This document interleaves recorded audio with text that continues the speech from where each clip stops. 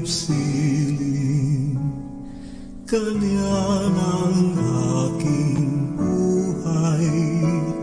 Kung may dilim ang buwan, hihiwat sa baybayin sa pagsapit ng dilim.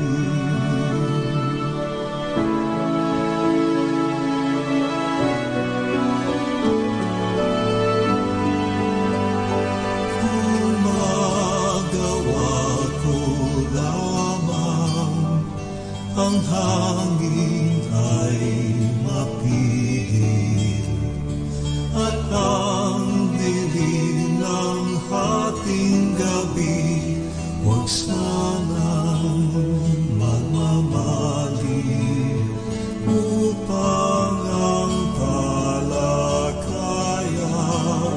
ay laging masagana sa liwanag ang kaway lalapit.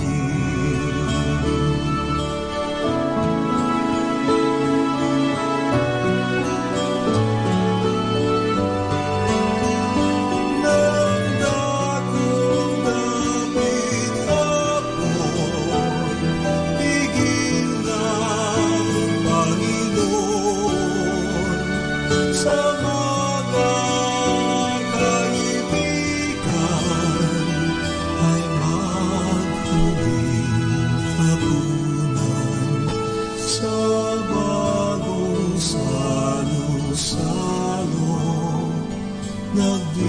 nagdiriwang ang bayan, ang tanging kanyang hain ay sarili niyang buhay. Nang dakong dapit hapon, bigin ng Panginoon sa kaibigan ay maguling hapunan sa bagong salo-salo, nagdiriwang ang bayan, ang tanging kanyang hain ay sarili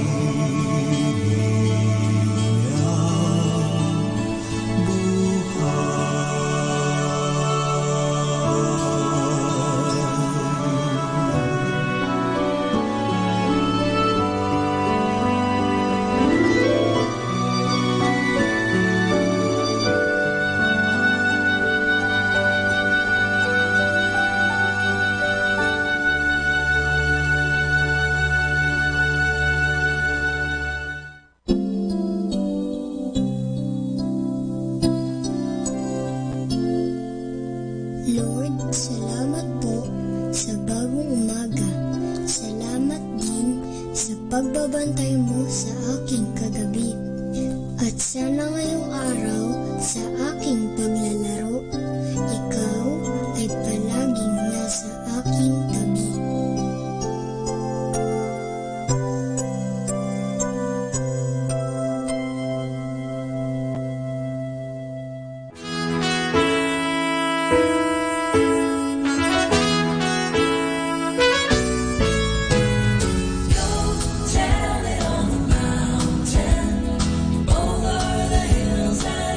Everyone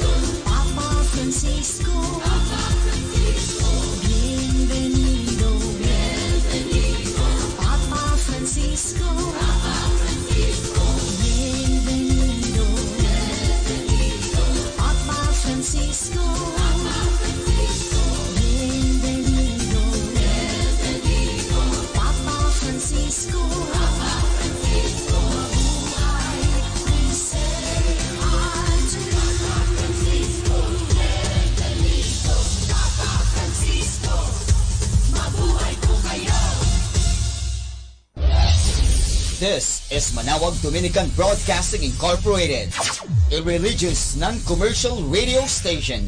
10 years of evangelizing the airwaves, sharing God's blessings, live masses on air, playing religious music and prayers. May kasama ka, si Jesus, si Maria, at kami. Our positive thought for this hour. The only person you should try to be better than is the person you were yesterday. Atin pong pakinggan ang mga pasabi mula sa Basilica Minore ng Manawag. Here is the schedule of Barangay BEC Saturday Masses at 4:30 in the afternoon for the month of January 2019. January 5, BEC Babasit Pugaro, BEC Bliss Pugaro, and BEC Malikdam. January 12, BEC Lalamaan, BEC Santa Ines, and BEC Borac. January 19, BEC Tubol West, BEC Liksi, and BEC Pantal. January 26, BEC Uraan West, BEC Kabanbanan Centro, and BEC Bukaw. And that's the schedule of Barangay BEC Saturday Masses at 4:30 in the afternoon for the month of January 2019. Atin pong napakinggan ang mga pasabi mula sa Basilica Minore ng Manawag. More than ever, we need Catholic radio station like Manawag Dominican Radio FM.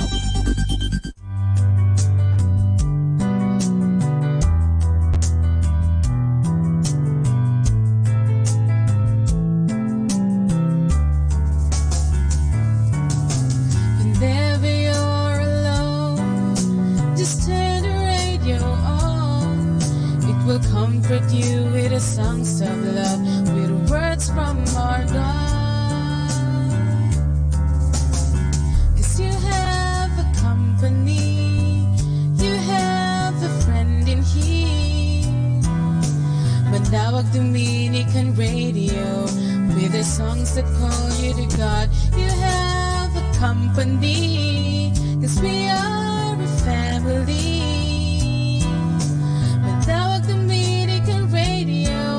With the songs that bring you to God. You have Manawag Dominican Radio FM.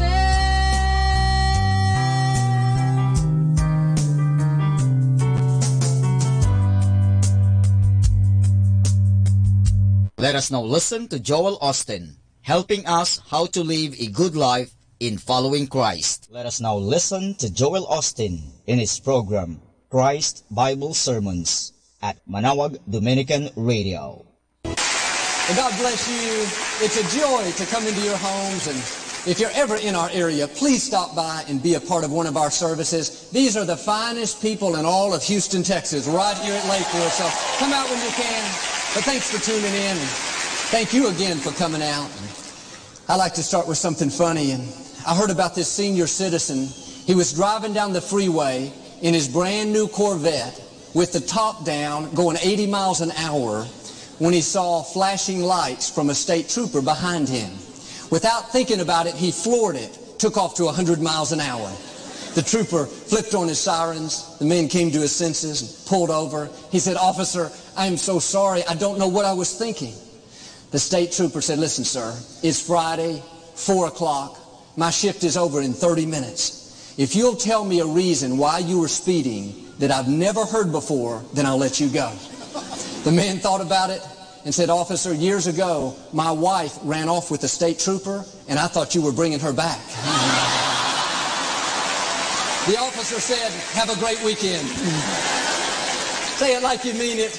This is my Bible. I am what it says I am. I have what it says I have. I can do what it says I can do. Today I will be taught the Word of God. I'll boldly confess. My mind is alert. My heart is receptive. I will never be the same. In Jesus' name, God bless you. I want to talk to you today about it's not over. It's easy to give up on our dreams and think, I'll never get well. I'll never meet the right person. Never get out of this problem. It's been too long. I've missed too many opportunities. I've made too many mistakes. No, God is saying it's not over. Everything He promised you, every dream He's placed on the inside, He still has every intention of bringing it to pass. Your mind will tell you all the reasons why it's not going to happen. Just accept it. It's too late. It's not going to work out. But God has the final say. And He's saying, I'm still going to heal your body. I'm still going to bring the right person into your life. I'm still going to restore that marriage. What God started, He will finish. A couple I know tried for 7 years to have a baby.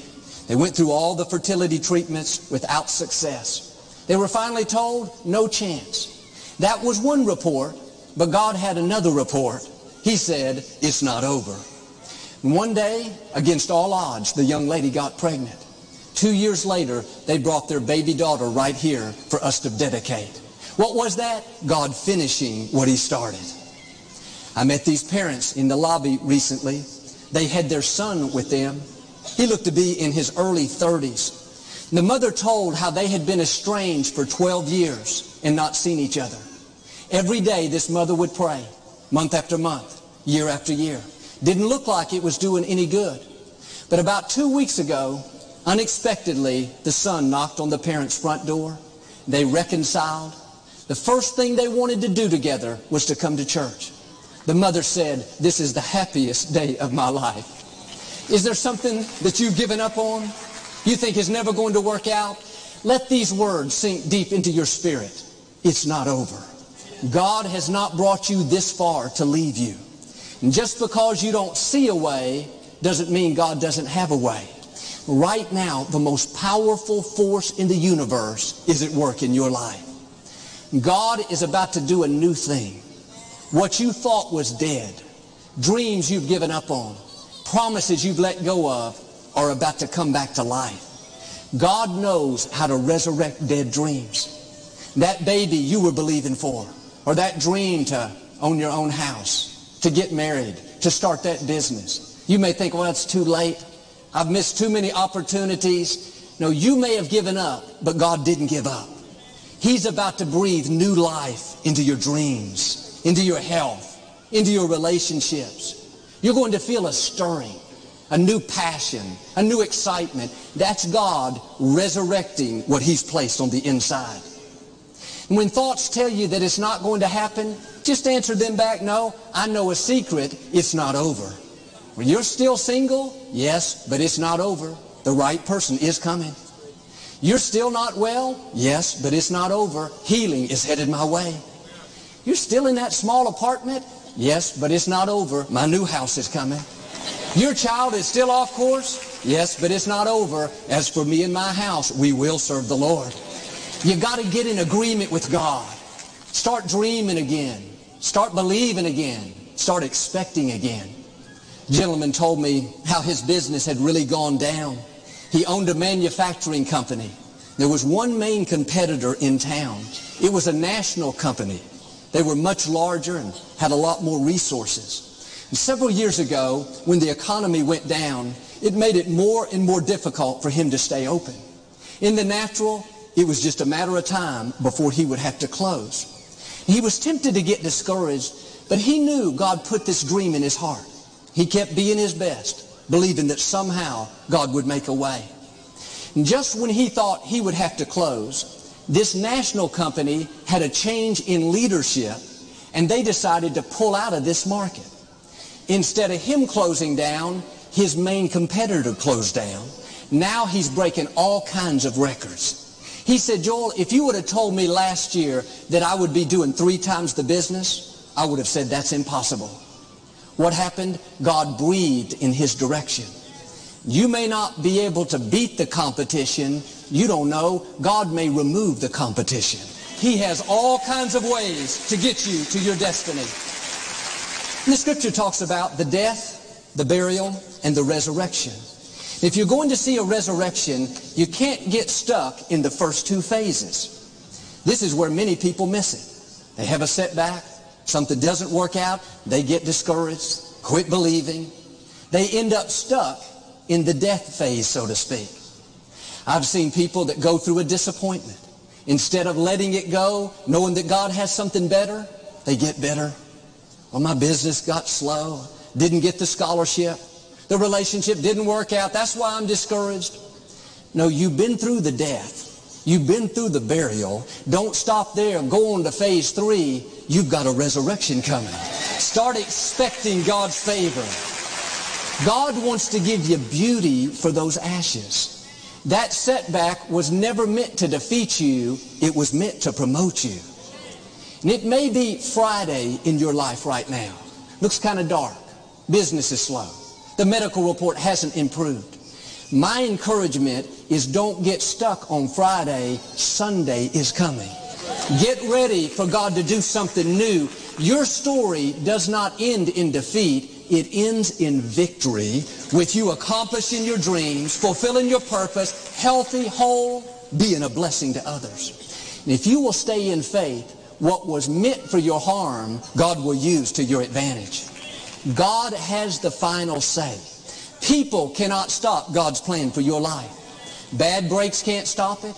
Injustice can't stop it. Even mistakes you've made don't have to stop it. God has already taken that into account, and He's saying, it's not over. I'm going to finish what I started. We see this principle way back with the first family that ever lived, Adam and Eve. They were in the Garden of Eden. They were happy and healthy, everything going great, until Eve was deceived by the serpent. She convinced her husband Adam to eat fruit from the forbidden tree. When they did, they immediately knew they had done wrong. They ran and hid. God came looking and said, Adam, where are you? They were afraid. They had blown it. It was their fault. They thought, surely God's done with us. But it's interesting, God came looking for them. You hear people say, I found God. But the truth is, God wasn't lost. He came looking for you. Before you could choose Him, He chose you. And here's the beauty. Even when we make mistakes, even when we blow it, God says, where are you? I want to be in relationship with you. Don't run away from God, run to Him. Adam said, God, we did wrong. We ate the fruit. God said, I know it. They had to stay out of the garden. The story could have ended there. Too bad, you had your chance, it's over. But no matter what you've done, your life is not supposed to end in defeat, in failure, in mediocrity. It's not over. There is mercy for every mistake. And Genesis 3 says, the seed of the woman will rise up and bruise the head of the serpent. God was saying, Eve, this serpent that tricked you, he deceived you and brought all this heartache and pain. I'm going to make him pay for bringing that trouble into your life. He's not going to have the last word. He's laughing, he's having a party now, but he's not going to stay laughing. Eve, this is your chance to settle the score. This is your chance to get even. I'm going to have your seed bruise his head. This was a prophecy, if you will, spoken over Eve. It was a promise God put in her heart. You can imagine how excited Eve was when she learned that she was pregnant. She thought, this is the child that will vindicate me. This child will make things right. And she gave birth to 2 sons on the same day, Cain and Abel. She didn't know which one it would be. Cain was a farmer, Abel was a shepherd. And she did her best to raise her boys right and teach them to love God, but over time, Cain became very jealous of Abel. One day, Cain was out in his field plowing the ground. Abel came to see him, and Cain ended up killing Abel, the first murder of the Bible.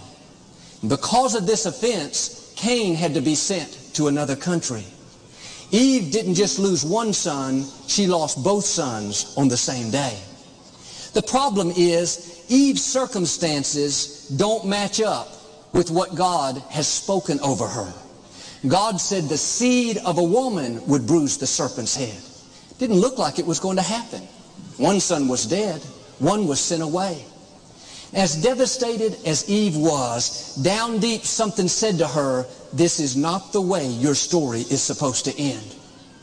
There are times in life where your circumstances won't match up with what God has put in your heart. Every voice will tell you it's not going to happen. just accept it, just settle there, you'll always be lonely. You'll always have that addiction. You'll always struggle in your finances. No, don't believe those lies. That is not the end of your story. You may have gone through a loss, had a bad break. It was unfair. But know this, it's not over. The enemy may be laughing now, but don't worry, your time is coming. Vindication is coming. Restoration is coming. Healing is coming. It may be Friday, but Sunday is on the way. And Eve is at this turning point. Is she going to believe what God has spoken over her? Or is she going to get discouraged and settle? God said the promise would come through her seed. That means she would have to get pregnant again. If your children just got into an argument and one killed the other, do you know how difficult it would be to have a baby? And sometimes in order to move forward, you have to risk being hurt again, risk loving again, risk trusting again. This is what Eve did. She became pregnant. And she said in Genesis 4:25, God has appointed me another seed. She was saying, I've had the wind knocked out of me. Life hasn't turned out my way, but I'm not going to stay down. I'm not going to get bitter. I'm not going to give up on my dreams. I know God has the final say, and it's not over. He said He's appointed another seed. In your difficult times, when life doesn't turn out your way, you have to remind yourself that is not the end. For everything you've lost, for everything that is taken, God has already appointed another seed. Your story is not going to end in defeat, in failure, in mediocrity. It's going to end with you bruising the serpent's head. It's going to end with God paying you back for that trouble, bringing you out better off than you were before. You may be at an empty place right now. You've lost something. You're tempted to settle. But you've got to get your fire back. God has appointed another seed, another dream, another relationship, another opportunity. You are not going to die empty, lonely, depressed. That difficulty is a sure sign that something amazing is in your future. And Eve ended up giving birth to another son. They named him Seth. It was through Seth's family line that Jesus Christ, the Messiah, came. The promise was fulfilled. This story with Cain and Abel is foreshadowing what Christ would do. It's a picture of what was to come. Abel, an innocent man, went to Cain's field where he was killed. In the same way, Jesus, an innocent man, left heaven. He left eternity where he had already kicked Satan out. And he said, Satan, I'm going to take off all my majesty, all my glory, and I'm going to come down as the Son of Man and defeat you on your own turf. When Cain killed Abel, Abel was a young man. It was a premature death. The first in the scripture, all of heaven was stunned. At 33 years of age, Jesus, a young man, was crucified on the cross. All of hell cheered. They thought Jesus had overstepped his bounds. They were thinking, hey, he beat us on his turf, but we had the last laugh. We beat him on our turf. Scripture says, God came to Cain and said, Cain, the voice of your brother's blood is crying out to me from the ground. See, Cain thought that he'd finished off his brother. He thought that he had the last word. He didn't realize that the blood of his brother was crying out for justice. In other words, he may have killed his body, but his blood was still speaking. Little over 2,000 years ago, the soldiers crucified Jesus. Satan thought that it was over, that he had finally finished him off. But what he didn't realize is that Jesus' blood would still be speaking today. They killed his body, but the blood speaks. The blood says we're redeemed. The blood says we're forgiven. The blood is more powerful than any sickness. The blood is greater than any opposition. And Satan and all the demons were having this big party, giving high fives, confetti coming down, champagne flowing. But in the midst of the celebration, they see this figure coming from a distance. They don't know who he is. They take a quick count and they're all accounted for. This person is different. His eyes are like fire. His hair is white as wool. His face radiating with such brilliance they have to turn away. He gets a little closer and one of them says, "Uh-oh, it's him." Their heart skips a beat. They shrink back in fear. Just when they thought it couldn't get any worse, the music kicks in.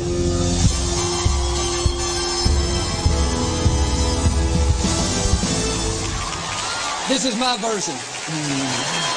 They thought they had killed Jesus. They thought they had finished him off once and for all. But Jesus said, "Hey, put the celebration on hold. Stop the confetti. Blow out the candles. I've got an announcement to make. It's not over. I'm still alive." Jesus was the original party crasher. He went in, defeated the enemy, took away the keys of death and hell. He drugged Satan through the corridors so all the forces of darkness could see him dethroned, demoralized, powerless. Jesus rose up and said, "I am he that lives. I was dead, but I'm alive forevermore." Because he lives, we can live. The same power that raised him up is on the inside of you and me. You are not weak. You are not lacking. You are full of resurrection power. No obstacles too big for you. No dream too great. No sickness too powerful. You have the greatest force in the universe on the inside. And when it doesn't look good, thoughts start telling you that it's over, just put your shoulders back. Get a second wind. By faith, hear that music kicking in. That means God is fighting for you. That's his blood still speaking. It's saying you've got a right to be free. You've got a right to live healthy, whole, blessed, victorious. No matter what comes your way in life, you got to have this attitude. It's not over. The enemy may hit you with his best shot, but his best will never be enough. When it's all said and done, you'll still be standing strong. And just as Abel's blood cried out for justice, when somebody does you wrong, you go through a bad break, you're dealing with a sickness, you have an advantage. Because you're a child of the Most High, his blood is crying out for you. What you're going through does not go unnoticed. God sees every tear, every lonely night, every injustice. He's got you in the palm of his hand. He told the Israelites when they were in slavery, "I have seen the affliction of my people. I've seen how they're being mistreated, and I am coming down to do something about it." That's the blood still speaking. And if you will stay in faith, the enemy won't have the last laugh. You will. God will vindicate you. He'll make your wrongs right. He'll pay you back for that injustice. God has already lined up a comeback for every setback. A new beginning for every loss. It may be Friday, but get ready, Sunday is coming. I met a young man in Chicago by the name of Daniel. Growing up, he loved to play outside with his friends and ride his bike. Life was good. But at the age of 12, everything suddenly changed. He was rushed to the hospital and diagnosed with an aggressive brain tumor. The doctors performed emergency surgery to spare his life. But when he woke up, he had lost all of his motor skills. Couldn't walk, couldn't talk, couldn't feed himself. Half of his body was paralyzed. Here one moment, he was out having fun, playing like other kids. The next moment, his whole world had collapsed. It was Friday. Looked dark. Looked like it was over. Daniel spent 100 days in the hospital. In the months to come, he would have to relearn how to talk, relearn how to walk. His mother had to quit her job to take care of him. His father missed 3 months from work. The chemotherapy and radiation were constantly making him sick. Life threw him a curve. Could have gotten depressed, could have gotten bitter and given up, but not Daniel. From the time he was 5 years old, every Sunday morning, he and his family would watch our television broadcast there in Chicago. All through the week, he would put on DVDs of my messages. He would hear these words of faith going into him. You're a victor, not a victim. You can do all things through Christ. No weapon formed against you will prosper. Weeping may endure for a night, but joy is coming. Daniel never knew one day what kind of battle he would have to fight. he would send me notes thanking me for my messages, and he'd draw pictures and put my sayings on. And this is the most recent card I've received to him. It's a beautiful picture of a church. It says, "Thank you." On the inside, he writes, "I have fought the good fight. And I'm happy to report I am 100% cancer-free." Daniel's right here on the front row with his family, a mighty man of faith.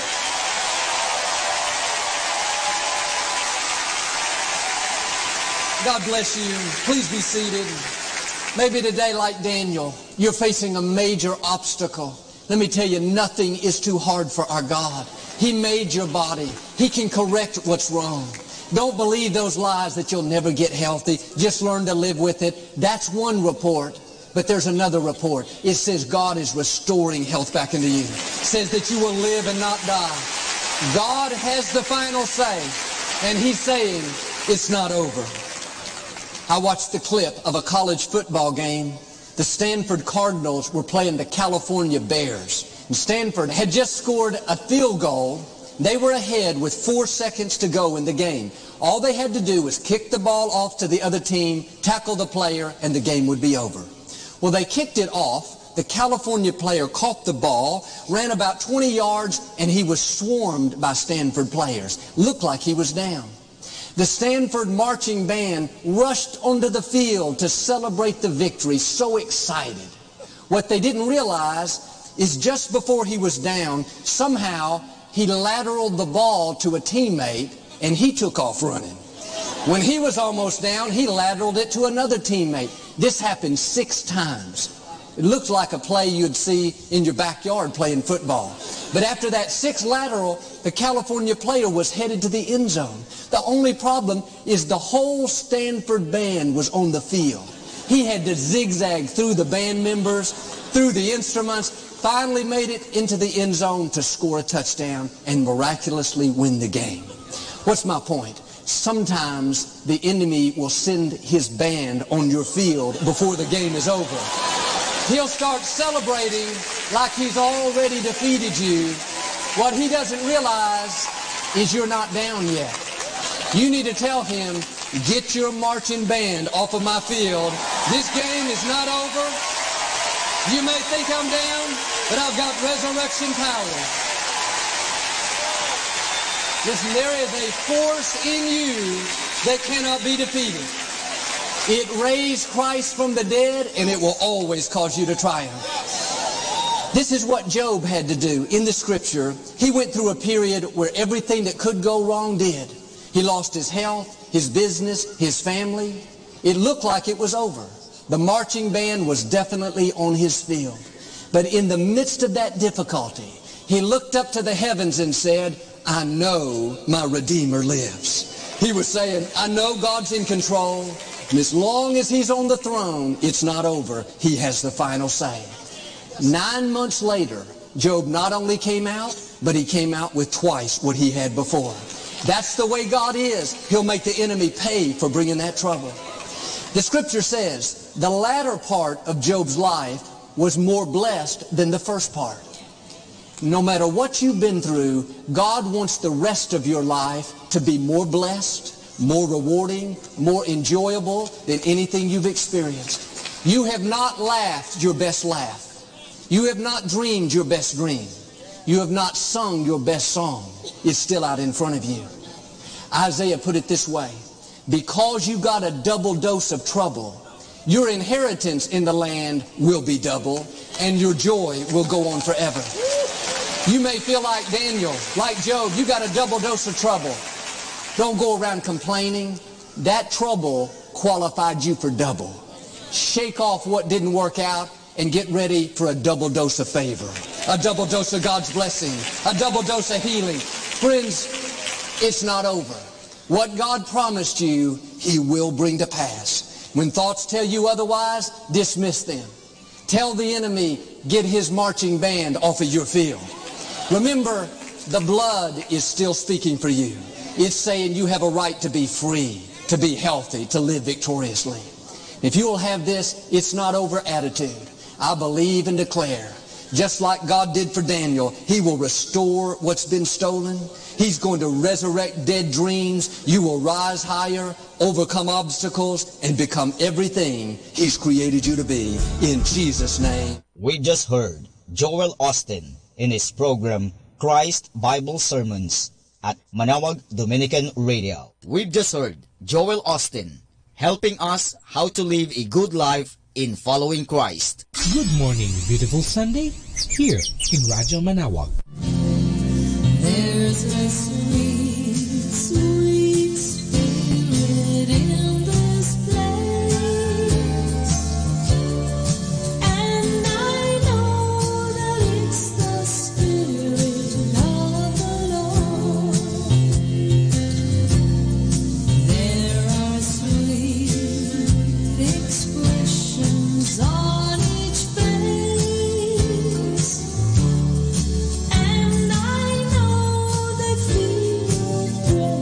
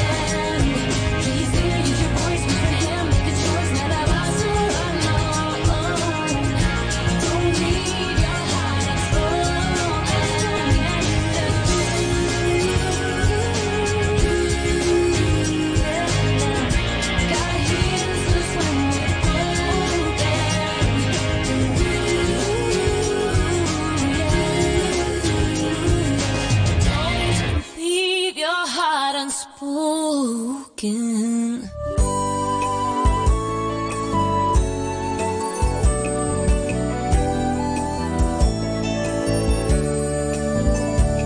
Ating dakilain at sambahin ang Panginoong butihin. Ialay mga awitin sa biging na handog niya sa atin. Tayo'y magbigay galang sa Diyos na sa atin may lalang. Tanay inako niya't hinirang kawang iniingatan. Ating dakilain at sambahin ang Panginoong butihin. Ialay mga awitin sa biging na handog niya sa atin. Ang salita niya'y bumubuhay sa puso ng kanyang bayan. Ating dinggin at laging awitin higing ng pag-ibig niya sa atin. Ating dakilain at sambahin ang Panginoong butihin. Ialay mga awitin sa biging na handog niya sa atin. Ialay mga awitin sa biging na handog niya sa atin.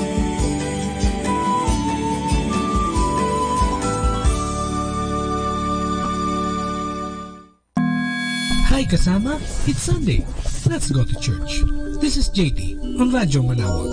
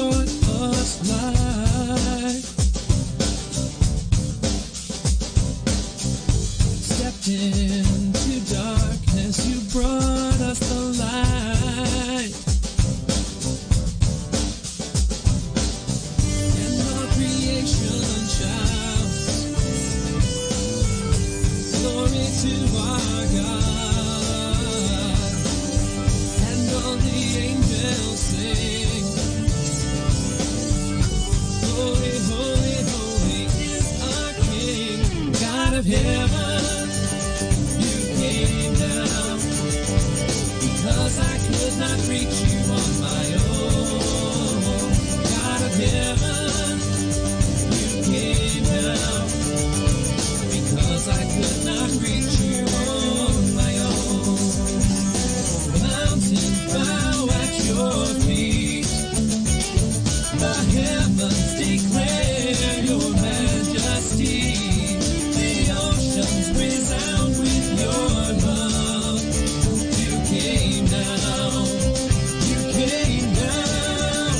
God of heaven, you came down, because I could not reach you on my own. God of heaven, you came down, because I could not reach you on my own. God of heaven, you came down, because I could not reach you on my own. God of heaven, you came down, because I could not reach you on my own. No matter what I do, I could never get to you, so you came down.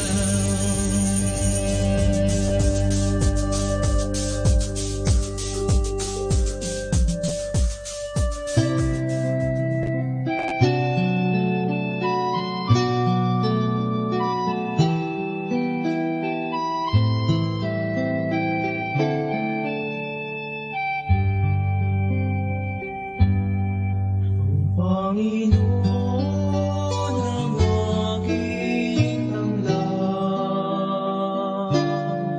sa panganib ako'y iingatan. Kanino ako masisindang matatakot kung ako'y laging nasa piling niya? O Diyos, pakinggan mo ang aking tawag, at sa aking maawa't mahabag. Buhay ko may pagtangkaan, buhay ko may pagbantaan, sa'yo pa rin magtitiwala kailanman. Ang Panginoon ang aking tanglaw, sa panganib ako'y iingatan. Kanino ako masisindang matatakot kung ako'y laging nasa piling niya? O Diyos, sana'y pahintulutan, mamalagi sa banal mong harapan. Ang tinig mo'y mapakinggan, pag-ibig mo'y maramdaman, kadakilaan mo't ganda'y masaksihan. Ang Panginoon ang aking tanglaw, sa panganib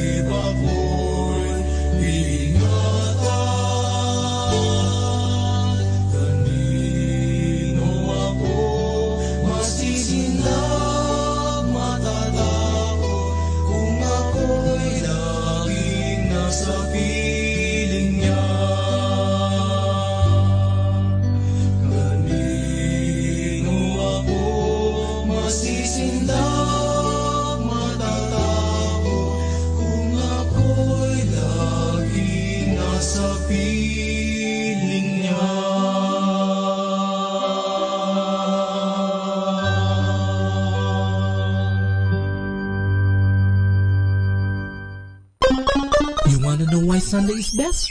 Listen to Radyo Manawak. Thank you for saving me. What can I say?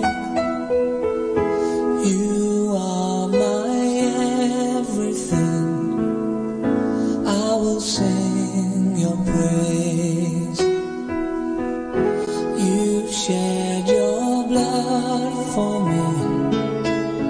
What can I say?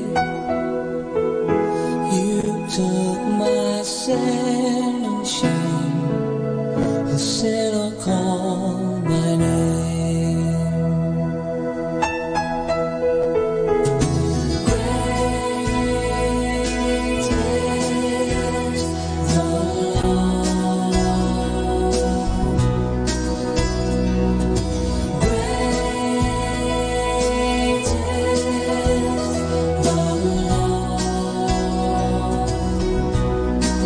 For we know your truth has set us free. You set your home in me.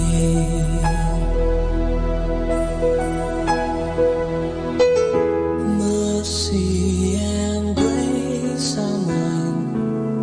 Forgiven is my sin. Jesus, my only hope, the Savior of the world.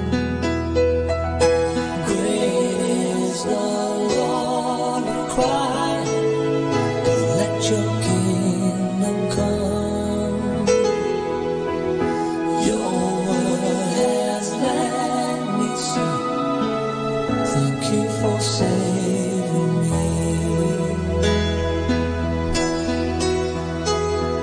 Great is the Lord.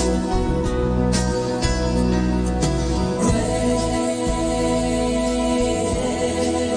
is the Lord. For we know your truth has set us free. You set your home in me.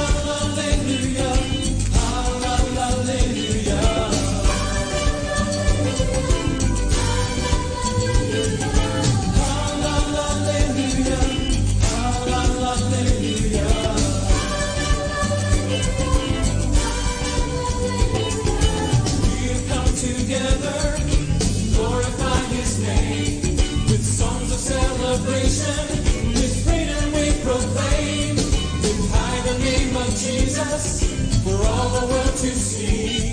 The glory of his kingdom revealed in you and me. We lift our voice in chorus to magnify your name in all the earth. You alone are worthy. You alone are worthy. This song will seek to make your glory known. Hallelujah, hallelujah. Hallelujah. Hallelujah.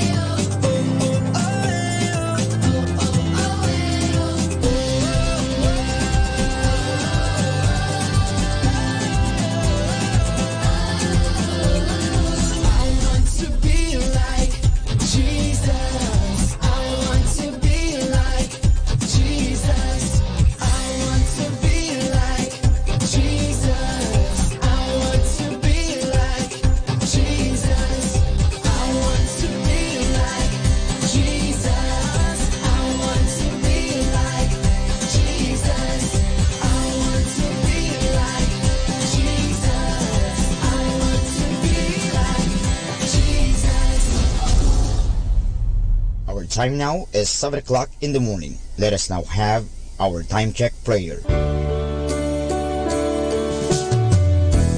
O Diyos ko, inihahandog ko sa iyo ang lahat ng aking isipan, salita, gawa at mga pagtitiis. At isinasamo ko sa iyo na bigyan mo ako ng biyayang huwag makasugat ng iyong damdamin sa araw na ito at maglingkod sa iyo ng buong katapatan at sundin ang iyong banal na kalooban sa lahat ng bagay. Ipagkaloob mo sa akin ang mga biyayang kinakailangan ko sa araw na ito. Sa ngalan ni Jesus. Amen.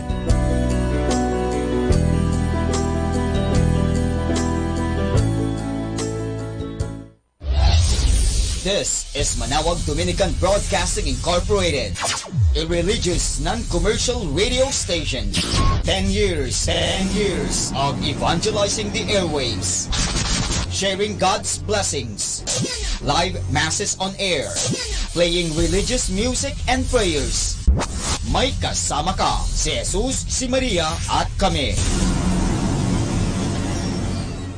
Our positive thought for this hour. A relationship with God is the most important relationship you can have. Embrace it every day.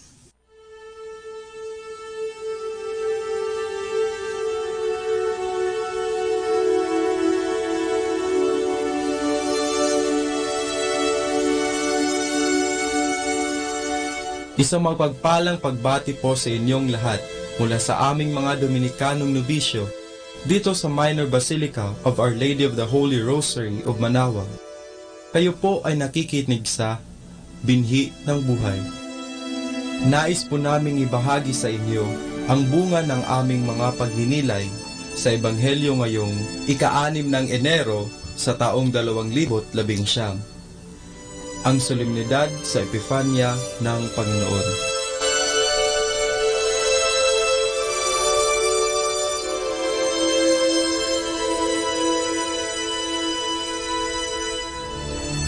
A reading from the Holy Gospel according to Saint Matthew. When Jesus was born in Bethlehem in Judea, during the days of King Herod, wise men from the east arrived in Jerusalem. They asked, "Where is the newborn King of the Jews? We saw the rising of his star in the east and have come to honor him." When Herod heard this, he was greatly disturbed, and with him all Jerusalem. He immediately called a meeting of all high-ranking priests and teachers of the law and asked them where the Messiah was to be born. In the town of Bethlehem in Judea, they told him, "For this is what the prophet wrote, and you, Bethlehem, in the land of Judah, you are by no means the least among the clans of Judah. For from you will come a leader, one who is to shepherd my people Israel." Then Herod secretly called the wise men and asked them the precise time the star appeared. He sent them to Bethlehem with these instructions: "Go and get accurate information about the child. As soon as you have found him, report to me, so that I too may go and honor him." After the meeting with the king, they set out. The star that had been seen in the east went ahead of them and stopped over the place where the child was. The wise men were overjoyed on seeing the star again. They went into the house, and when they saw the child with Mary his mother, they knelt and worshipped him. They opened their bags and offered him their gifts of gold, incense, and myrrh. In a dream, they were warned not to go back to Herod. So they returned to their home country by another way.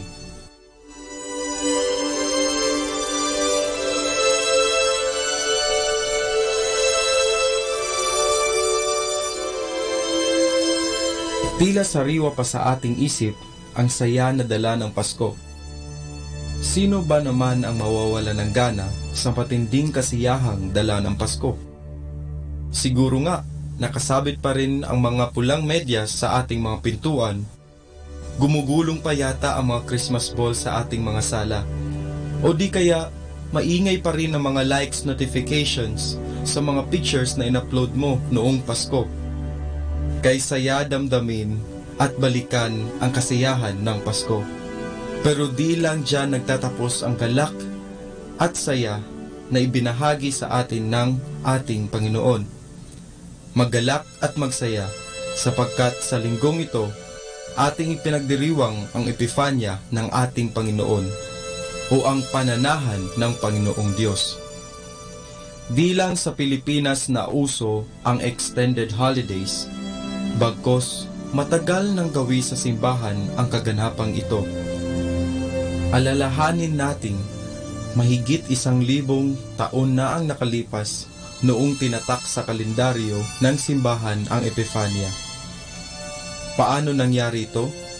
Noong Pasko, binalikan natin ang araw ng pagsilang ng ating Diyos sa mundo. Pero kung ating iisipin, hindi pa ba sapat ang selebrasyong iyon upang masasabi natin na nasa atin ang Diyos? Dahil dito, ating masasabi na talagang extended ang selebrasyon ng Pasko. Ayaw mo yun? Extended din ang kasiyahan mo? Pero may higit pa sa pagpapatuloy ng saya hanggang sa Epifanya, dahil dito rin nasasaksihan na karapat-dapat na tawagin ng ating inang simbahan na Katoliko. Ang ibig sabihin ng Katoliko ay pangkalahatan o para sa lahat. Ito ay inklusibo, walang piling kulay, kasarian, edad o estado. Paano natin maikokonekta ang linggo ngayon sa pagiging Katoliko? Sa Ebanghelyo, ating nabasa ang pagdating ng 3 mago. Ayon sa banal na tradisyon, ang mga magong ito ay nanggagaling sa iba't ibang sulok ng mundo. May sa Persia, India at Babylonia. At ating makikita na ni isa sa kanila ay walang dugong Hudyo, o sa ibang salita, silang lahat ay mga hentil. Pero sila ang unang sumamba sa batang Jesus. Kaya masasabi nating hindi lamang sa isang lahi ang pagiging Diyos at Hari ng ating Panginoong Jesus, kundi para sa lahat ng tao sa mundo. Isa lamang ito sa dapat nating balikan kung bakit tinatawag tayong Katoliko. Ano man ang ating mga estado sa buhay, bata man o matanda, babae, lalaki o di tiyak, lahat ay tinatawag ng ating Panginoong Diyos na tumingin sa isang tala na nagbubuklod ng mga damdamin. Ating pagnilayan sa panahon ngayon kung saan na nga ba ang bituing dating sumilay sa ating Panginoong Hesus. Ang bituing natatangi, nagbubuklod at nagsasabing na sa atin ang Diyos.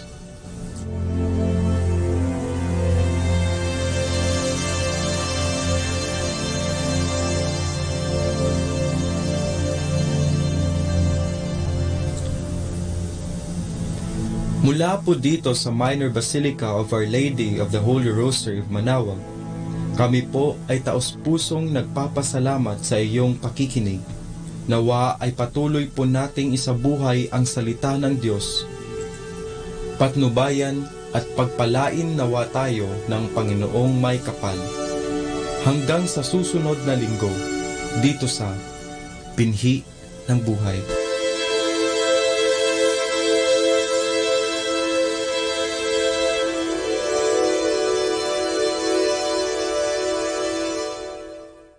Atin pong pakinggan ang mga pasabi mula sa Basilica Minore ng Manaoag.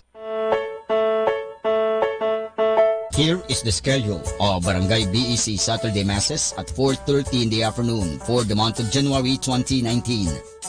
January 5, BEC Babasit Pugaro, BEC Bliss Pugaro, and BEC Malikdam. January 12, BEC Lalamaan, BEC Santa Ines, and BEC Borac. January 19, BEC Tubul West, BEC Liksi, and BEC Pantal. January 26, BEC Uraan West, BEC Kabanbanan Sentro, and BEC Bukaw. And that's the schedule of Barangay BEC Saturday Masses at 4:30 in the afternoon for the month of January 2019. Atin pong napakinggan ang mga pasabi mula sa Basilica Minore ng Manawag. More than ever, we need Catholic radio station like Manawag Dominican Radio FM.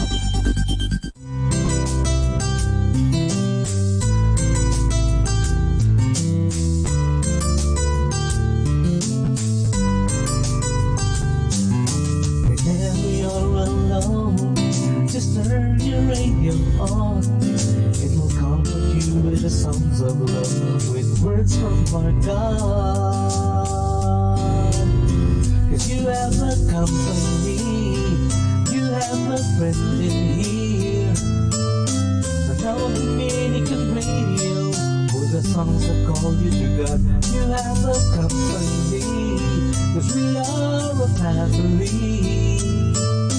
Manawag Dominican Radio, with the songs that bring you to God.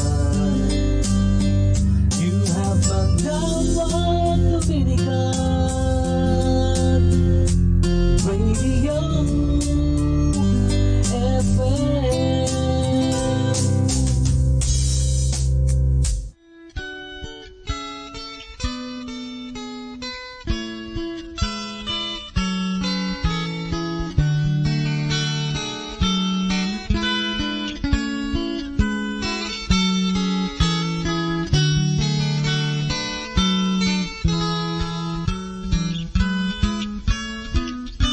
Pag-ibig mo sa akin, di kayang ipaliwanag. Kalinga mo sa akin, walang katulad. Sa bawat sandali, ikaw ay laging nariyan. At sa akin ay laging sumusubaybay.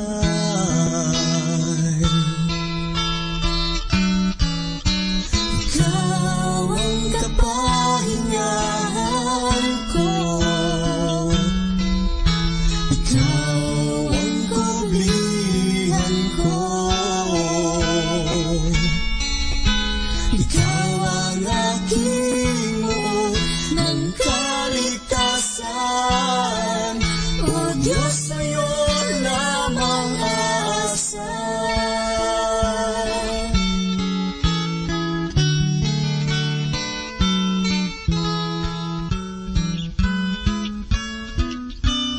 Ibig mo sa akin, di kayang ipaliwanag. Kalinga mo sa akin, walang katulad. Sa bawat sandali, ikaw ay laging nariyan. At sa akin ay laging sumusubaybay.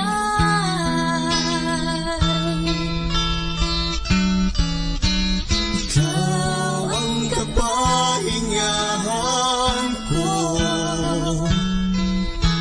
ikaw ang kublihan ko,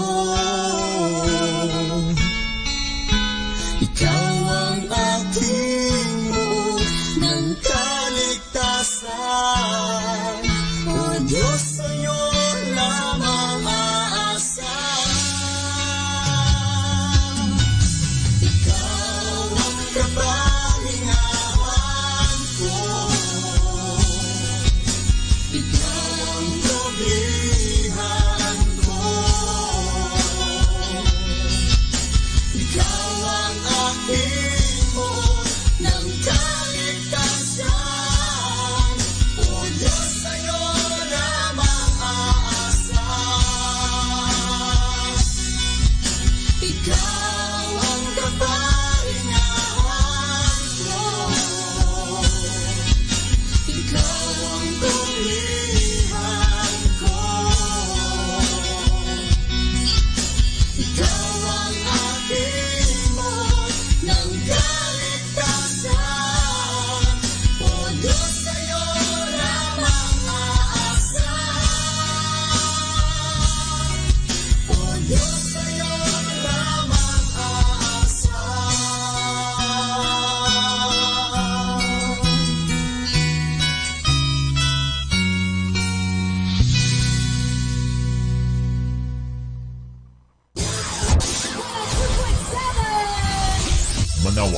Dominican Radio.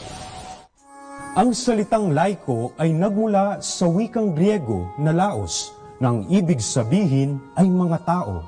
Ang laiko ay mga ordinaryo at binyagang miyembro ng simbahan na hindi mga diakono, pari o obispo. Sila ang bumubuo sa mahigit 99.2% ng simbahan. Ayon sa dekretong Apostolicam Optocitatem, ang bawat miyembro ng simbahan ay may tungkulin sa pagpapalaganap ng mabuting balita. Hindi lamang ito responsibilidad ng mga religyoso, kundi maging ng bawat isang Kristiyano. Kasama ka na para sa mga laiko, ang pagpapahayag ng mabuting balita ay maaring maganap sa sariling tahanan o sa lugar ng trabaho, bilang isang magulang, kapatid o kaibigan. At alam niyo ba kung sino ang pinakadakilang modelo ng mga laiko? Walang iba kundi si Maria, ang ina ni Jesus, na isa ring inang laiko at ina ng mga laiko. Si Maria ay inang laiko. Namuhay siya ng simple, ngunit puno ng pagmamahal sa kapwa at masigasig sa pagsunod sa kalooban ng Diyos. Ang kadakilaan ni Maria ay nagmula sa pagsunod niya sa kalooban ng Diyos para maging ina ni Hesukristo. Sa simpleng pagtupad ni Maria sa mga gawain sa bahay at pagkalinga sa kapwa, naging lubos ang kanyang kadakilaan. Ilang tagpo sa banal na kasulatan ang magpapahayag sa atin ng mga gawain ni Maria, tulad ng pagsama niya sa mga kapitbahay at kaanak sa pagpunta sa Jerusalem, ang pagdalo at pagtulong niya sa kasalan sa Kana, ang pagdamay niya kay Elizabeth noong ito'y nagdadalang tao. Malapit ang puso ni Maria sa mga nangangailangan. Si Maria ay ina rin ng mga laiko. Ayon kay San Juan Crisostomo, si Maria ang tunay na ina ng sangkatauhan. Siya ang bagong Eva. Ang unang Eva ay sumang-ayon sa ahas. Si Maria sumang-ayon sa Diyos. Si Eva tinanggap ang kasalanan mula sa puno sa hardin. Si Maria tinanggap ang kaligtasan sa puno ng krus. Mula kay Eva, nakuha natin ang kamatayan. Mula kay Maria, napasa atin ang buhay na walang hanggan.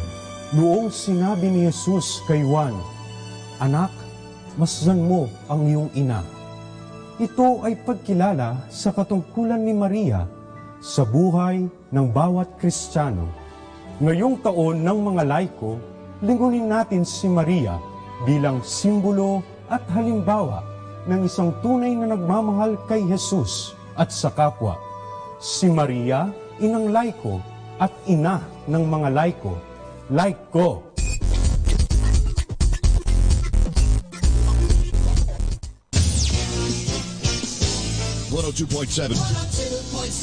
Manawa Dominican Radio.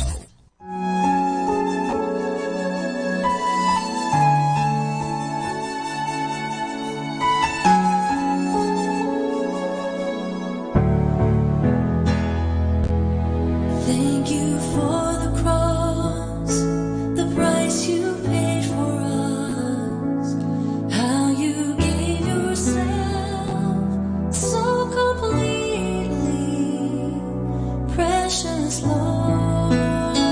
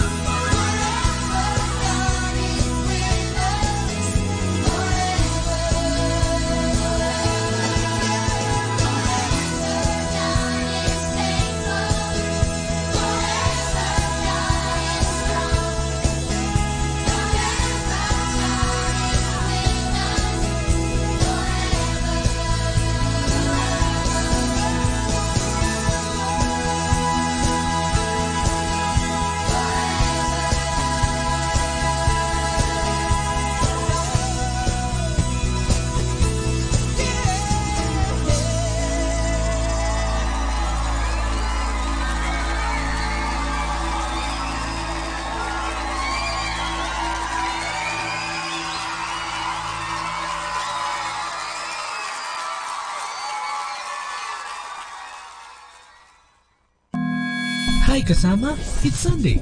Let's go to church. This is JT on Radyo Manawag.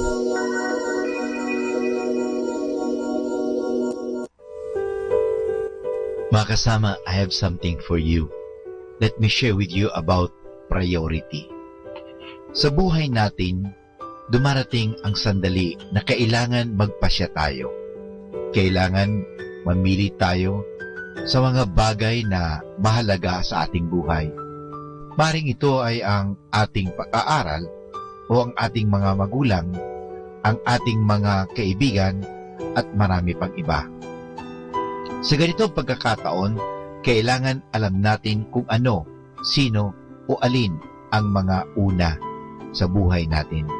Kailangan meron mauna at merong pangalawa.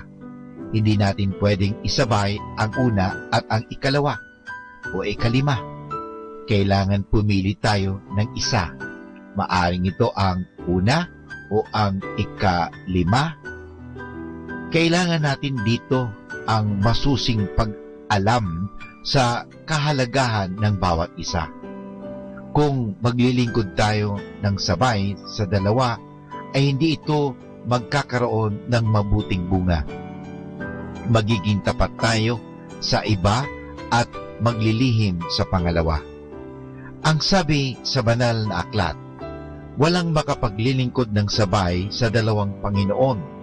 Kapuputan niya ang isa at iibigin ang ikalawa. Paglilingkuran ng tapat ang isa at hahamakin ang ikalawa. Yan po ay matatagpuan natin sa Ebanghelyo ng San Lucas, Kapitulo 16, versikulo 13. Higit sa lahat, pagsumikapan ninyong pagharian kayo ng Diyos at ipagkakaloob niya ang kinakailangan ninyo. Ayon ito sa Ebanghelyo ni San Lucas, Kapitulo 12, versikulo 31. Kung si Jesus ang una sa ating buhay, ang lahat ay magiging maayos at kapaki-pakinabang.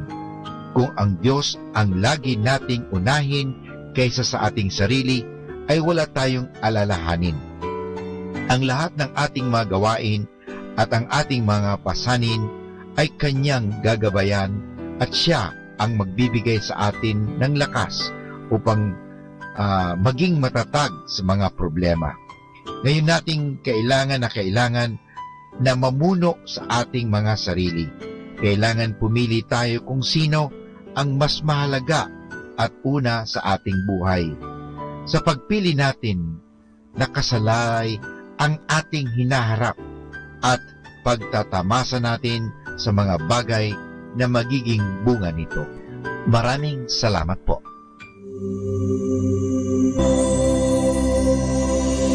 Let's come now to the Catechism of the Catholic Doctrine. And the question is, why can we not see God?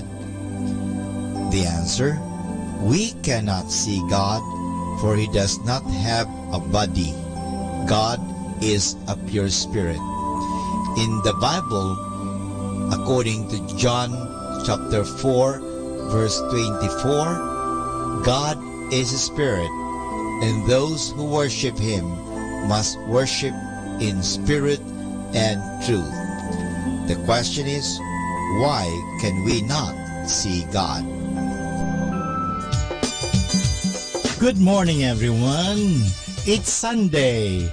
You know, the Pope stressed that Mass is where we receive Jesus. Ang Santo Papa ay nagbibigay sa atin ng paalala na ang Misa ay kung saan natatanggap natin si Jesus sa Eucharistia. It is so important to go to Mass every Sunday because that's where people receive Christ, who saves, forgives, and unites everyone to His Father, Church, and each other. Yan po sinabi ng ating Santo Papa.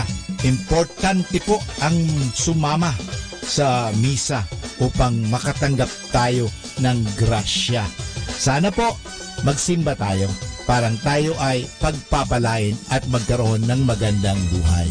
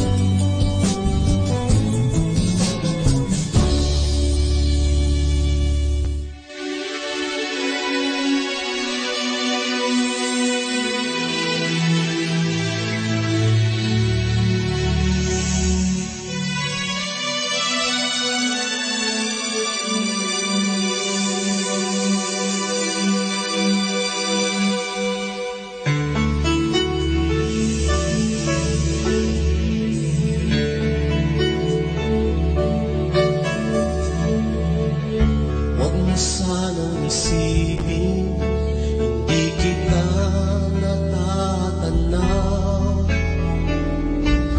Huwag mo sanang isipin, iniwanan na kita.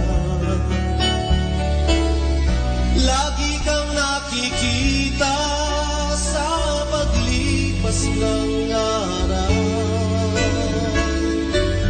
at aking nalalaman ang iyong pagdurusa. Huwag mo sanang isipin, di kita naririnig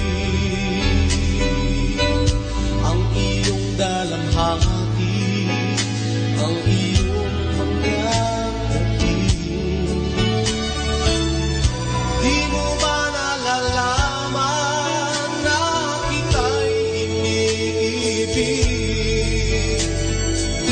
Bawat patak ng iyong luha ay aking nababati.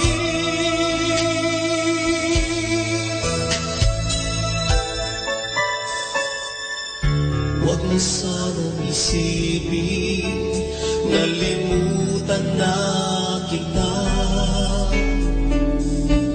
Dahil lang yung pangalan sa palad ko'y sinulat na.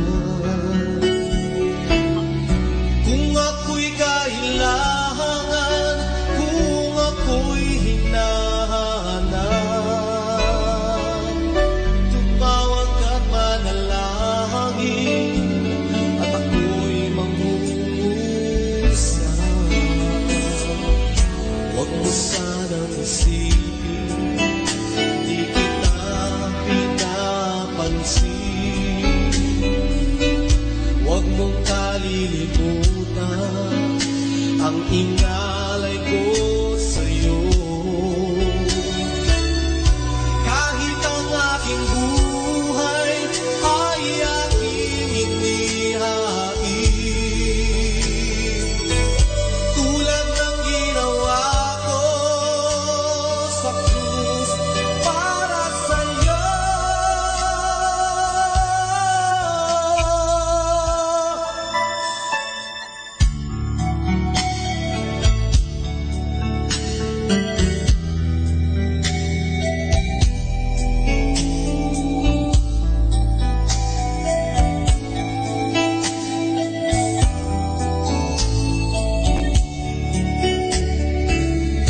Kung ako'y kailangan, kung ako'y hinahanap, tumawag ka't manalangin, at ako'y mangungusap. Huwag mo sanang isipin, hindi kita pinapansin. Huwag mong kalilimutan ang inalay ko sa'yo. Kahit ang aking buhay ay aking inihain, tulad ng ginawa ko sa krus para sa'yo.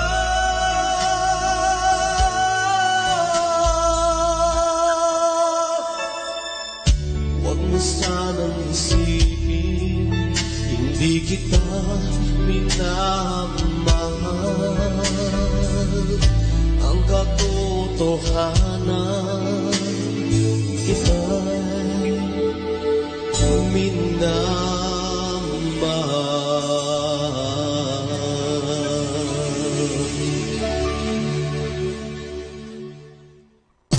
Music Radio, Music Radio 102.7. Atin pong pakinggan ang isang kwento sa Biblia ni kasamang Cool.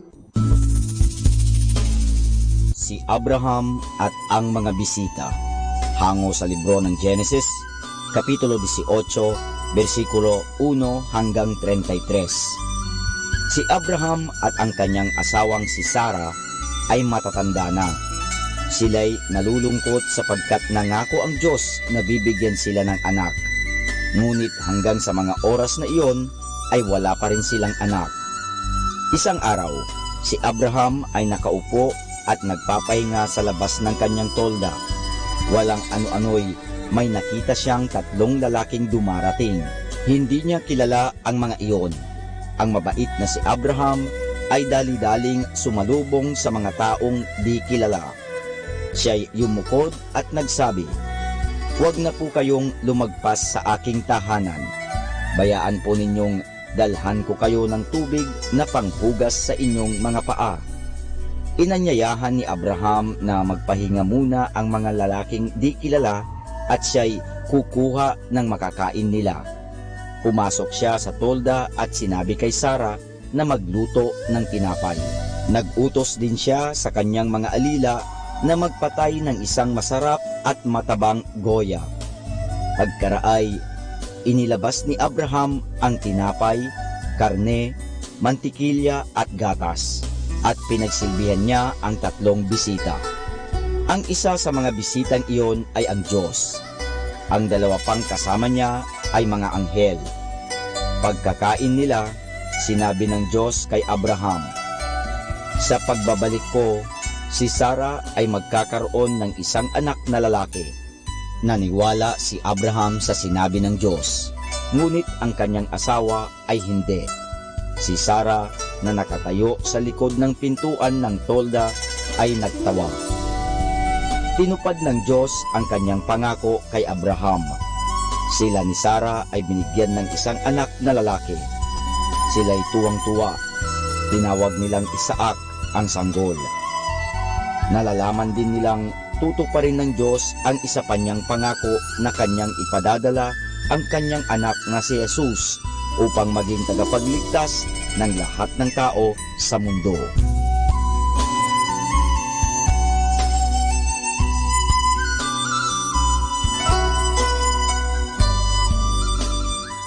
At yan po mga kasama ang isang namang kwento sa Biblia na pinamagatang si Abraham at ang mga bisita.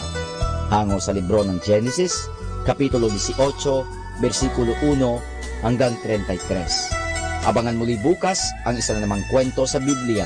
Ito po muli si Kasamang Cool. Number 1 station. This is 102.7 FM. Manawag Dominican Radio.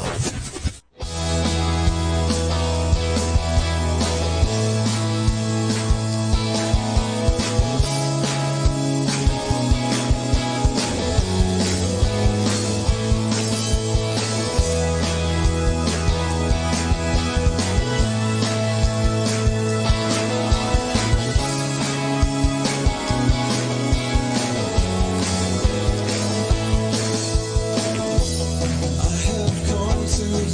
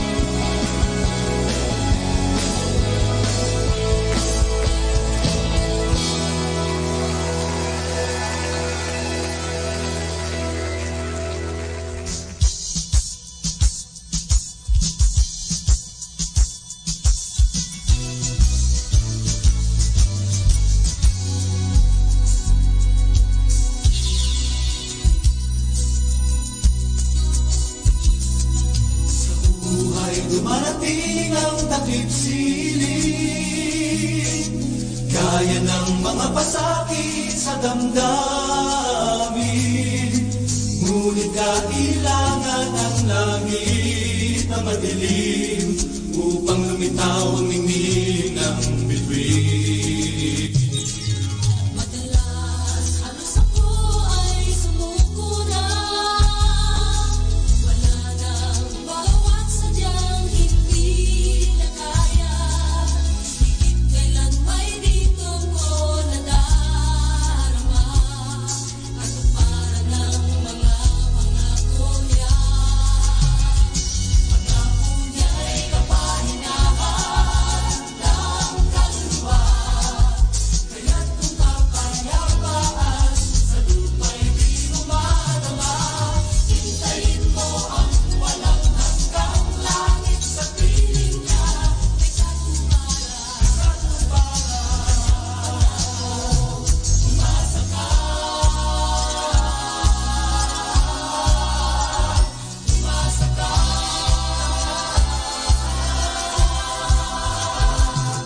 Madalas tayo'y puno na ng pagnanasa,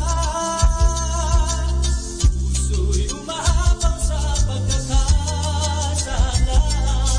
Higit kailan may dito mo makikilala ang katotohanan ng mga pangako niya. kaya't kahit buhay ko'y puno na ng pait, sa kasawi ay di ako magdadait. Aasahan ko't laging sasaisip na di lang sa panaginip mayroong langit. Pangako niya ay maabot mapagkumbabang puso, magkasalat naman pag-ibig niya'y di maglalaho. Hintayin mo ang bagong bukas na alay niya sa'yo, may talumpala, asahan mo. Ano nga ba ang hahanapin pa? Kahit pangako niya sa'yo ay langit na, langit na, langit na. Pangako niya'y kapahinahan ng kaluluwa, kaya't kung kapayapaan sa lupa'y di lumalaba. Hintayin mo ang walang hanggang langit sa piling niya, may talumparan ang kanyang pangako. Umasa ka.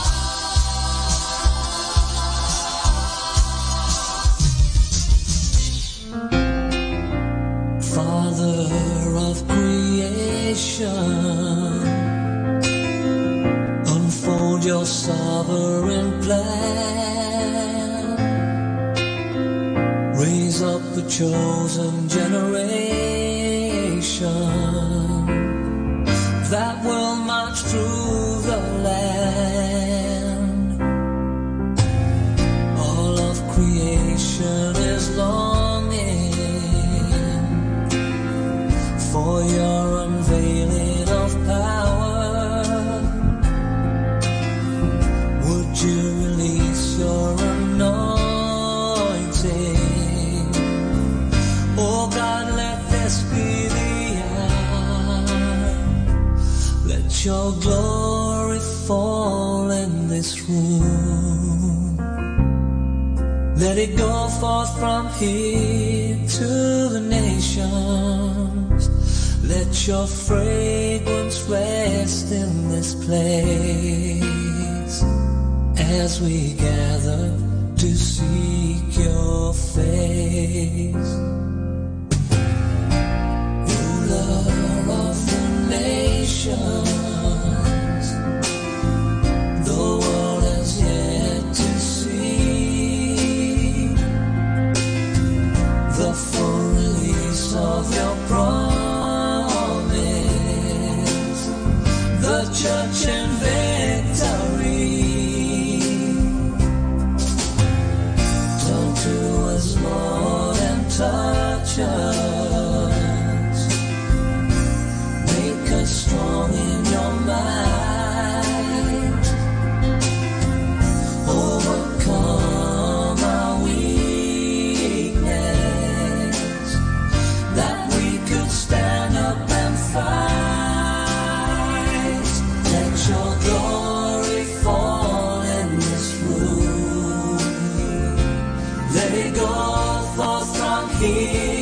to the nations. Let your fragrance rest in this place as we gather to seek your face. Let your kingdom come. Let your kingdom come. Let your will be done. Let your will be done. Let us see on earth. Let us see on earth the glory of your Son. Let your kingdom come. Let your kingdom come.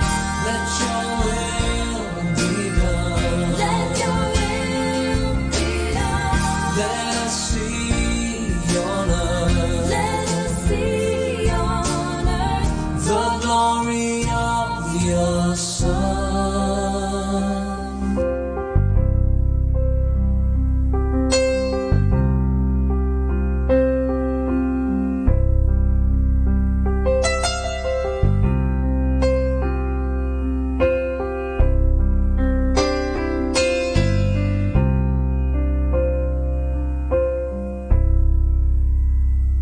Let your glory fall in this room. Let it go forth from here to the nations.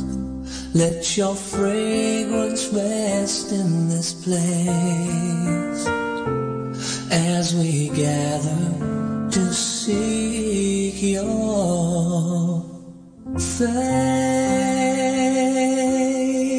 Our time now is 8 o'clock in the morning. Let us now have our time check prayer. Panalangin bago mag-aral. Panginoong Yesus, Ikaw ang bukal ng liwanag at karunungan. Tanglawan mo ang iyong liwanag, ang aking isipan, upang maunawaan ko ang aking mga aralin. Bigyan mo ako ng talas ng isip upang maisaulo ko ang mga dapat kong tandaan. Pagkalooban mo ako ng tiyaga at sipag upang patuloy akong magsikap sa aking pag-aaral. Pag-alabin mo ang aking pagnanais na makamit ang karunungang kinakailangan ko sa buhay na ito. Ang lahat nito hiningi namin sa ngalan ni Kristo. Amen.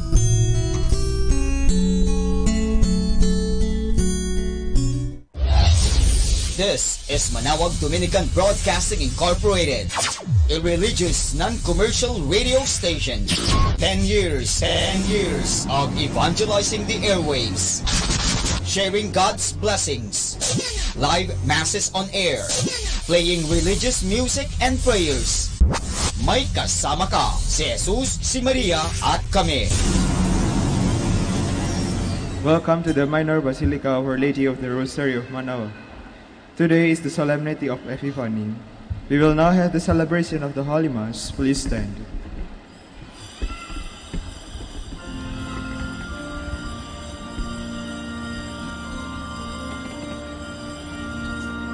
Let us now listen to the first live Mass on air at the Minor Basilica of Our Lady of the Rosary of Manawag.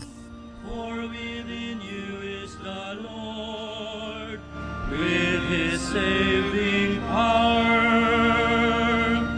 Rise and shine forth, for your light has come, and upon you breaks the glory of the Lord. For the darkness covers the earth, and the thick clouds the people. Zion, sing, break into song, for within you is the Lord, with His saving power.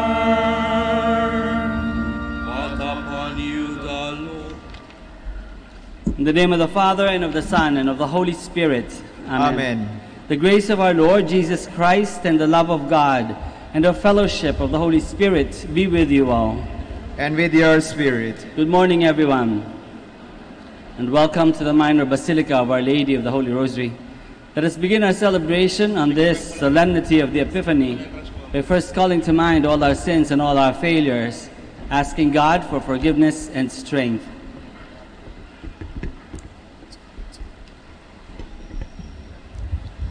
I confess to Almighty God and to you, my brothers and sisters, that I have greatly sinned in my thoughts and in my words, in what I've done and in what I've failed to do, through my fault, through my most grievous fault. Therefore I ask Blessed Mary, ever Virgin, all the angels and saints, and you, my brothers and sisters, to pray for me to the Lord our God. May Almighty God have mercy on us, forgive us our sins, and bring us to everlasting life. Amen.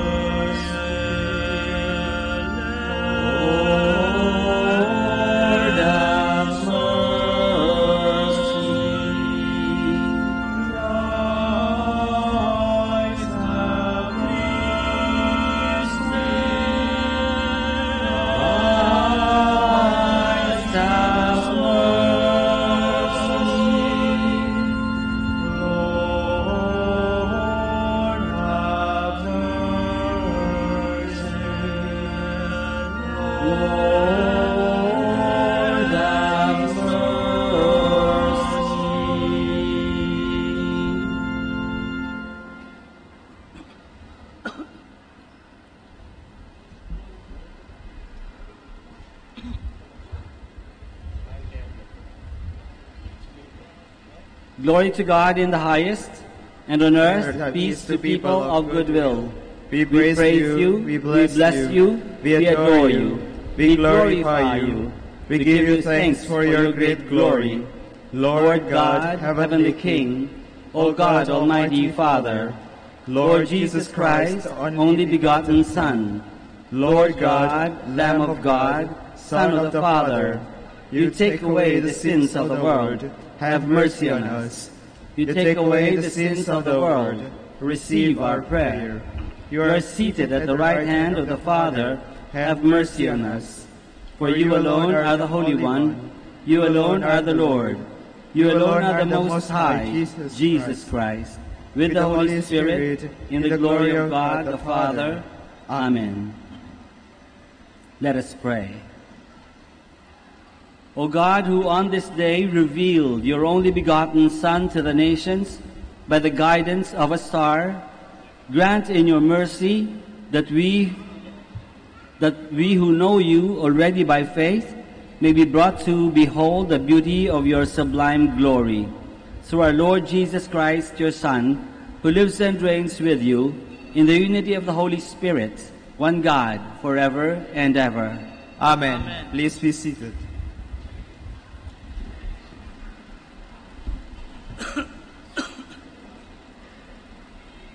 A reading from the book of the prophet Isaiah. Rise up in splendor, Jerusalem. Your light has come. The glory of the Lord shines upon you. See, darkness covers the earth, and thick clouds cover the peoples. But upon you the Lord shines, and over you appears his glory. Nations shall walk by your light, and kings by your shining radiance.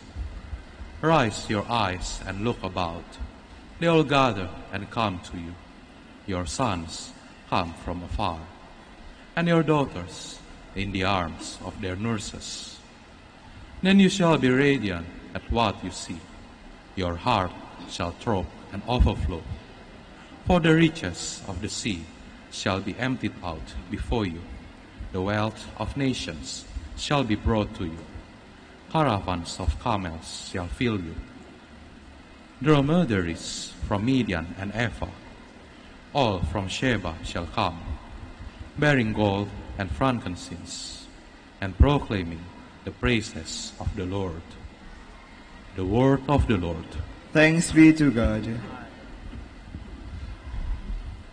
Let our response be, Lord, every nation on earth will adore you. Lord, every nation on earth will adore you. O God, with your judgment endow the king, and with your justice the king's son. He shall govern your people with justice, and your afflicted ones with judgment. Lord, every nation on earth will adore you. Justice shall flower in his days, and profound peace till the moon be no more. May he rule from sea to sea, and from the river to the ends of the earth. Lord, every nation on earth will adore you. The king of Tarsus and the ice shall offer gifts. The kings of Arabia and Seba shall bring tribute. All kings shall pay him homage. All nations shall serve him. Lord, every nation on earth will adore you. For he shall rescue the poor when he cries out, and the afflicted when he has no one to help him.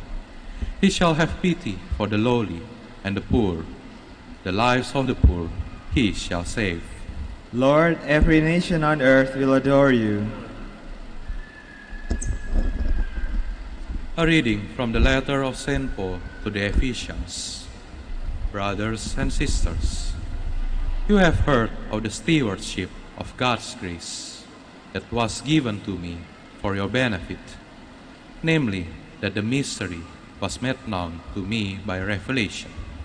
It was not made known to the people in other generations, as it has now been revealed, to his holy apostles and prophets by the Spirit, that the Gentiles are co-heirs, members of the same body, and co-partners in the promise in Christ Jesus through the gospel.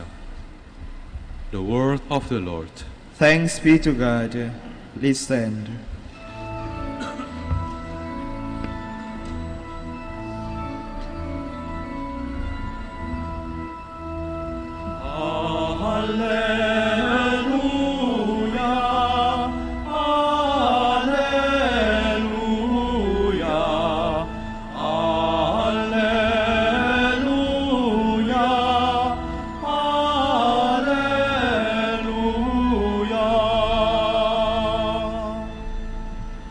We saw his star at its rising and have come to do him homage.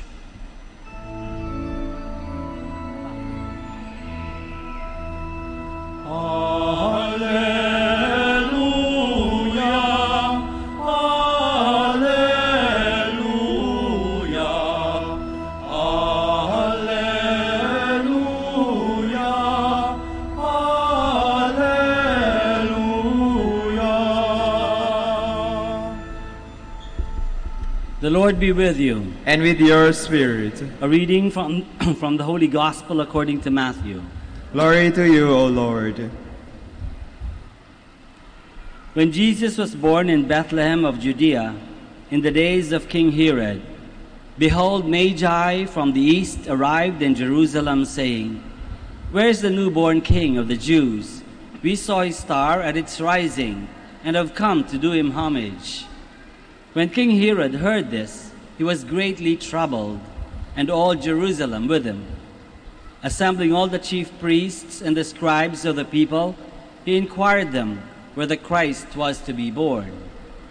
They said to him, In Bethlehem of Judea, for thus it has been written through the prophet, And you, Bethlehem, land of Judah, are by no means least among the rulers of Judah, since from you shall come a ruler, who is to shepherd my people Israel. Then Herod called the Magi secretly, and ascertained from them the time of the star's appearance. He sent them to Bethlehem and said, Go and search diligently for the child. When you have found him, bring me word, that I too may go and do him homage. After their audience with the king, they set out. And behold, the star that they had seen at its rising preceded them, until it came and stopped over the place where the child was. They were overjoyed at seeing the star, and on entering the house, they saw the child with Mary, his mother. They prostrated themselves and did him homage. Then they opened their treasures and offered him gifts of gold, frankincense, and myrrh. And having been warned in a dream not to return to Herod, they departed for their country by another way. The Gospel of the Lord. Praise to you, Lord Jesus Christ. Please be seated. Please be seated. Magandang umaga po ulit sa inyong lahat. Kamusta naman? Kamusta naman ang Pasko natin? Masagana? Yung binasa nating gospel is a very typical picture of Christmas. Diba? In fact, parang Christmas card yung story binasa natin. Nandun lahat ng elements ng Christmas. Makikita natin din sa Belen, diba? Nandun yung star, nandun si Mary and Joseph, very ordinary people, Mary and Joseph. Hindi naman sila masyadong mataas ang standing sa society. Very ordinary. Wala nga silang bahay, di ba? Nung para ipanganak si Jesus Christ. Very ordinary people, Mary and Joseph. And then there were the shepherds, even more ordinary. The shepherds. Wala tayong shepherds dun. Pero pwede nang tayo. Very ordinary. Kasama tayo sa picture. Very ordinary people. Diba? Kasama. Sa atin, nagpakita ang Panginoon. Dito sa picture na ito, nagpapakita. Ganyan nga ibig sabihin ng Epiphany. A manifestation of God. So God is manifesting Himself to us. To Mary and Joseph, to the shepherds, to the three kings na kakaiba naman dun sa mga shepherds, sila ay may kaya, matalino, may pinag-aralan, nanggaling sa iba't ibang lugar. They traveled far and wide to come to Bethlehem. Malayo ang pinanggalingan. So sa bawat isa, makikita natin yung mga iba't ibang taong pinagpakitaan ng Panginoon. Pinagpakitaan ng baby Jesus. In an indirect way, si Herod din, di ba? Si Herod din ay pinagpakitaan ni Jesus Christ. Not directly, but by hearsay. Narinig niya tungkol kay Jesus. So in a way, nagparamdam din sa kanya ang Panginoon. Diba? So makikita natin doon iba't ibang klase ng tao. Iba't ibang kakayanan, iba't ibang resources, meron at talino, at iba-ibang katangian ng mga tao. Ang ibig sabihin? Ibig sabihin ng Panginoon, nung naging tao, ay gustong magpakita sa lahat. Gusto ng Panginoon na ang buong sangkatauhan, lahat ng tao, ano ka man klase, mahirap o mayaman o matalino, mataas pinag-aralan o walang pinag-aralan, nagpapakita sa atin ang Panginoon. Yun ang essence ng Pasko. Nagpapakita ang Panginoon na naging tao para mas lalo natin siyang ma-experience. Nagpapakita ang Panginoon sa atin. Napakagandang picture ng Christmas, di ba? Kaya nga lagi natin, madalas ginagamit natin yan sa Christmas card, of course. No? Ang Panginoon na nagpakita sa lahat ng klase ng tao. Pero habang nagpakita ang Panginoon sa lahat ng klase ng tao, ano naman ating response? Well, unang-una, nakikilala ba natin ang Panginoon pag nagpakita sa atin? Nakikilala ba natin ang Panginoon kapag nagpakilala sa atin? Of course, hindi natin dapat hanapin yung Panginoon in the baby Jesus Himself, di ba? Tapos na yun nangyari yun 2,000 or more years ago.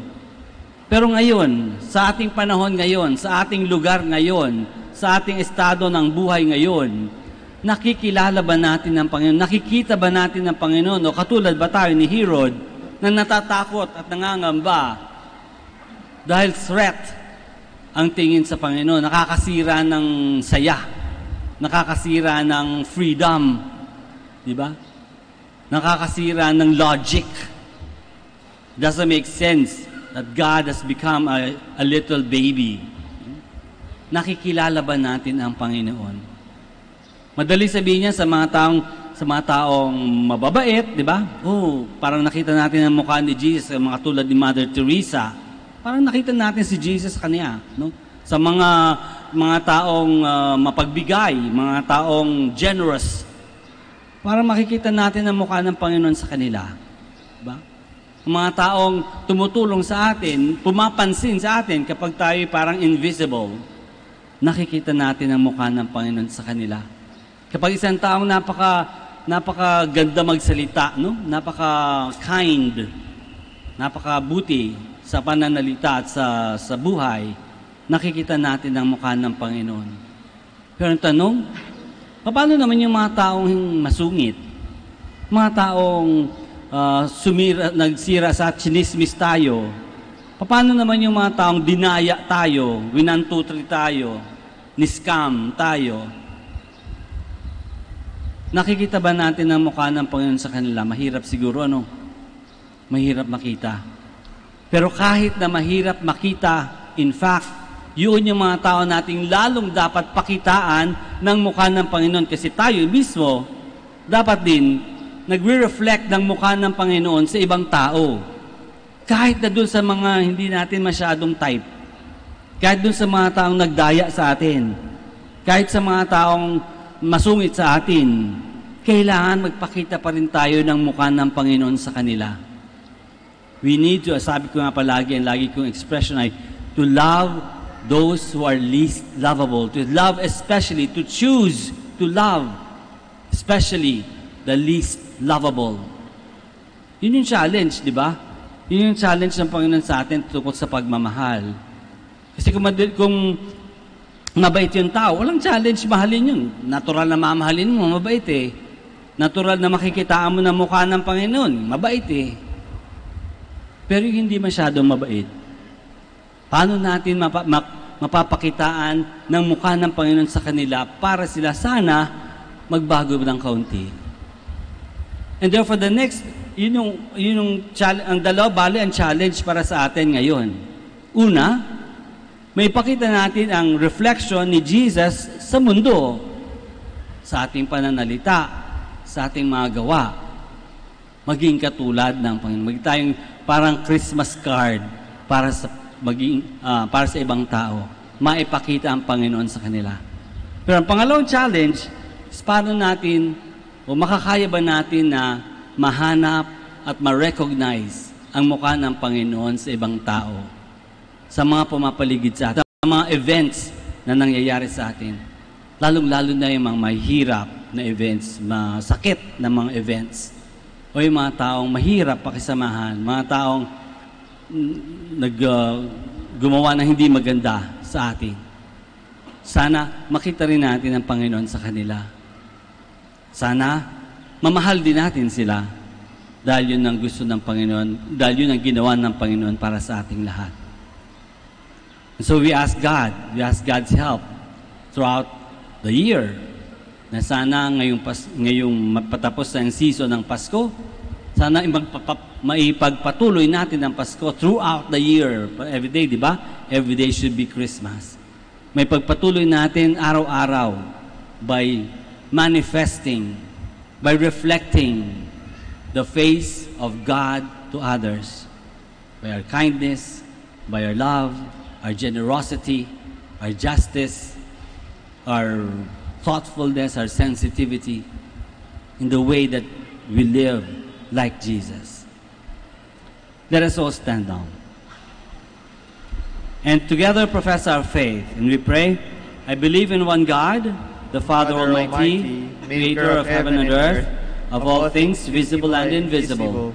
I believe in one Lord Jesus Christ, the only begotten Son of God, born of the Father before all ages, God from God, light from light, true God from true God, begotten, not made, consubstantial with the Father. Through him all things were made. For us men and for our salvation, he came down from heaven, and by the Holy Spirit was incarnate of the Virgin Mary, and became man. For our sake he was crucified under Pontius Pilate. He suffered death and was buried, and rose again on the third day, in accordance with the Scriptures. He ascended into heaven, and is seated at the right hand of the Father. He will come again in glory to judge as the living and the dead, and his kingdom will have no end. I believe in the Holy Spirit, the Lord, the giver of life, who proceeds from the Father and the Son, who with the Father and the Son is adored and glorified, who has spoken through the prophets. I believe in one holy, Catholic, and Apostolic Church. I confess one baptism for the forgiveness of sins, and I look forward to the resurrection of the dead and the life of the world to come. Amen. In Christ Jesus, all have become children of the Father and heirs of salvation. Let us pray to the Father that we may be made worthy of this great gift. We shall say, Lord, our light and salvation, listen to our prayer. Lord, our light and salvation, listen to our prayer. For the universal church, may she become a light for all people, believers and unbelievers alike, that leads to the face of God's mercy, Jesus Christ. We pray. Lord, our light and salvation, listen to our prayer. For church leaders and missionaries, may they draw into the mystical body of Christ the rich diversity of gifts of peoples and cultures. We pray. Lord, our light and salvation, listen to our prayer. For those who hold public office and those who aspire to serve our country, may the light of Jesus purify their intentions in serving the people. We pray. Lord, our light and salvation, listen to our prayer. For interreligious dialogue, may the heartful things of the past not stand in the way of mutual respect, yearning for truth, and the search for good for God by Christians and non-Christians alike. We pray. Lord, our light and salvation, listen to our prayer. We pray for the Dominican family and the family of our brothers. We pray. Lord, our light and salvation, listen to our prayer. We pray that young women may discover their vocation to follow the Lord as contemplative nuns of Santa Clara and Order of Preachers. We pray. Lord, our light and salvation, listen to our prayer. For those who are sick, the handicapped, the elderly, and those who mourn for the loss of their loved ones, may they be comforted by the light of God's loving presence manifested in their families, friends, and communities. We pray. Lord, our light and salvation, listen to our prayer. Let us pray for our own personal intentions and for the special intentions of this Mass.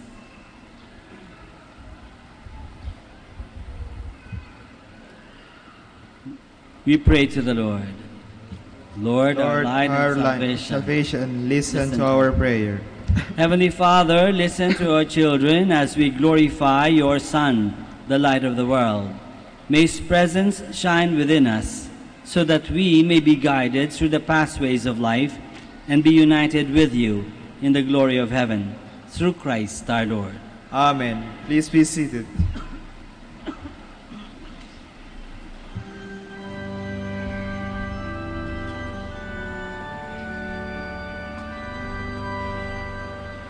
O come, O ye faithful, joyful and triumphant.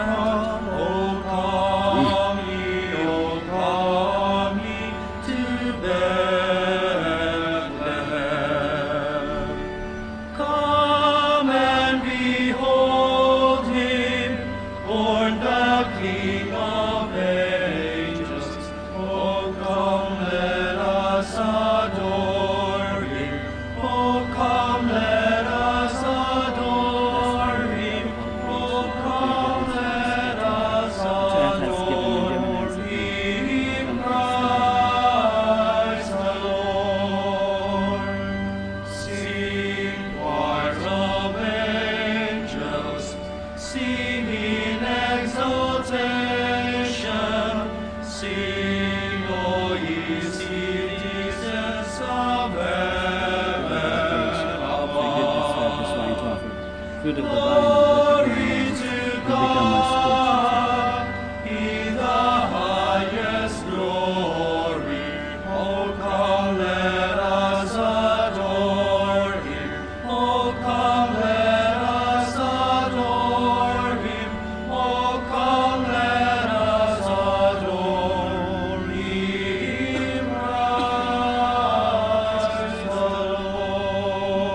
Please stand. Pray, my dear brothers and sisters, that our sacrifice may be acceptable to God, the Almighty Father. May the Lord accept the sacrifice at your hands for the praise and glory of his name, for our good and the good of all his holy church. Look with favor, Lord, we pray, on these gifts of your church, in which are offered now not gold or frankincense or myrrh, but he who by them is proclaimed, sacrificed, and received, Jesus Christ, who lives and reigns forever and ever. Amen. The Lord be with you. And with your spirit. Lift up your hearts. We lift them up to the Lord. Let us give thanks to the Lord our God. It is right and just. It is truly right and just, our duty and our salvation, always and everywhere, to give you thanks, Lord, Holy Father, Almighty and Eternal God. For today you have revealed the mystery of our salvation in Christ as a light for the nations. And when he appeared in our mortal nature, you made us new by the glory of his immortal nature. And so with angels and archangels, with thrones and dominions, and with all the hosts and powers of heaven, we sing the hymn of your glory, as without end we acclaim.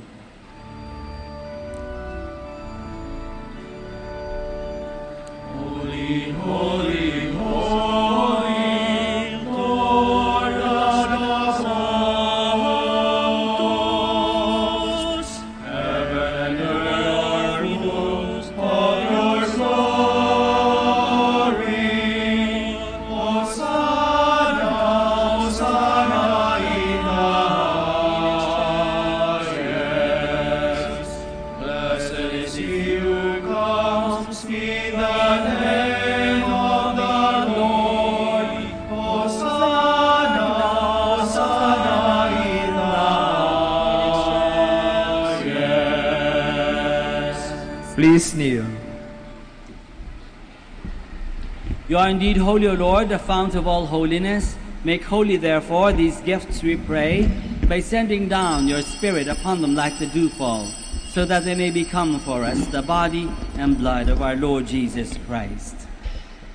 At the time he was betrayed and entered willingly into his passion, he took bread and, giving thanks, broke it and gave it to his disciples, saying, "Take this, all of you, and eat of it, for this is my body, which will be given up for you."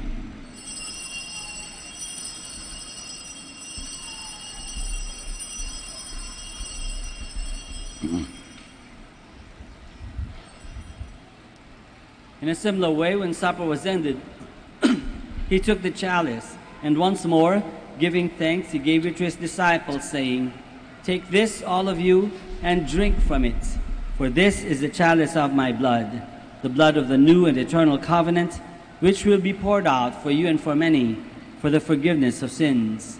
Do this in memory of me."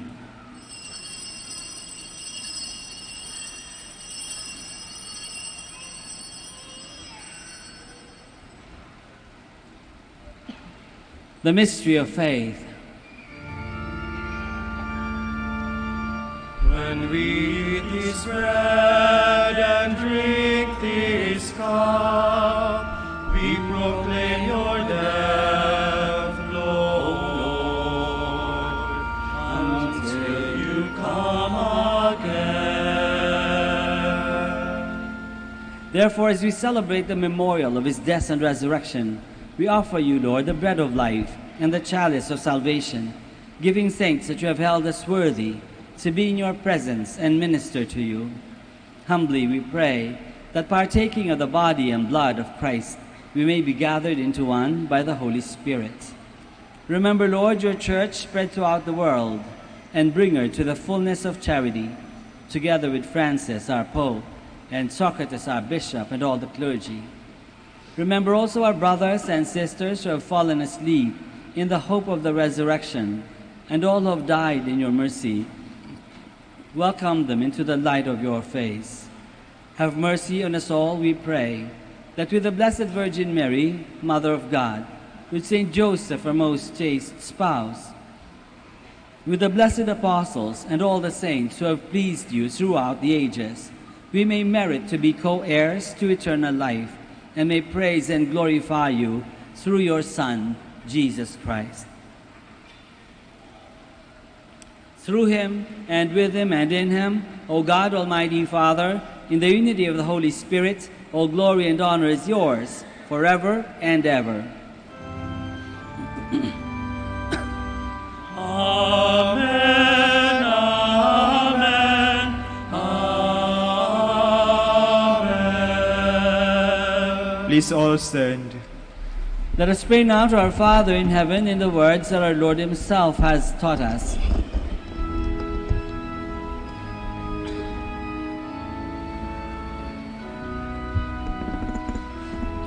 Our Father, who art in heaven,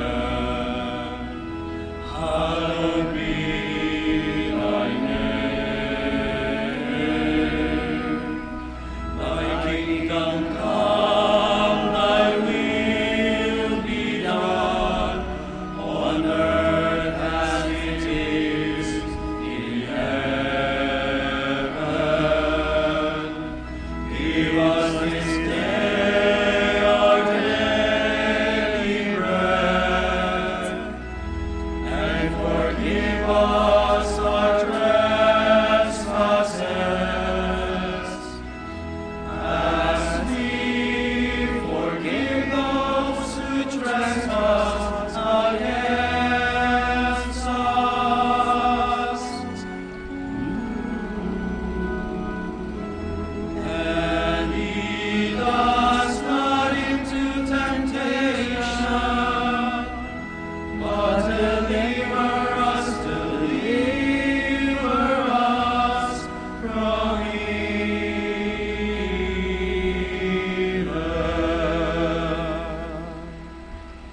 Deliver us, Lord, we pray, from every evil.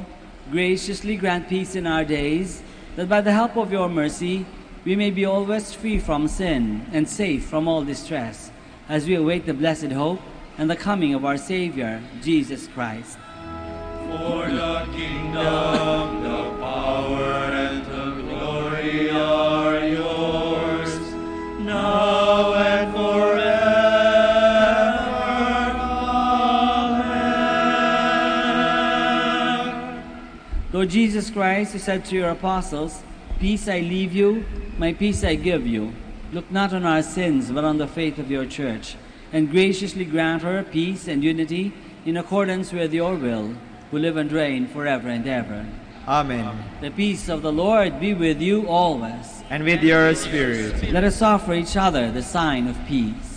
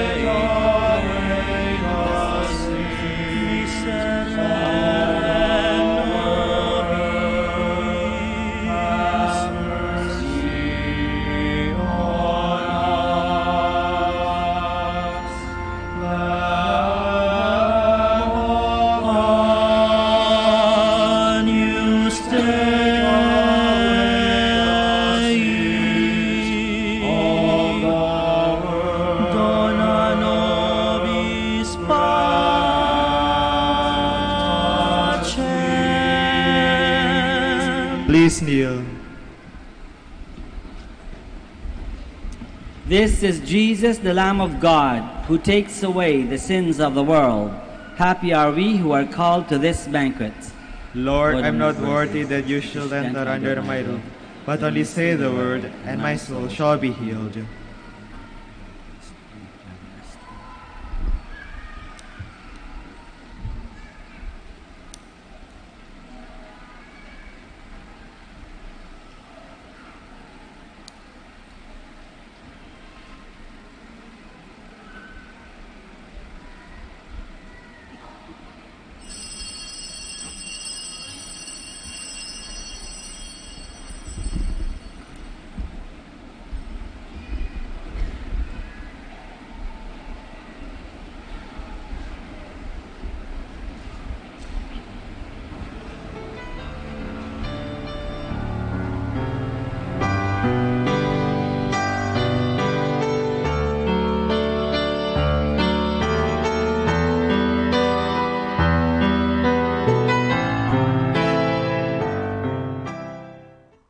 are listening to the live Mass on air at the Minor Basilica of Our Lady of the Rosary of Manaoag. And the celebrant for this live Mass on air is Reverend Father Roberto Reyes O.P. Let us pray for the intention of our sick brothers and sisters and to all Filipinos working abroad.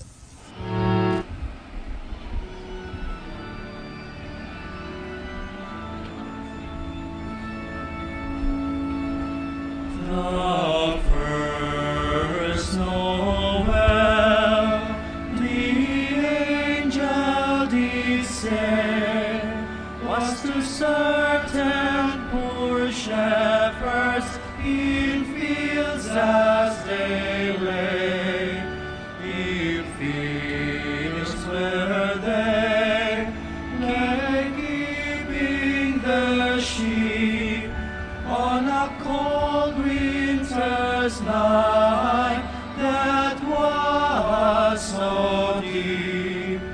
Noel, Noel, Noel, Noel, born is the King of Israel. Noel, Noel, Noel, Noel, born is the King of Israel. They looked above, and there saw a star as it shone in the east beyond them afar, and to the earth it gave forth great light and continues day and night. Noel, Noel, Noel, Noel, born is the King of Israel. Noel, Noel, Noel, Noel, born is the King of Israel.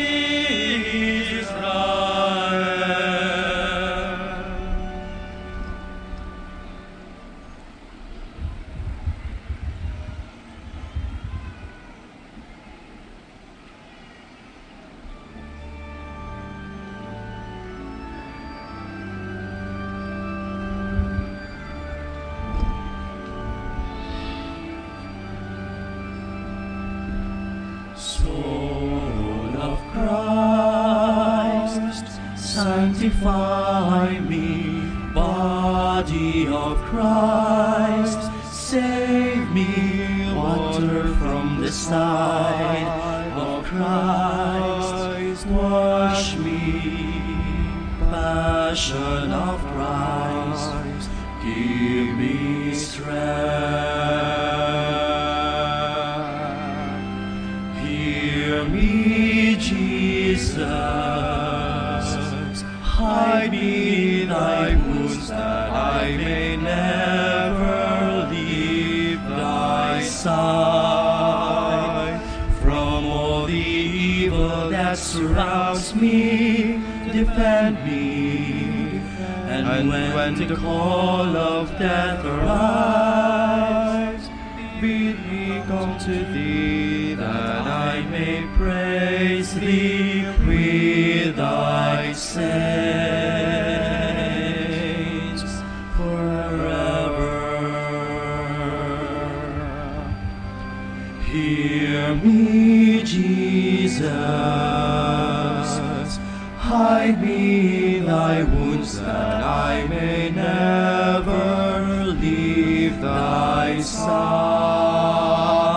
From all the evil that surrounds me, defend me. And when the call of death arrives, bid me come to thee, that I may praise thee with thy saints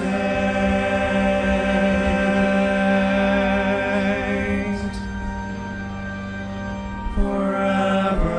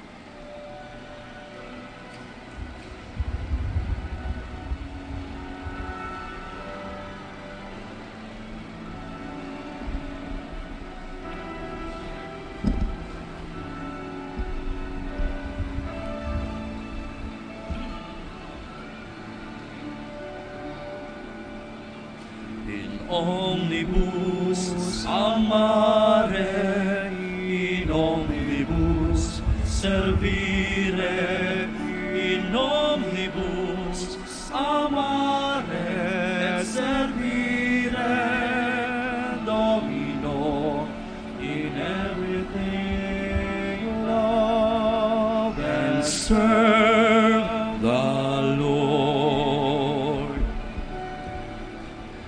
In omnibus amare, in omnibus servire, in omnibus amare, servire, Domino, in everything love and serve the Lord.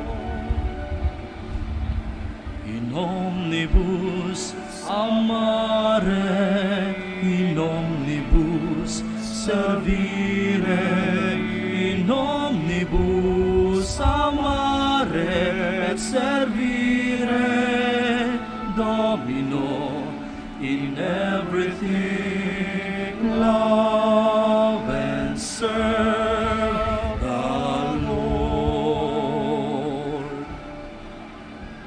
In omnibus amare, in omnibus servire, in omnibus amare et servire, Domino, in everything love and serve the Lord.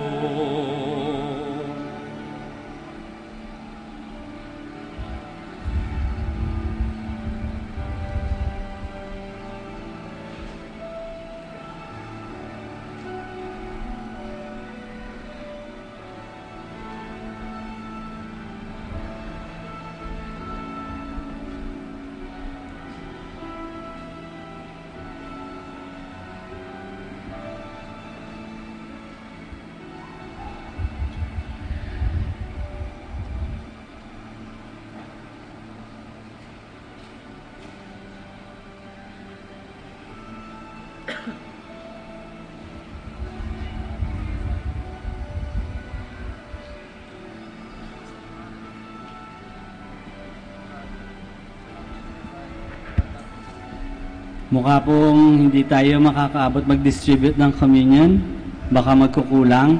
So yung sa hindi makakatanggap ng communion, you can always ask God for spiritual communion.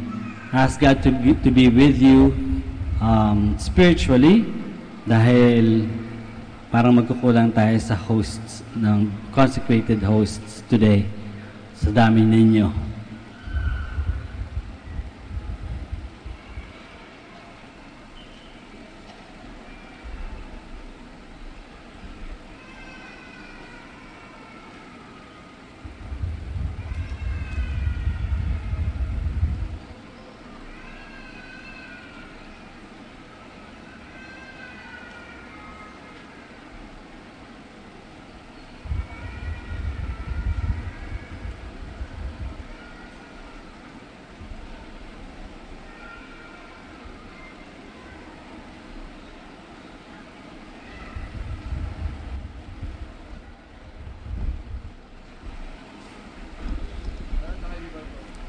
Please stand.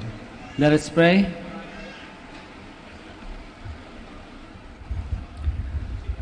Go before us with heavenly light, O Lord, always and everywhere, that we may perceive with clear sight and revere with true affection the mystery in which you have willed us to participate. Through Christ our Lord. Amen.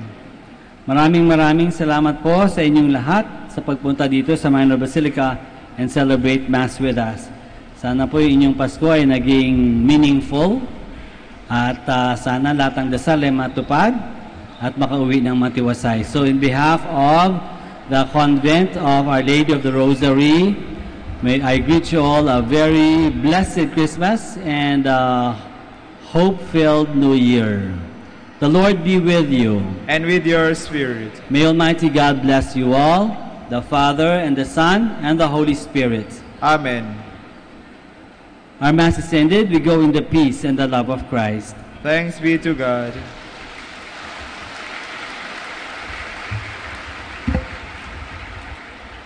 You shall now have the blessing of the sick and your religious articles. Our help is in the name of the Lord, who makes heaven and earth. The Lord be with you. And with your spirit. Let us pray. God, our Almighty Father, by your blessing you give us strength and support in our frailty. Turn with kindness toward our sick brothers and sisters. Free them from all illness and restore them to good health through the intercession of Our Lady of the Rosary of Manaoag, so that in the sure knowledge of your goodness they will gratefully bless your holy name. We ask this through Christ our Lord. Amen. In memory of the mysteries of the life, death, and resurrection of our Lord Jesus Christ, and to the honor and glory of the Blessed Virgin Mary, Mother of Christ, Mother of the Church, Our Lady of the Rosary, may all these articles be blessed and those who use them made holy as they fulfill the will of God according to the example of the Blessed Mother. In the name of the Father, and of the Son, and of the Holy Spirit. Amen.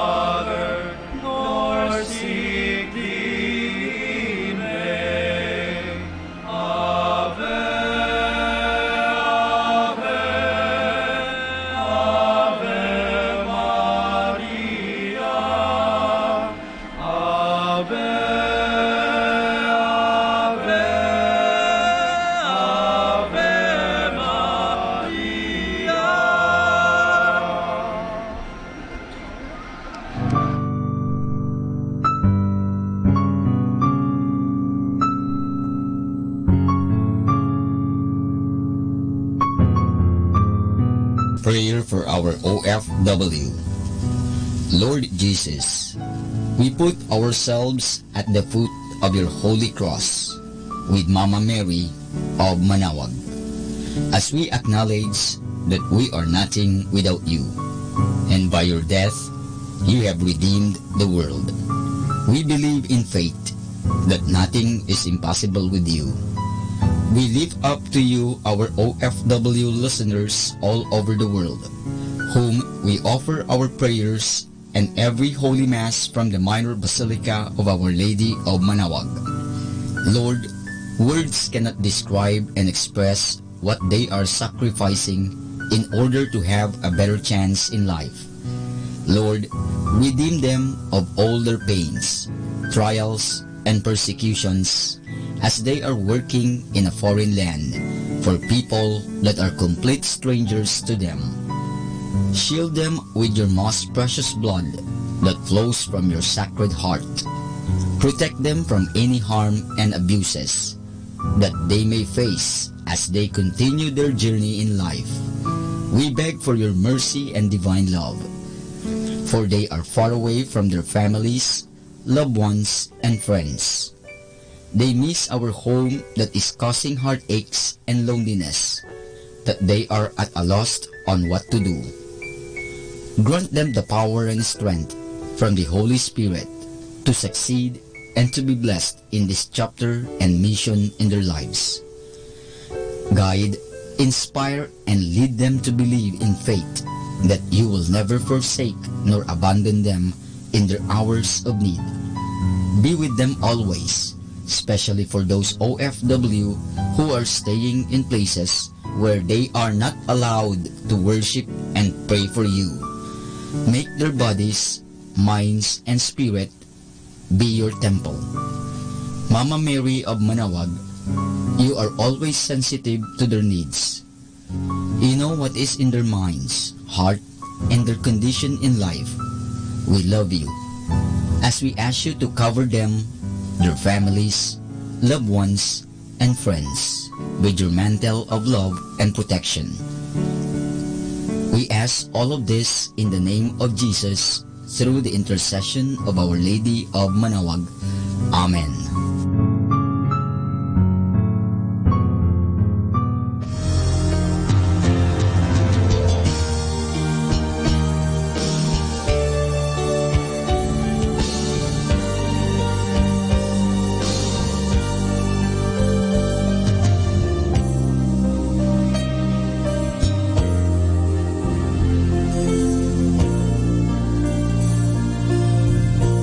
Prayer for priests. O Almighty Eternal God, look upon the face of your Son, and for love of him who is the eternal High Priest, have pity on your priests. Remember, O most compassionate God, that they are but weak and frail human beings. Stir up in them the grace of their vocation, which is in them by the imposition of the bishop's hands. Keep them close to you, lest the enemy prevail against them, so that they may never do anything in the slightest degree unworthy of their sublime vocation. O Jesus, I pray for your faithful and fervent priests, for your unfaithful and tepid priests, for your priests laboring at home or abroad, in distant mission fields, for your tempted priests, for the lonely and desolate priests, for your young priests, for your dying priests, for the souls of your priests in purgatory.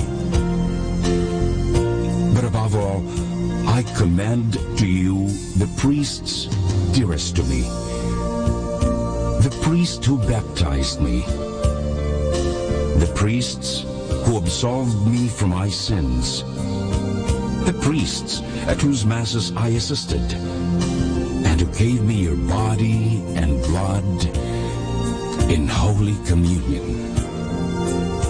The priests who taught and instructed me, or helped me and encouraged me. All the priests to whom I am indebted in any way.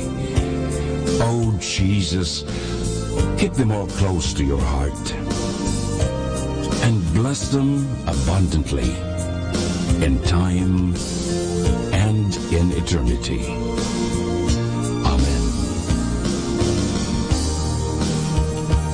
In the name of the Father, and of the Son, and of the Holy Spirit. Amen.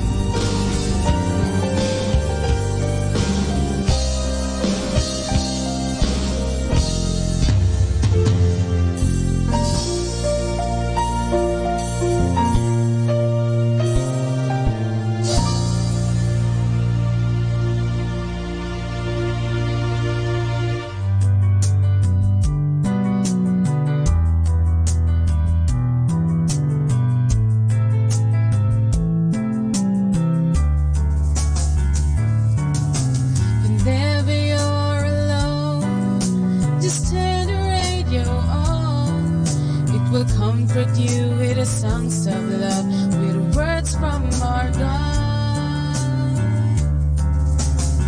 'Cause you have a company, you have a friend in here. Manawag Dominican Radio, with the songs that call you to God. You have a company, 'cause we are a family.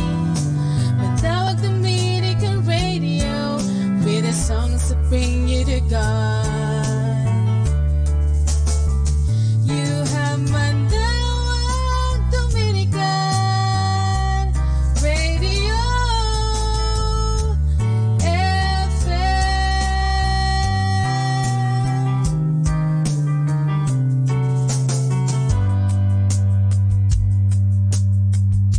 Our time now is 9 o'clock in the morning. Let us now have our time check prayer.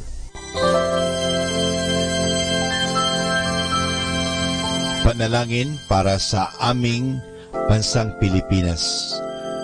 Panginoong Diyos, sinabi mo sa iyong bayan na kung ito'y tumawag sa iyo nang may pagpapakumbaba at tinatalikuran ang masasamang gawin nito, mabubuksan na ang aking mga mata at nakikinig na ang aking mga pandinig sa panalangin ginagawa nito.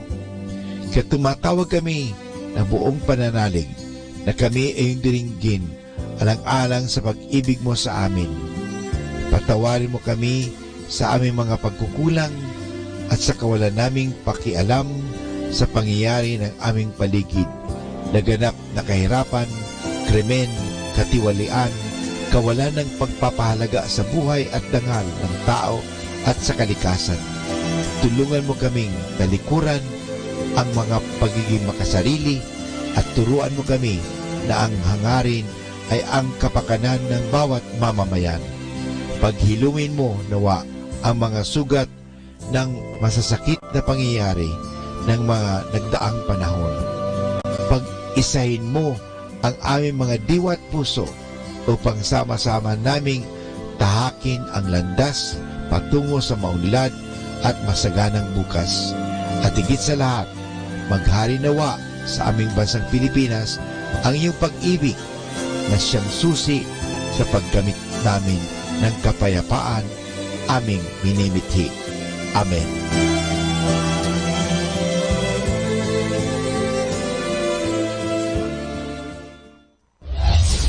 This is Manawag Dominican Broadcasting Incorporated, a religious, non-commercial radio station. 10 years of evangelizing the airwaves, sharing God's blessings, live masses on air, playing religious music and prayers. May kasama ka, si Jesus, si Maria, at kami. Our positive thought for this hour. Having a soft heart in a cruel world is courage, not weakness.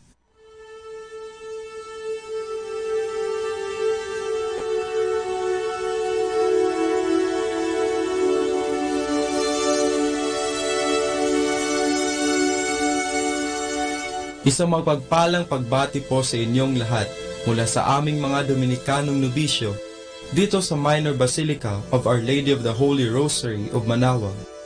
Kayo po ay nakikinig sa Binhi ng Buhay.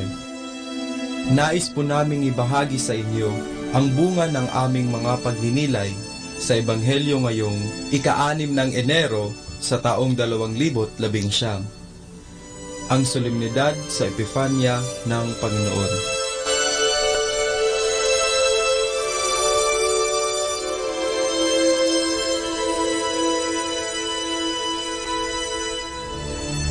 A reading from the Holy Gospel according to St. Matthew. When Jesus was born in Bethlehem in Judea, during the days of King Herod, wise men from the east arrived in Jerusalem. They asked, "Where is the newborn King of the Jews? We saw the rising of his star in the east and have come to honor him." When Herod heard this, he was greatly disturbed, and with him all Jerusalem. He immediately called a meeting of all high-ranking priests and teachers of the law and asked them where the Messiah was to be born. In the town of Bethlehem in Judea, they told him, "For this is what the prophet wrote, and you, Bethlehem, in the land of Judah, you are by no means the least among the clans of Judah. For from you will come a leader, one who is to shepherd my people Israel." Then Herod secretly called the wise men and asked them the precise time the star appeared.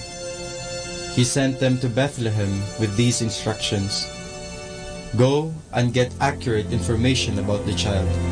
As soon as you have found him, report to me, so that I too may go and honor him." After the meeting with the king, they set out. The star that had been seen in the east went ahead of them and stopped over the place where the child was. The wise men were overjoyed on seeing the star again.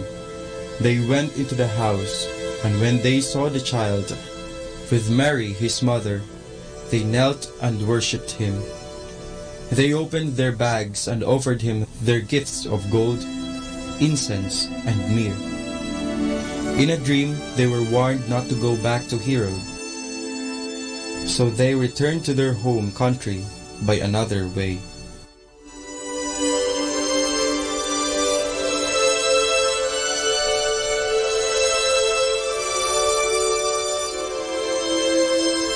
Tila sariwa pa sa ating isip ang saya na dala ng Pasko.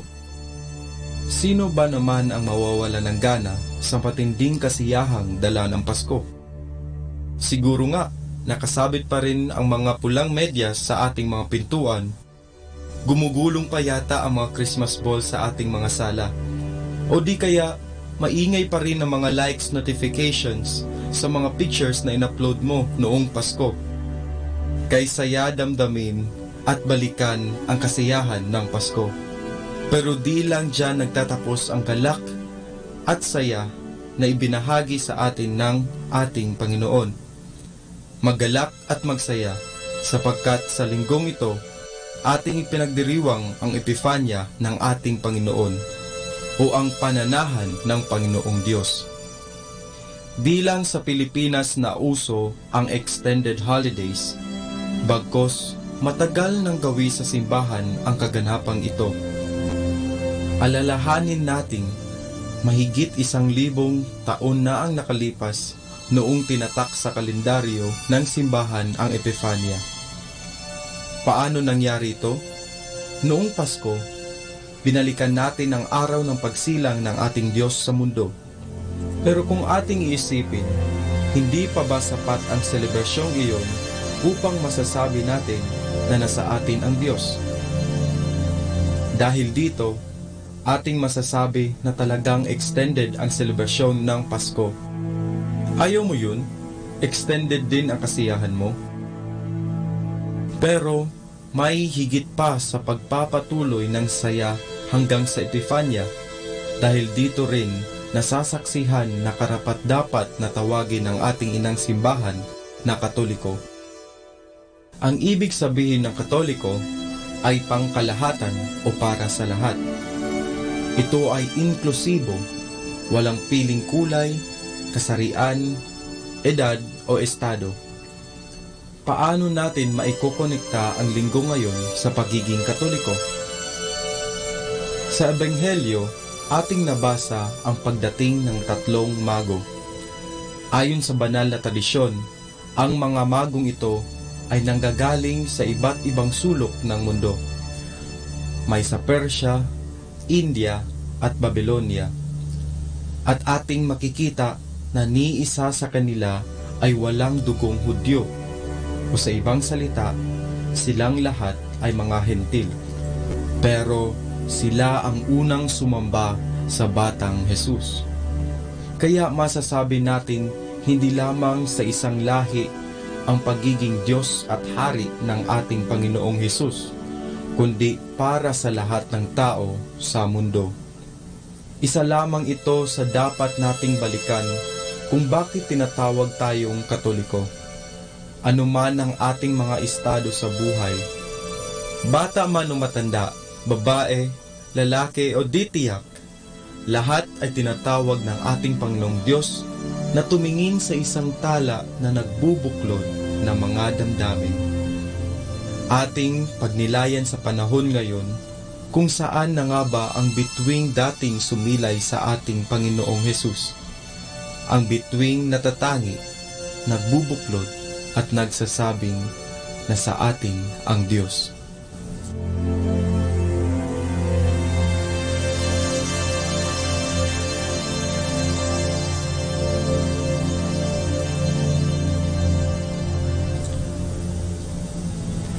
Mula po dito sa Minor Basilica of Our Lady of the Holy Rosary of Manaoag, kami po ay taos-pusong nagpapasalamat sa iyong pakikinig.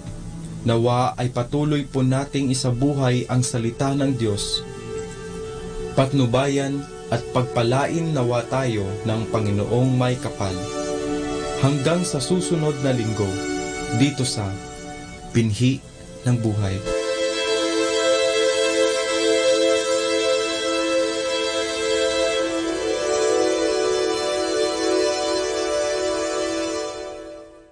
Atin pong pakinggan ang mga pasabi mula sa Basilica Minore ng Manaoag.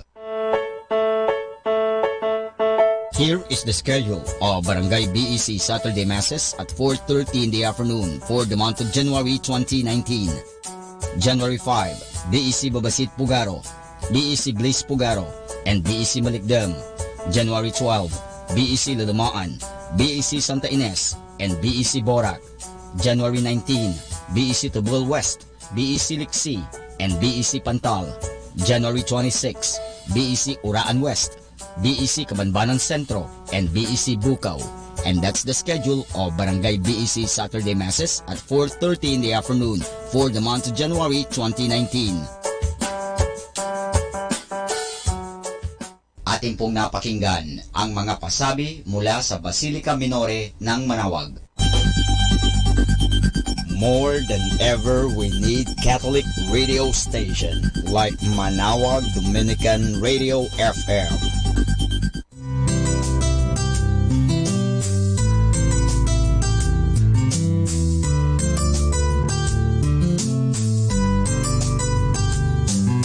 Whenever you're alone, just turn your radio on.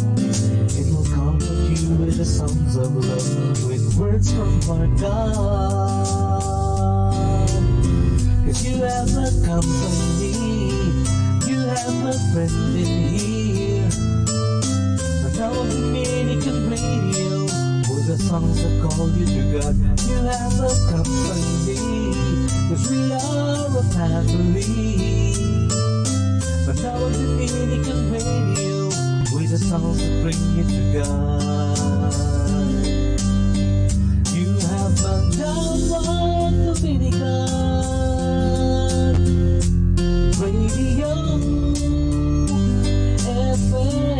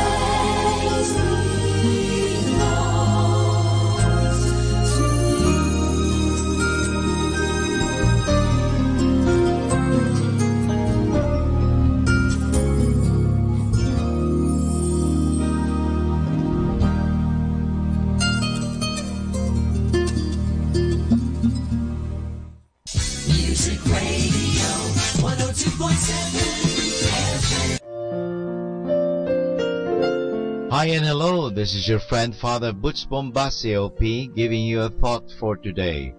And our thought for today is entitled, Evangelization Follows Fishing Rules. The first group of co-workers Jesus chose to establish what has become the largest church on earth were simple fishermen who could not even read or write. Of course, the fantastic work they did was inspired and guided by the Holy Spirit. But the Holy Spirit does not just work miracles. He usually works with the natural talents each of us has. So it is possible that these professional fishermen use standard fishing tactics in their fishing for souls. The first law of a fisherman is to have patience. Often, you have to wait and wait and wait until the fish is ready. You cannot hurry a fish. He bites only if and when he wants to. This is the same in evangelization. No matter how often you preach, you have no way of knowing what is happening in people's souls, but you have to keep on in pure faith and patience. The second law of fishing is, the fishermen should not be afraid of wind and rain and rough seas. Preachers of the good news often get rough treatment. They are laughed at, chased away, and unwelcome because their message is spoiling the popular lifestyle. This is opposition like the having sea that is tossing a fisherman's little boat, but it is part of his normal work. The third fishing rule is to know where the fish are biting and when they are biting. Is it during full moon, or high tide, or low tide, or during a rain? The good news must be preached at the right time and place. It is nonsense to try preaching in a disco or in public. However, when a person or a family is in mourning, the consolation of religion may be soothing medicine. Fourthly, to catch fish, have to use the correct bait. Similarly, preaching hellfire and brimstone may drive people away. Jesus used storytelling as his main method. Sometimes informally chatting about religious topics helps, or simply listening. Fifthly, if the fish see the fisherman, they will not bite. The purpose of a true evangelist is not to use theatrics. His appearance must not distract people from his message. He is not to draw people to himself, but to Christ. That is how the 5 rules of fishing should give and guide the evangelizer fishing for people. And this is your friend Father Butch Bombasi OP giving you a thought for today. And our thought for today is, evangelization follows fishing rules. 102.7 FM.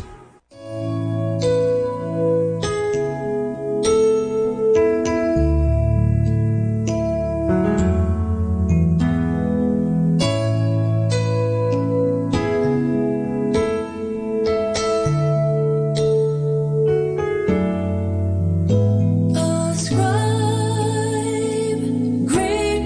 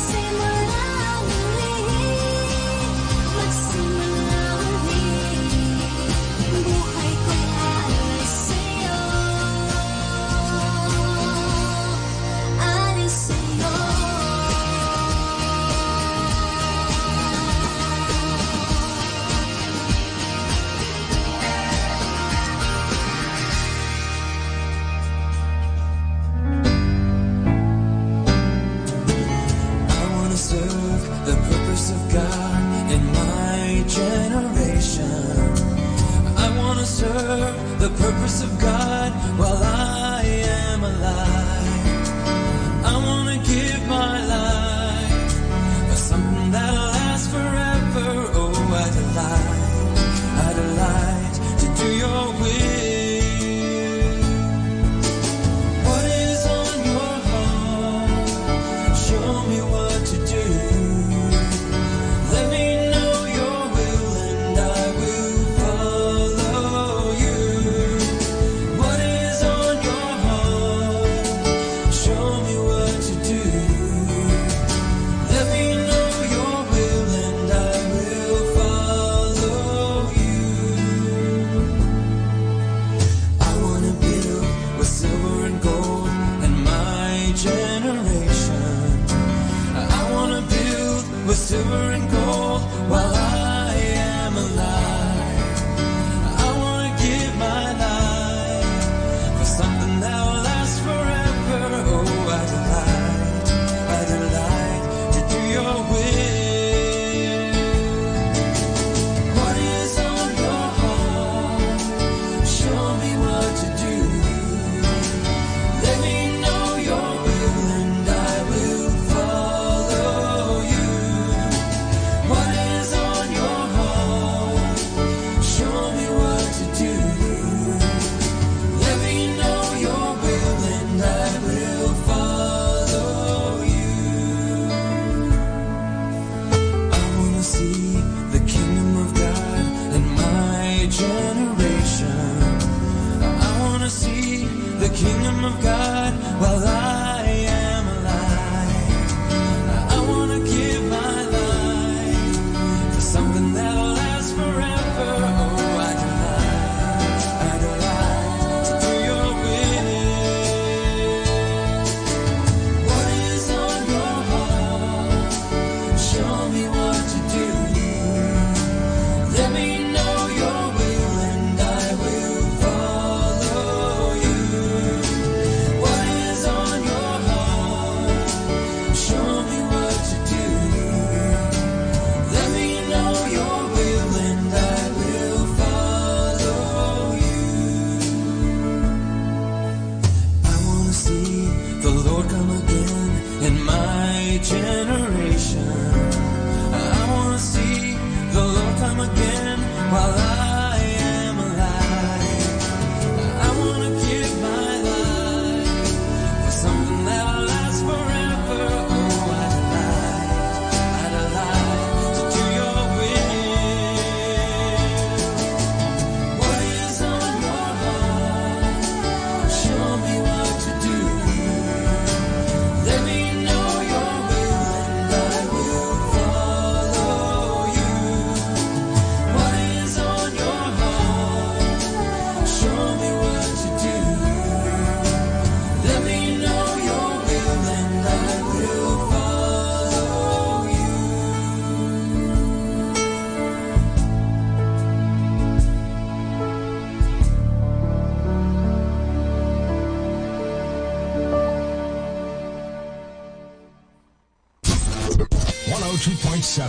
Pakinggan po natin si kasamang JT sa Tagumpay sa Tag-Unos kasama ang Diyos.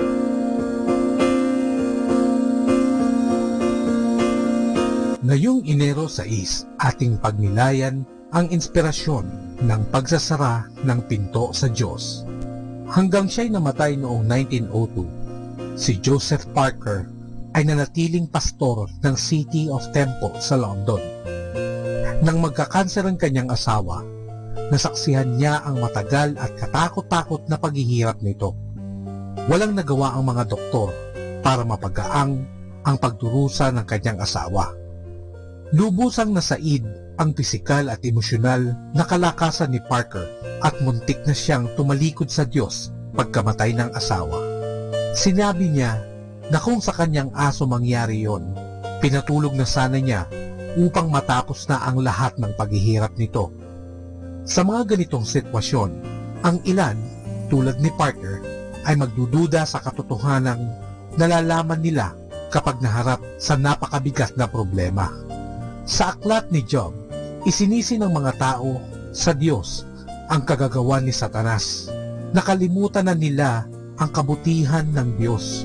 Kung ganun, anong dapat gawin kapag tinamaan tayo ng espiritual na amnesia? Una, mag-ingat sa sinasabi natin tungkol sa Diyos. Humugot tayo ng lakas ng loob mula sa mga tamang mapagkukunan. Mga kaibigang makikinig at magmamalasakit sa atin. Ngunit di tayo hahayaang tumalikod sa katotohanan. Magpasalamat tayo sa Diyos kung may nagmamahal tayong mga kaibigan na magsasabi sa atin kapag mali na ang ginagawa natin. Kalawa, ipagtapat sa Diyos ang iyong niloloob. Sa memorial service ng kanyang namatay na 4 na taong gulang na anak, sinasabing pabulong ng ama, Diyos, gaganti ako sa iyo. Kahit ito pa ang huling gagawin ko. Pero natauhan siya at nagsimulang tumulo ang kanyang luha. Huwag paniwalaan ang iyong mga pagdududa o pagdudahan ng iyong mga paniniwala. Alam ng Diyos ang pinagdadaanan mo at naiintindihan ka niya. Kanyang paghihilumin ang nawasak mong puso. Huwag kang mainip.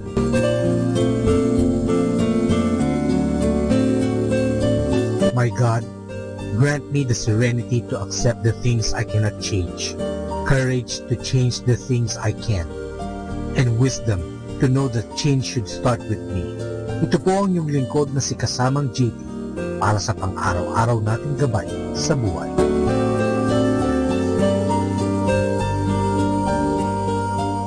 Atin pong napakinggan si Kasamang JT sa Tagumpay sa Tag-Unos, Kasama ang Diyos, sa inspirasyon ni Harold J. Sala. Dito po lamang sa Manawag Dominican Radio. May kasama ka, si Jesus, si Maria, at kami. Music Radio 102.7 FM.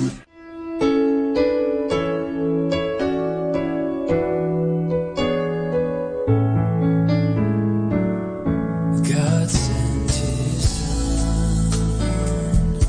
They called Him Jesus. He came to love, heal, and forgive. He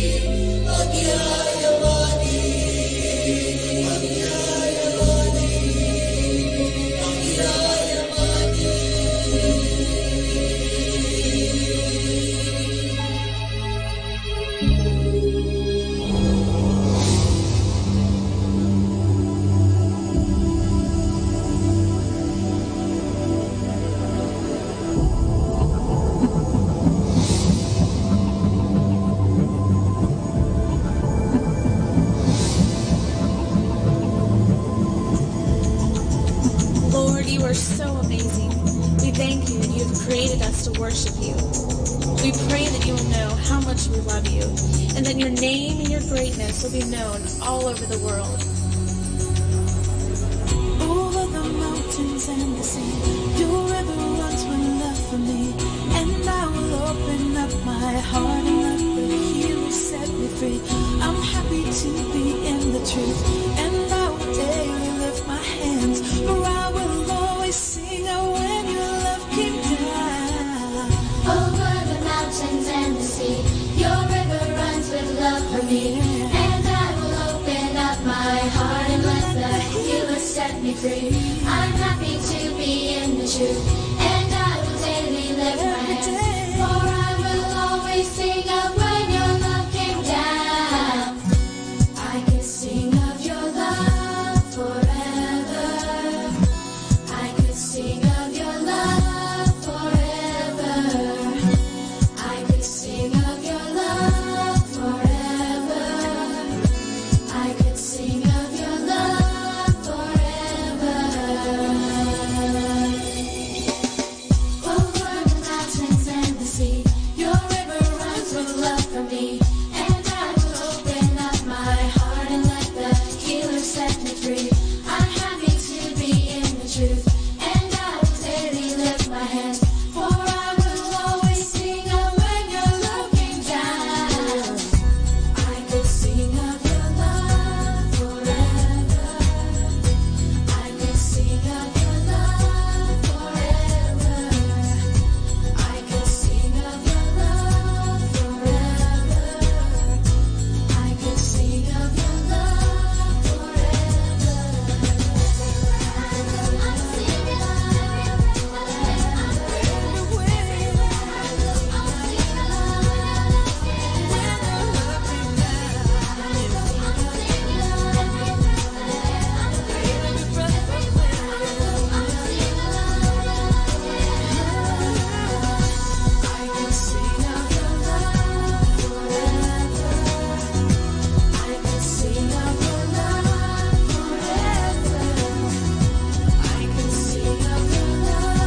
forever.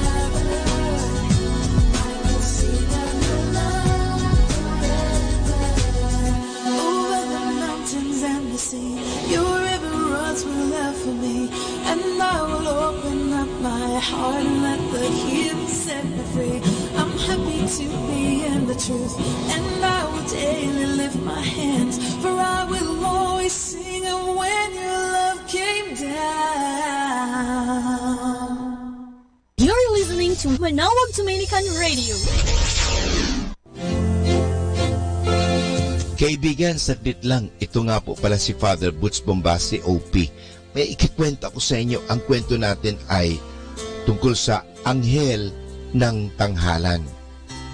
Noong ikadalawang digmaang pandaigdig, ay kasama ni Elia Lugan, isang bantog na mang-aawit sa mga artistang nagpapasaya sa mga sundalong Amerikano sa Italia. Kaiba siya sa lahat, sapagkat ang awit niya ay pananamit at pag-ugali sa tanghalan ay naging malinis at kapuri-puri. Inais ni Elia na sa pamamagitan niya ay maalala ng mga sundalong iyon ang kanilang mga asawa, kapatid at mga kasintahan sa Amerika. Isang gabi, sa bayan ng Napoli ay punong-puno ang tanghalan. Karamihan sa mga sundalong nanood ay kagagaling pa lamang sa larangang mismo, at marurumi ang kanilang mga suot at duguan pa ang iba sa kanila. Pagkatapos ng pag-awit ni Elia ay may isang GI na umakyat sa entablado. Matangkad ang sundalong ito at medyo kamukha pa ni Gary Cooper. Itinuro niya ang mikropono at ang sabi kay Elia, "Pwede akong magsalita dito." Inervyos si Elia sapagat mukhang pagod na pagod ang sundalong iyon. Marumi ang uniform at natakot si Elia na baka kung ano ang sabihin nito. Hinawakan siya sa balikat ng sundalong iyon at nagsalita sa mikropono. sa harap ng 5,000 mga sundalong nanood sa kanila. Tahimik ang lahat.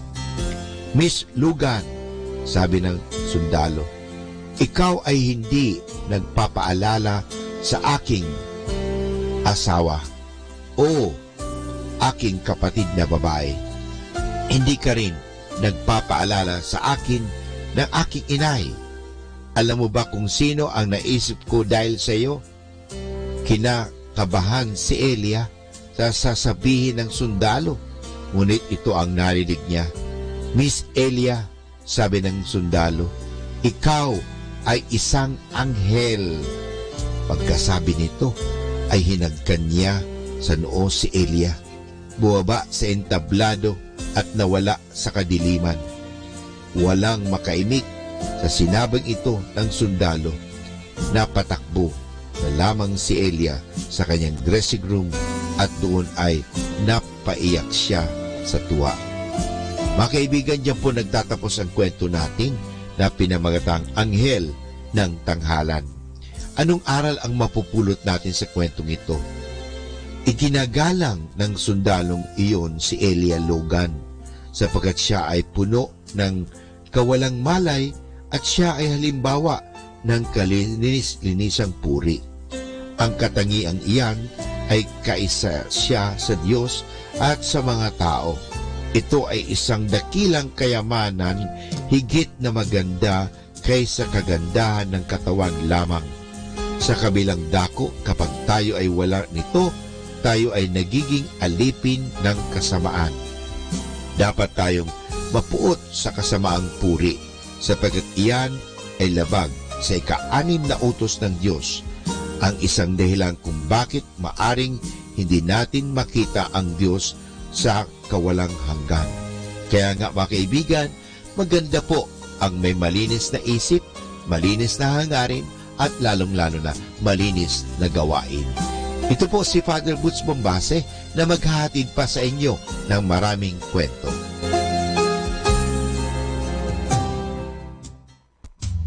Ito po si Father Butz Bombase OP na bumabati sa inyo ng isang magandang umaga, magandang buhay, at tayo palagi po ay pagpapalain. Kaya palagi kayong makinig sa Manawag Dominican Radio. Good morning!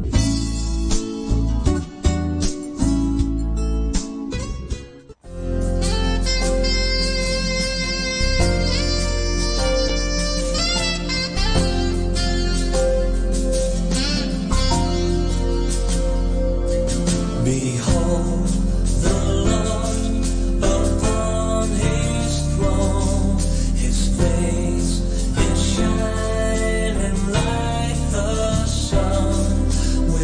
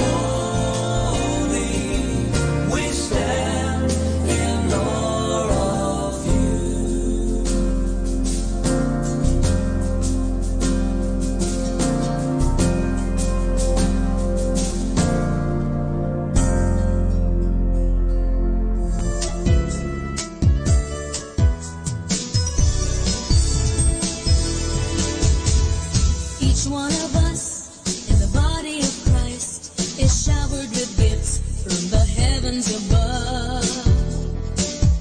And if each one of us will share to the world the gifts within us, we will grow in grace, growing together in grace, sharing the gifts of the Spirit, living in God's embrace, growing together in grace as the body of Christ, the body of Christ. With each of our gifts, let's help build the church. The fountain of love will flow from above. In love and commitment, move on and renew. Continue the search. We will grow in grace. Growing together in grace. Sharing the gifts of the Spirit. Living in God's embrace. Growing together in grace as the body of Christ.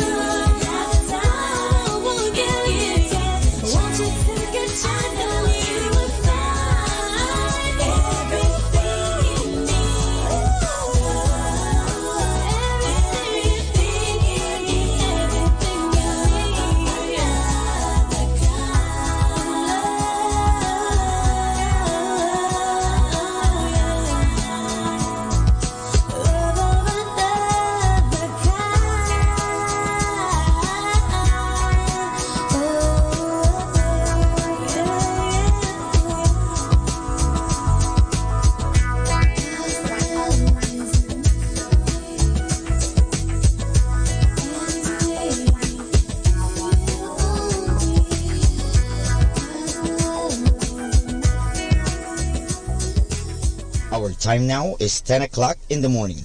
Let us now have our time check prayer. Panalangin ng isang manggagawa.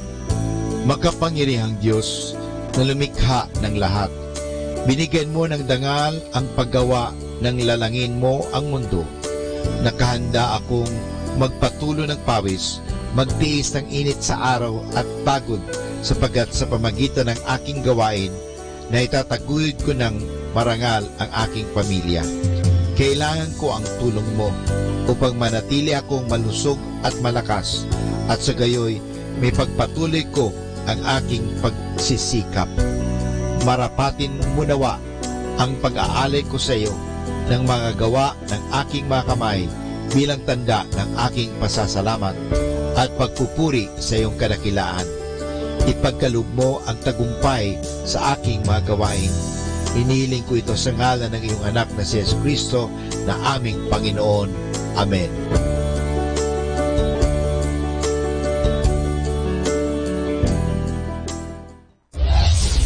This is Manawag Dominican Broadcasting Incorporated, a religious, non-commercial radio station.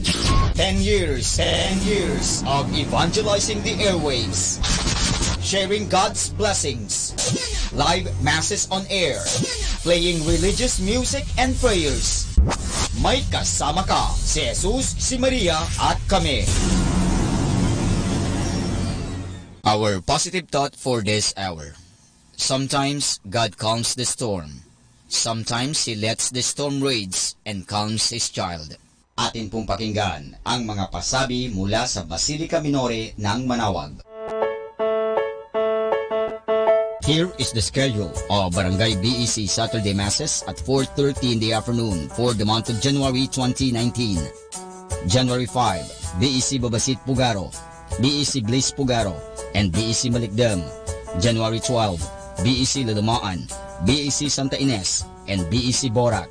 January 19, BEC Tubol West, BEC Liksi, and BEC Pantal. January 26, BEC Uraan West, BEC Kabanbanan Sentro, and BEC Bukaw. And that's the schedule of Barangay BEC Saturday Masses at 4:30 in the afternoon for the month of January 2019. Atin pong napakinggan ang mga pasabi mula sa Basilica Minore ng Manawag. More than ever, we need Catholic radio station like Manawag Dominican Radio FM.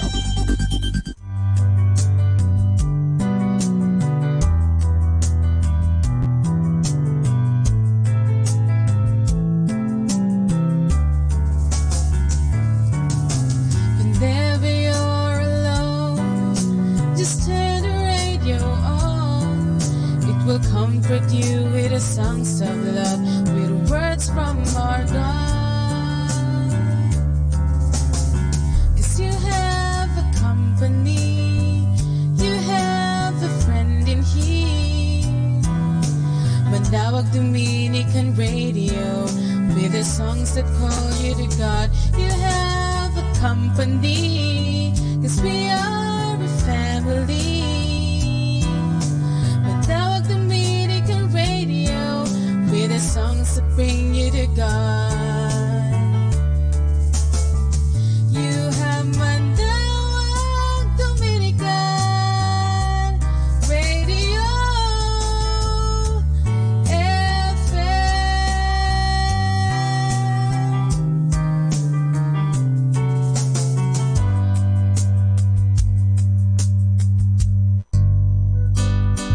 Ako si Bo Sanchez ng Kerygma. Binabati ko po ang lahat ng nakikinig. May kasama ka, si Jesus, si Maria, at kami. Mga kasama, ating pong pakinggan ang talk ni Bo Sanchez na recorded sa feast na ginanap sa PICC. Who is ready today to receive God's Word? Who is excited? Make some noise! Everybody say, I'm ready! Without further ado, please welcome our brother, our friend, the servant of all servants, Brother Bo Sanchez! How many of you are ready to enjoy God today? I want you to greet somebody beside you with a handshake or with a big hug and tell that person, enjoy God today.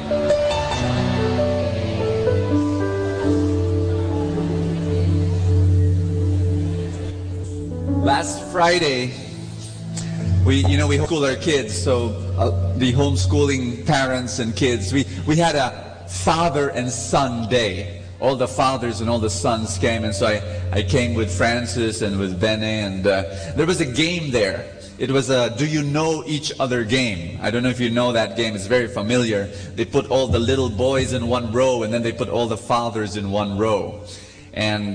And they asked questions to the boys, what's your daddy's favorite color? Or what's your daddy's favorite food? And what's the first thing that your daddy does when he wakes up? Those kinds of questions. I remember one little boy, I loved his answer to the last question. What's the first thing that your daddy does when he wakes up? And the little boy said, he sleeps again. Wonderful answer. But they asked the fathers questions about their sons. And there were a bunch of questions, but this is the one question I can remember. It's the most memorable to me. The question was, what's the thing that makes your son very happy? And so I got my piece of paper and I wrote Jurassic Park. Because my son is obsessed with Jurassic Park. Francis loves the trilogy movie and watches it over and over and over again. And he has a Lego toy of Jurassic Park, and he plays Jurassic Park the whole day. And then the game master goes to Francis and says, Francis, what's the one thing that makes you very happy? And his answer blew me away. My answer was wrong. He said, playing with daddy.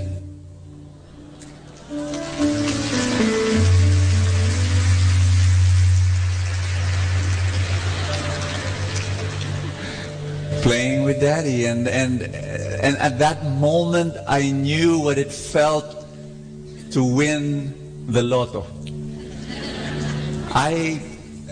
If I can only freeze that moment and wrap it up, put it in my heart and take it home with me for the rest of my life.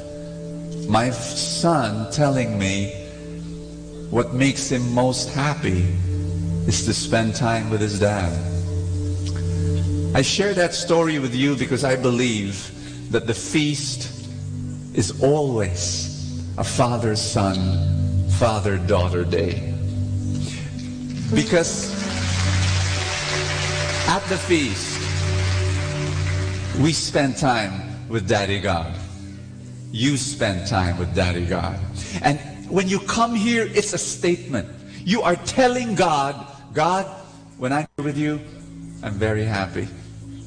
And I really believe that we cause God to rejoice. The reason why the feast is the happiest place on earth is not only because we are happy when we're here.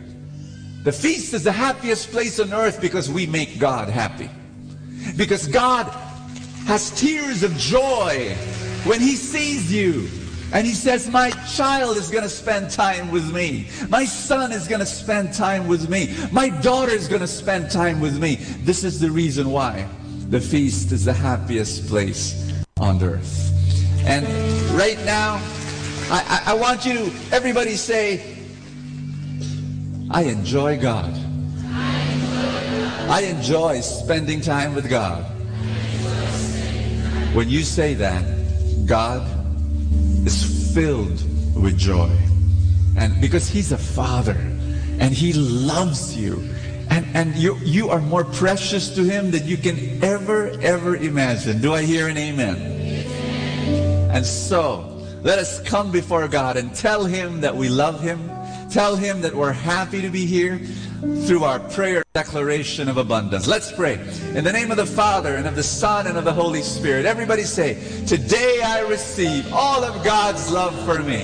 Today I open myself to the unbounded, limitless, overflowing abundance of God's universe. Today I open myself to God's blessings, healing, and miracles. Today I open myself to God's Word, so I become more like Jesus every day. Today I proclaim that I am God's beloved.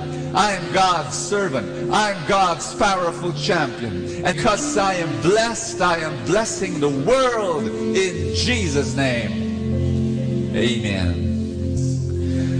Thy word is a lamp unto my feet and a light unto my path. Today we talk about the second promise of God, that He promises solutions to our problems. Everybody say that word, solutions. We're going to read Proverbs chapter 3 verse 5. You know, when you face difficulty, when you face problems, when you face trials, you better do this. God says, trust in the Lord with all your heart and do not lean on your own understanding. I want you to tap somebody on the shoulder and say, do not lean on your own understanding. When you have a difficulty in front of you, it is easy to lean on your own understanding instead of, tell somebody beside you, trust in the Lord. There's this one guy in the Bible, when he was faced with this problem, he leaned on his own understanding.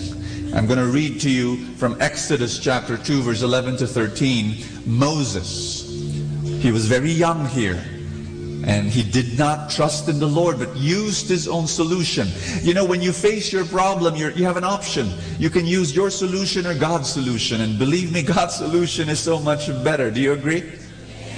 And Exodus says, one day after Moses had grown up, so he was still young, he went out to where his own people were, the Israelites, and watched them at their hard labor. He saw an Egyptian beating a Hebrew, one of his own people. Now this is what Moses did. Glancing this way and that and seeing no one, he killed the Egyptian and hid him in the sand. You see, what he saw was a problem, was a wrong. His Hebrew people, they were being maltreated. Now listen to this. What he did, killing the Egyptian, was another wrong. Moses did, are you listening to me? Moses did a very common mistake that we all do. We right a wrong with another wrong. Are you listening to me? When you right a wrong with another wrong, does it become right? No, it never does. Let me give you a math lesson. May I? My math teachers would be laughing right now because I failed in math. And so miracles happen. -10 plus -10 will never be a 10. Agree, disagree? You cannot right a wrong with another wrong. If you want a -10 to become a 10, it has to be -10 plus a +20. You can only right a wrong with a massive right. And then -10 plus +20 is a +10. Am I good? Am I good? Am I good? Woo! Mom! Where are you, Mom? Math. Both teaching math. You can only right a wrong with a massive right. Am I making sense to you? And that's what we're going to talk about today. We're going to talk about how to get God's solutions. How to not lean on our own understanding. How not to use our own solutions, but to look at God and say, Lord, what's your solution to my problem? I know that some of you, right here, right now, you're carrying problems in your heart. How many of you have problems right now? Big or small, medium size, minuscule, gigantic? Raise your hand, raise your hand. Okay, wave at God. Wave at God and say, God, I don't want to lean in my own understanding.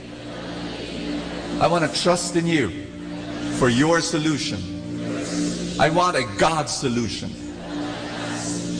We don't want to be like Moses, you know, impulsive, rash, you know, rushing, jumping into something and saying, this is the solution. No, we want to not lean on our own understanding. We have a problem, right? I've got news for you. Ask me what?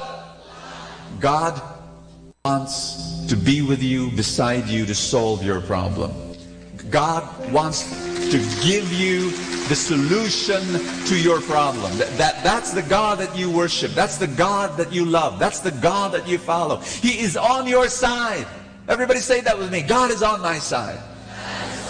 He wants to give you a God solution. But you've got to trust Him. And you should not lean on your own understanding. Put your hand over your chest. Let's pray. Father, this day, teach me how to see and receive and use a God solution. In Jesus' name, I trust you that you will bless me today. Amen. Hallelujah. Thy word is a lamp unto my feet and a light unto my path. Give the Lord a big hand, everybody. Love Him this day. Love Him this day. Hallelujah. Hallelujah. Let's be seated. Touch somebody beside you. Tell that person God will speak to you today.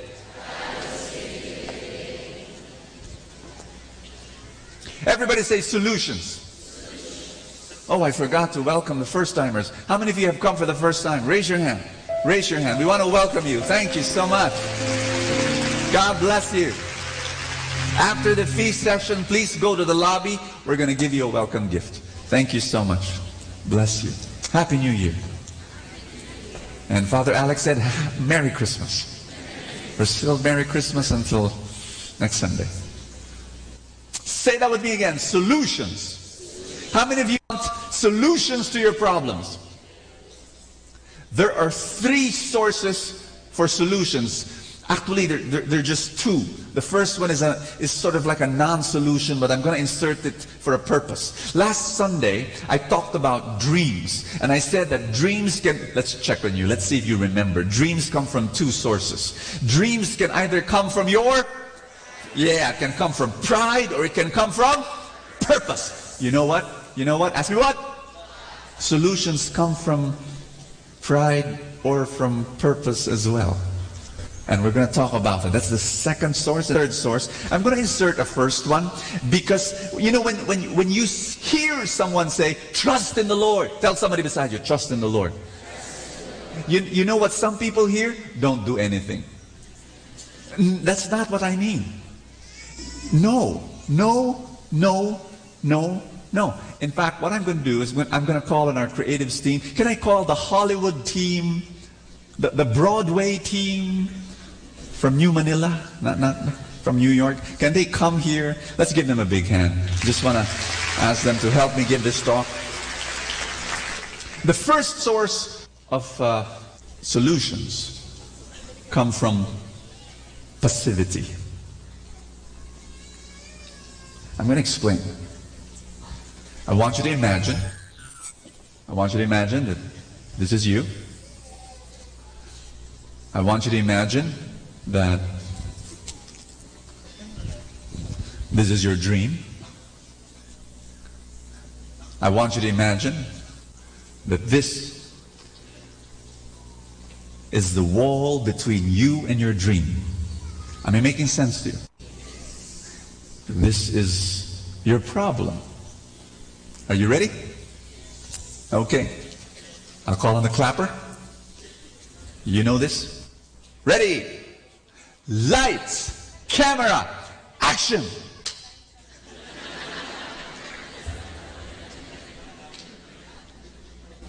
There are people who face their problems and they know they've got a problem. They know that there's a block between him and his dream, and he doesn't do anything. Raise your hand if you know of people like that. You're familiar with people like that? They don't do anything. They just sit there. Everybody say passive. Sometimes it's because they think that God has to do everything. Sometimes they just sit there and say, they're waiting for the wind to blow the wall down. You know, habagat to blow it. They want an earthquake to happen. They want a lightning bolt to strike. Or they want friends to be the one to solve the problem for them. Am I making sense to you? They want their parents to come and rescue them. They want their, office mate, and they want their boss, and they want the government to help in. They want their prayer group leader to solve their problem. They don't do anything. Tell somebody beside you, don't do that. I believe that, can I give you an example? There's this woman who, years ago, would come to me for her financial needs, and she would ask money for food and for later on for the tuition fee of her kids, and then for utility bills. And then as the months progressed, she began to ask me for other things, like for her manicure and her pedicure and for her foot spa. There's something, because I told her, let's call her Nenita. I said, Nenita, why don't you have a job? Can I help you? Here's a phone number you can call, and here's some friends you can talk to. And I heard that there's this job opening somewhere. Can you apply? I think you can fit there. And maybe you can sell something. I know of a friend who's got some stuff, and you can sell his stuff. Next time I see her, she would always give me a long list of excuses.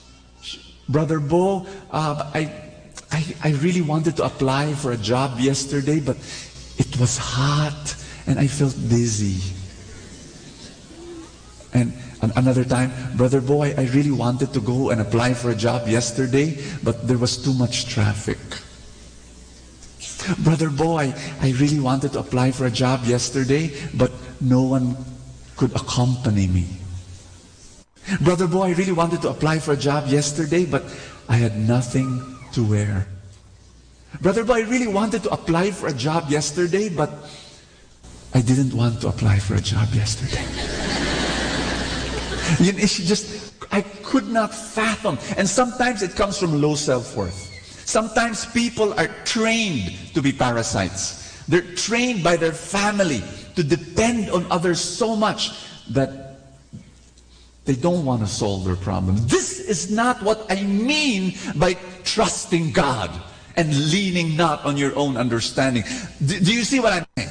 And I had to insert this before I go to my main message. You got the message now? Tell somebody beside you, don't be passive. When you trust in God, and I'm not saying don't do anything, because when you say trust in God, it doesn't mean only praying with trust, but also acting with trust. Am I making sense to you? Everybody say act with trust. Let me now go to the second source of our solutions. Are you ready, team? Okay, just a few touch makeup stuff. Prepare for a little bit. Okay. Ready? Here's the second scene. The second source of our solution comes from our pride. And the young Moses, he was trying to solve this problem from pride. When you try to right the wrong with another wrong. Everybody say, I'm ready? Okay, clapper please. 1, 2, 3, go. Lights, camera, action. All right. What will he do? There it. He wants to break the wall because it blocks him and his dream. Are you ready? This is what he will do. My gosh. And he really wants... Oh, there. My gosh. Isn't that Thor? 2, 3. This is exactly what happens sometimes. Everybody say sometimes. In trying to solve our problems without understanding or checking if in trying to move the block, the problem between us and our dreams, we even destroy not only the wall, but also the dream behind the wall. Are you listening to me? And this is such a, she's going to be like that for the next 20 minutes because I have a long thing to say right now.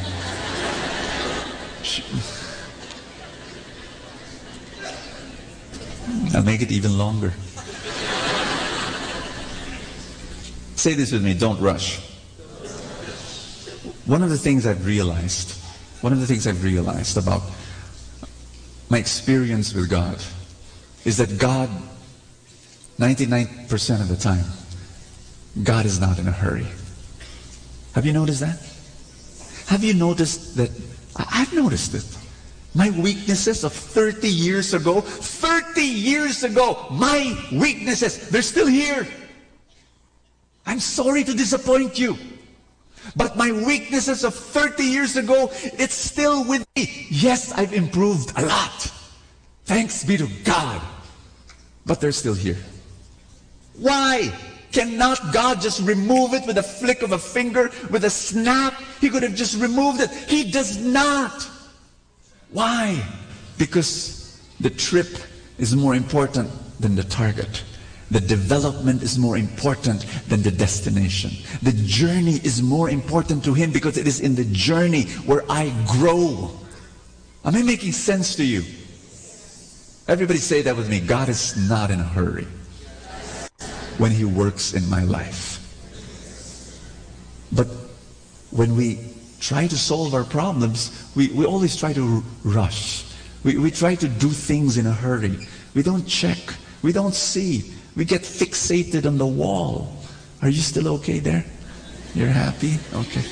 My gosh, this look at commitment, huh? Am I making sense to you? Let's go to Act 3. I still have other things to say, but I'll postpone it for later. Ready? Okay, makeup artist, please. All right. Ready? When a solution comes from purpose, this is what can happen. Clapper. 1, 2, 3. Lights, camera, action. What you could do is not focus really on the wall, but what you can do is focus on the dream behind the wall. Don't be fixated on destroying the block or attacking the wall, but finding a way around the wall so that you can get the dream of your life. Am I making sense to you? No, I'm not. Let's give them a big, big hand. Thank you so much. Thank you, team. Thank you. Can I borrow the wall? Let it stay here. Thank you. When your solution comes from purpose, I'm going to say something very big right now, and everybody say, I'm ready. Tell somebody beside you, this is going to be big. I wish someone told me this years ago, and then it would have saved me from a lot of pain. But sometimes you have to go through the pain to learn this. And I'm going to share with you a spiritual principle that will save you from a lot of useless pain in the future. Everybody say, I'm ready. I'm ready. Do you want to receive God's solution to your problems? Yes. Are you sure? Yes. Are you sure? Yes. Here it is. Don't focus on the problem. Focus on the purpose. Do not be fixated in attacking the problem, in conquering and destroying the wall. No. Always focus on the purpose behind the problem. When you understand this, when you are able to grasp this and internalize this, brothers and sisters, my friends, you will be free. And you will be successful in life.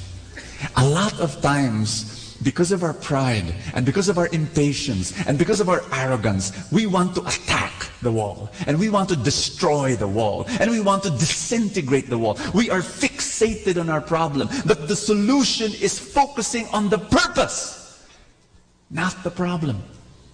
When you do that, this is what will happen. Ask me what? The problem will become irrelevant. You're not getting this. You're saying, oh my gosh. The problem will become irrelevant. Oh, you're still not getting this.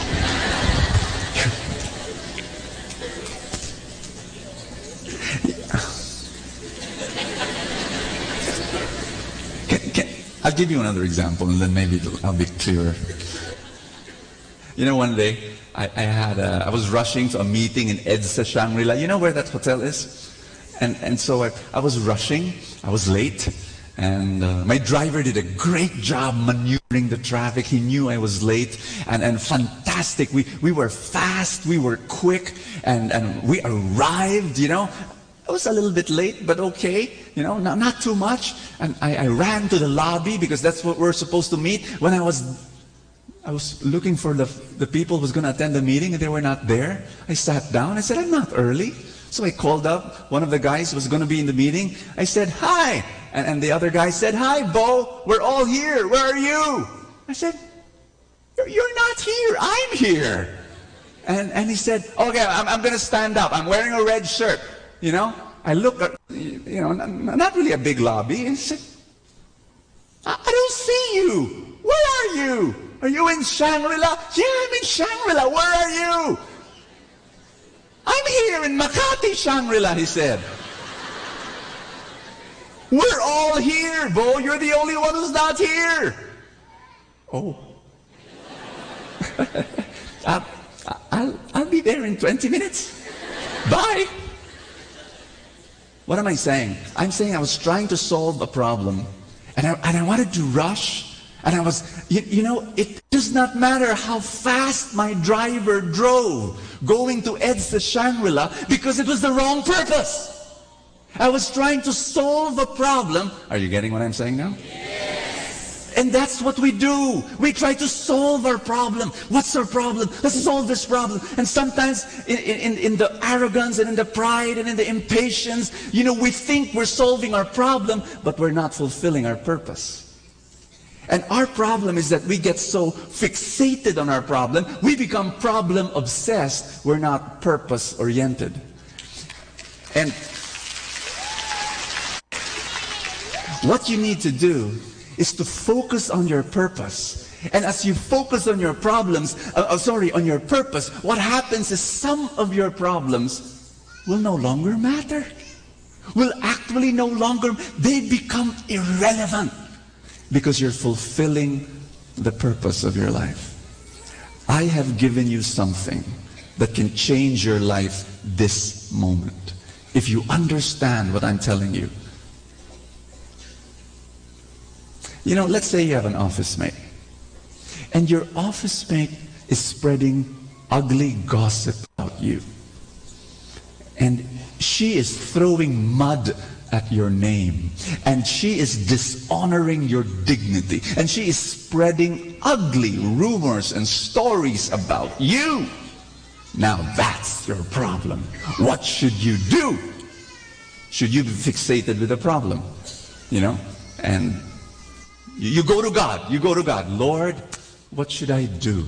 And then God speaks to you, and God says, forgive her. Love her. Dialogue. If it doesn't work, don't hang out with her anymore, but still love her. What's your reaction?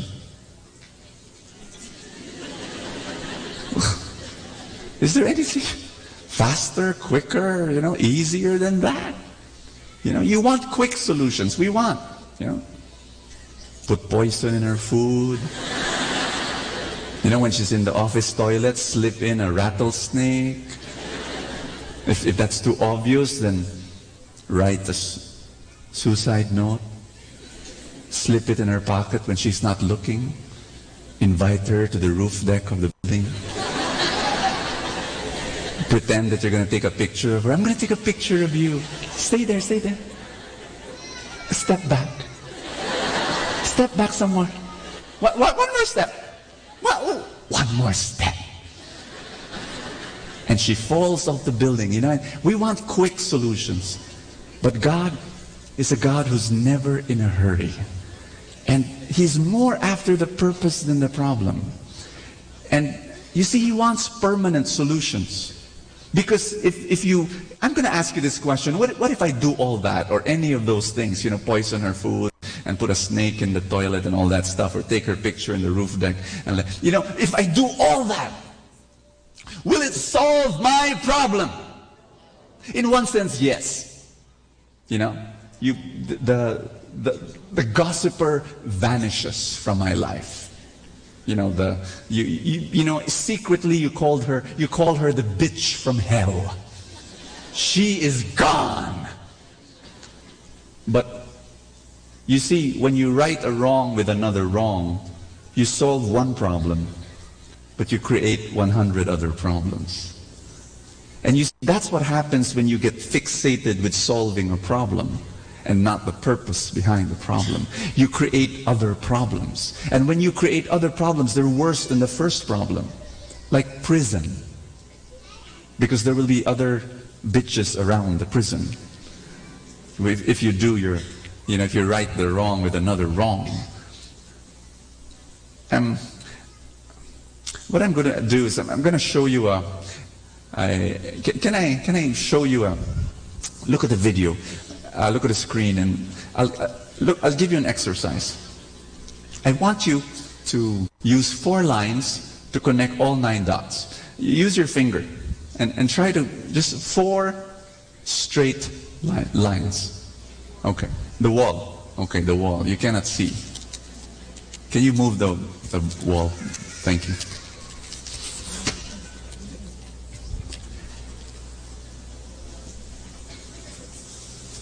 Four straight lines, all dots connected.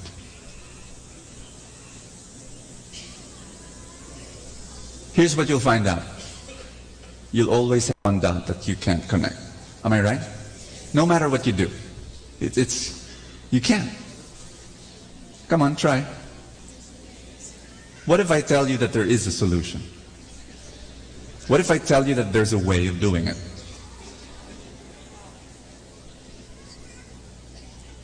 How many of you did it already? Raise your hand. Raise your hand. 1, 2. You've done it? It's funny because there's a solution. And sometimes we don't see the solution, but it's there in front of us. Are you ready? I'll show you.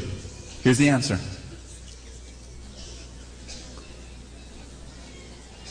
But you see, you could not see it because you had to go beyond the box.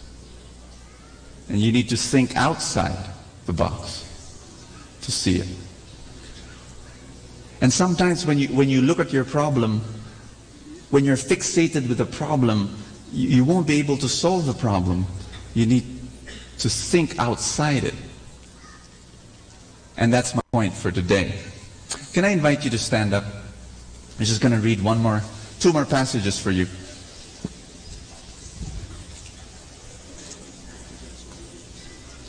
In Genesis chapter 21 verse 19, Hagar and her child, they thought, Hagar thought that they were going to die of thirst. And then she prayed to God, and this is what happened. Then God opened her eyes, and she saw a well of water. So she went and filled the skin with water and gave the boy a drink. Then God opened her eyes. The well was always there, but she did not see it. She could not see it. It was God who opened her eyes. Right now, you've got a problem in your life, and you cannot see the solution. But I've got news for you. The solution is already there. It's in front of you. You can't see it yet, but God will open your eyes to see the solution. Are you listening to me? And whatever difficulty or challenge you're going through right now, I want you to stop. I want you not to rush into things.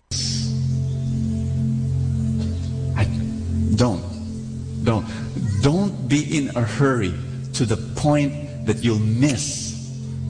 We love to do things quickly.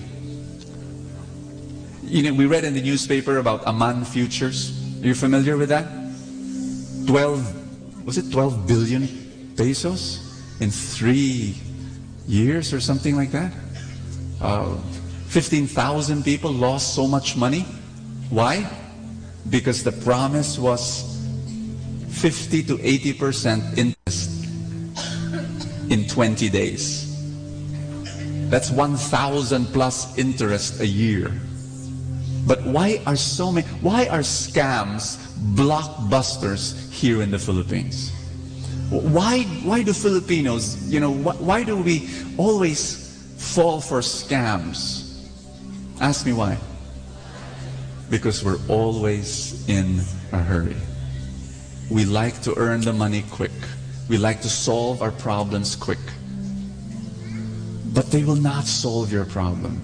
You're going to EDSA Shangri-La, and the meet is in Makati Shangri-La. You think you're fast? No, you're slow. When you know that I teach people how to invest in the stock market, right? And I teach something that's very slow and boring and mechanical. It's so slow that we only say you will probably earn 12 to 20% a year. Very far from the 1,000% that Aman Futures promises. But you know what? It works. It absolutely works. And I want you to look at your life, and I want you to ask God, Lord, I want your solution. It may not be as fast as I want it, but I want your solution. I want to trust you on this. I don't know what you're facing. Whether it be a problem with your child, or whether it be a difficulty in your finances, or whether it be a difficulty in any of your relationships, I want you to trust God that His solutions will work, even if it is not as quick or as fast or as easy. Can you lift up your hands? I'm going to read one last passage to you while you do that. The book of Psalms says,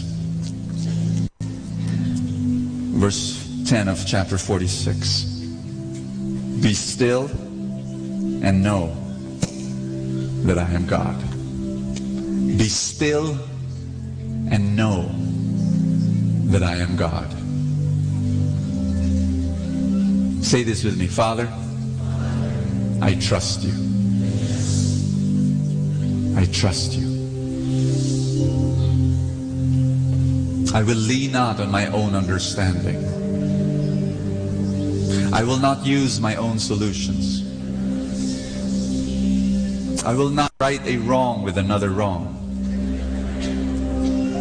Brothers and sisters, right now, when you look at your problem, you're tempted to cheat, or to steal, or to manipulate, or to do something wrong. Don't do that. It will never solve your problem.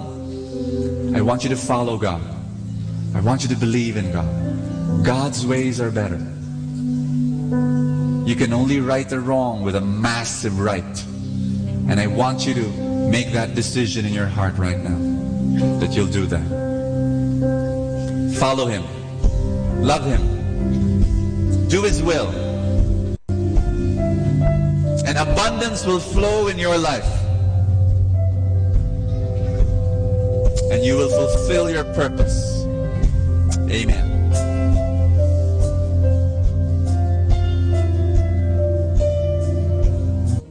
I was talking to a mother, and she was telling me about her son, and that she had a very rebellious son, and a son that did not want to listen to her. Very, very hard-headed, also very lazy, did not want to do his studies.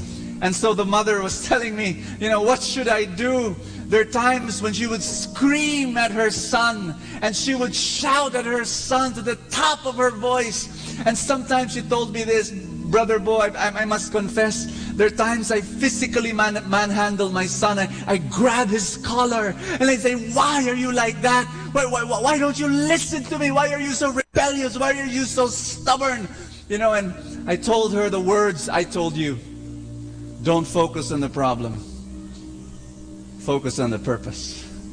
That you think your problem is your son. You think your problem is his rebelliousness. You think your problem is his stubbornness. You think your problem is his laziness. No, I want you to know, yes, that's your problem. What's your purpose? Your purpose is to love your son, to have a great relationship with your son. Don't focus on your problem. Focus on your promise, of your purpose. Listen to your son. Why is he rebellious? Why is he lazy? You think he's lazy. You think, why? Listen. Build your relationship with your son. Ask forgiveness from your son. I want you to know that woman did it. And she asked forgiveness from her son. And she started to listen more. And she started to spend more time with her son and build a relationship with her son. Her son is no longer rebellious. Her son is no longer lazy. Her son is no longer stubborn. Her son is no longer hard-headed.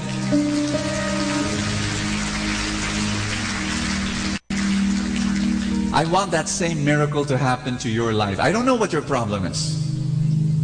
But don't focus on your problem. Focus on the purpose behind your problem. What do you really want? And you're going to solve your problem. Lift up your hands. Whatever problem you have, lift it up before God. And just cry out to Him and tell Him, Lord, I've got a problem. And tell God what your problem is, if you do have one. And just focus on the purpose. What do you really, really want? What's your dream? Focus on that dream.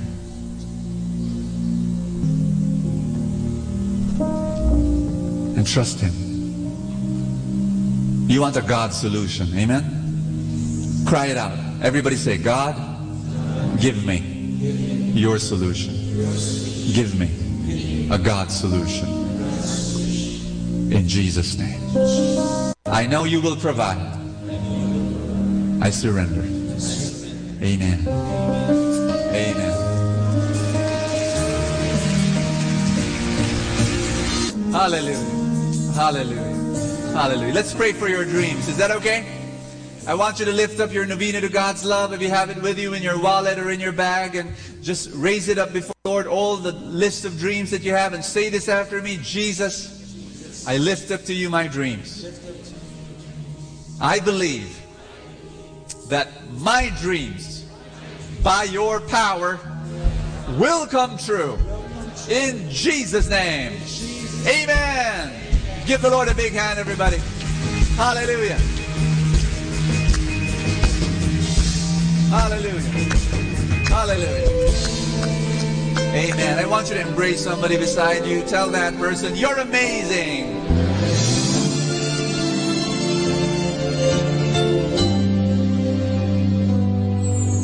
I try to reach out for you, but I fall. Sometimes you seem so close, and yet so full. Oh, I need another chance. I need to know your mercy. Just give me the strength to change within. I know I'm not all that I can be. My weakness seems to get the best of me.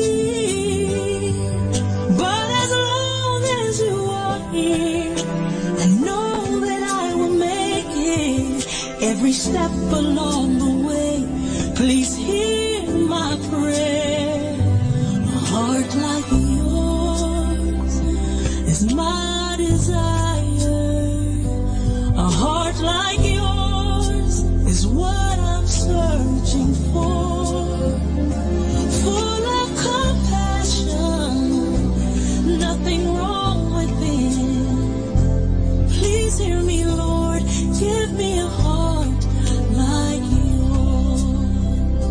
So much grace, so much kindness, so much faith, forever true, strong as the wind, soft as the shadows.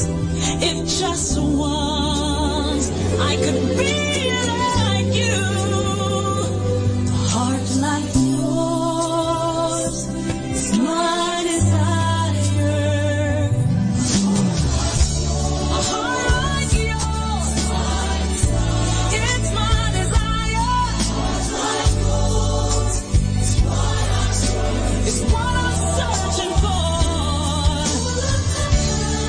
So much love, nothing wrong with it. Please hear me, Lord. Give me a heart. Give me a heart like yours. I want it.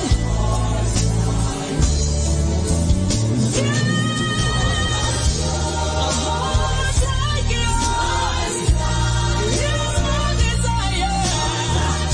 A heart like yours is what I'm searching for. Full of compassion. No, nothing's wrong with it. Please hear me, Lord. Give me a heart like yours. Give me a heart like yours.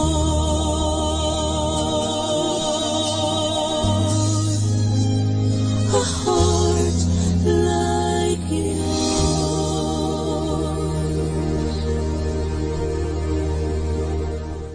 Atin pong napakinggan ang talk ni Bo Sanchez na recorded sa feast na ginanap sa PICC.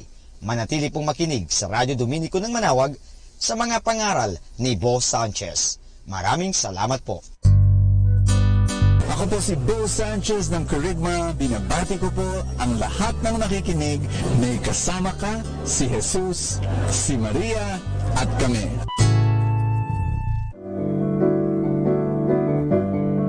Hello mga kaibigan! Pwede po bang magtanong?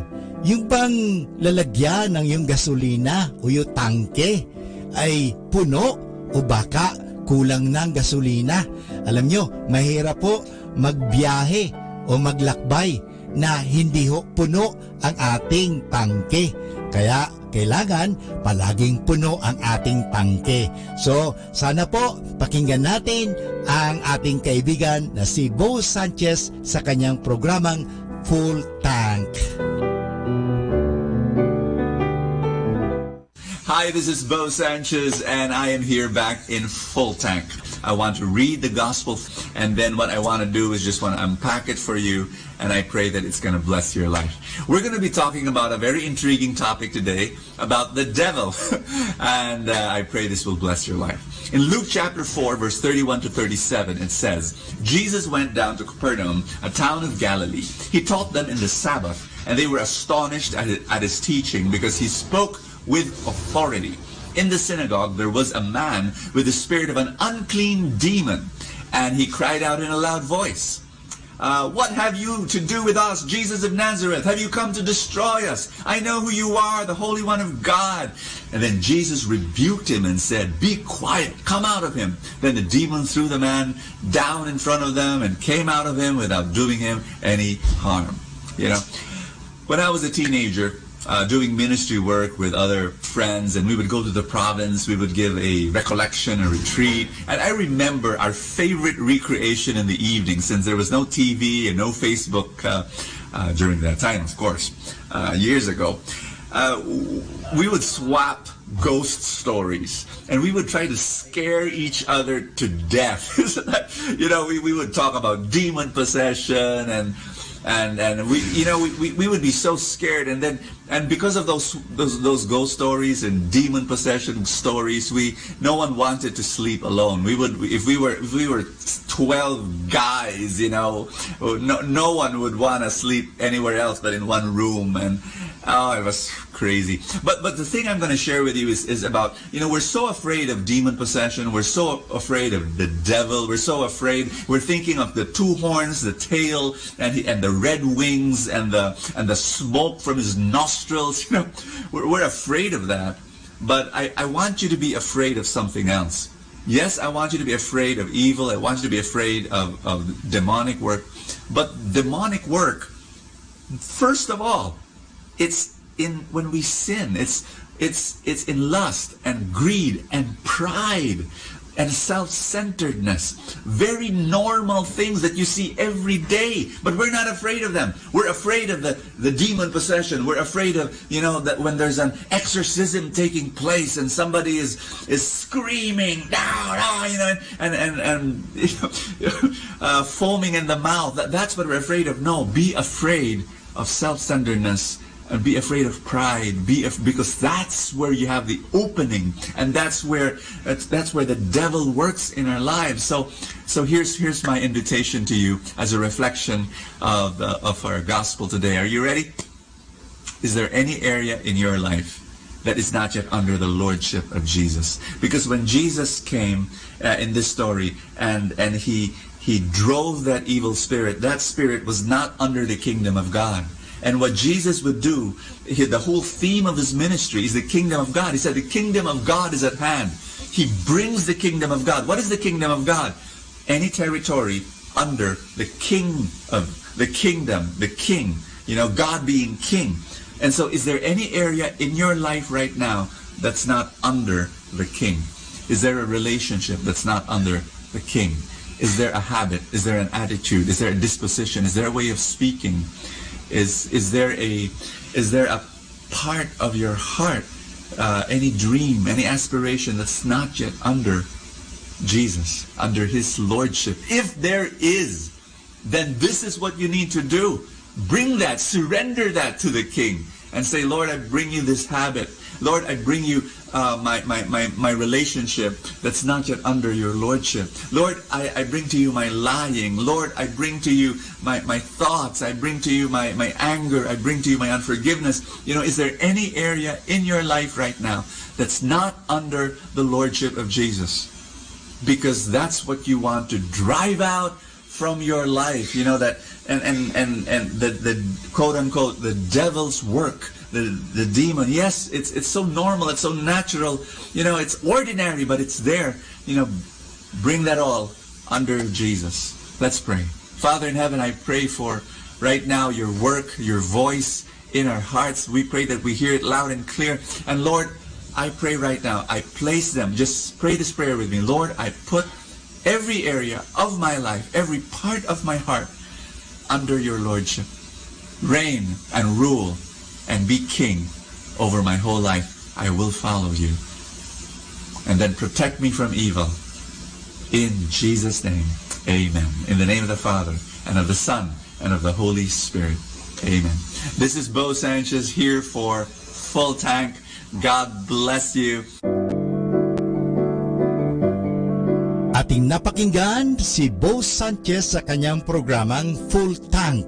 Alam nyo, mahalaga po na puno ang ating tangke o tinatawag natin pinagdideposituhan ating mga nilalagyan. Kasi kung hindi po yan, mahirap po Kasi baka sa oras ng pangangailangan, naubusan tayo. Kinakailangan puno lagi ang tangke. Parang sa isang sasakyan. Halimbawa, maglalakbay ka papunta ng Manila, kung saan man, kung hindi puno ang iyong tangke, mahirap po yan. Baka maubusan ka at lalong-lalo na wala na palang mapaggasolinahan, ikaw ay kawawa. Sa buhay, ganun din po yan. Kaya punuin natin ang ating mga isipan ng magagandang kaisipan, punuin natin ang ating buhay ng grasya, punuin natin ang buhay natin ng biyaya ng Diyos. Kaya nga, palaging magkaroon ng full tank. At kaya ngayon, palagi natin pakinggan si Bo Sanchez sa kanyang programang Full Tank. Dito lang po yan sa Manawag Dominican Radio.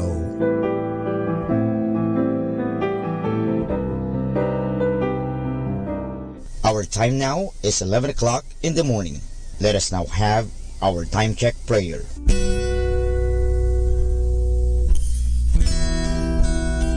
Panalangin para sa pangangailangan pinansyal. Sinabi mo, Panginoon, humingi at kayo'y bibigyan. Maghanap at matatagpuan ninyo. Kumatok at bubuksan ang pinto para sa inyo.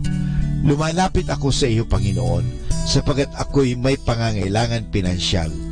Liwanagan mo ang aking isip upang malaman ko ang dapat kong gawin. Akayin mo ako sa mga taong may bukas na puso sa pagtulong, sa mga taong may mahigpit na pangangailangan.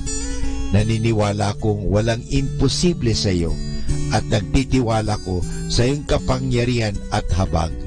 Hinihiling ko rin na gawin mo akong isang mabuting tagapangasiwa ng mga biyayang kaloob mo sa akin upang ako'y maging karapat-dapat sa lahat ng kabutihan mo.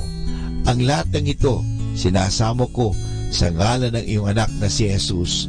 Amen.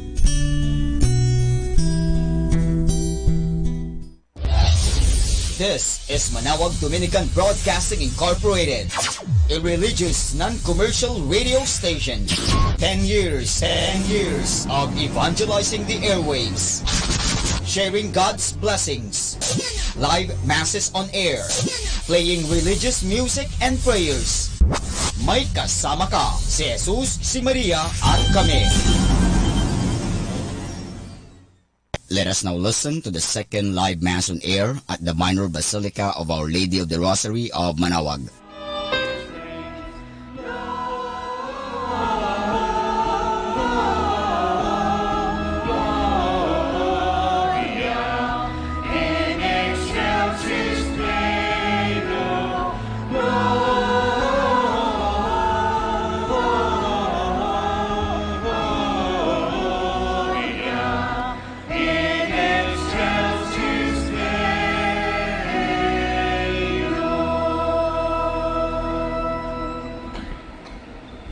In the name of the Father, and of the Son, and of the Holy Spirit. Amen. The Lord Spirit. Good morning. Good morning, Father. Happy Three Kings. And welcome to the Minor Basilica of Our Lady of Manawag. Today we celebrate the solemnity of the Epiphany of the Lord. Epiphany means manifestation. The birth of Jesus is meant not only but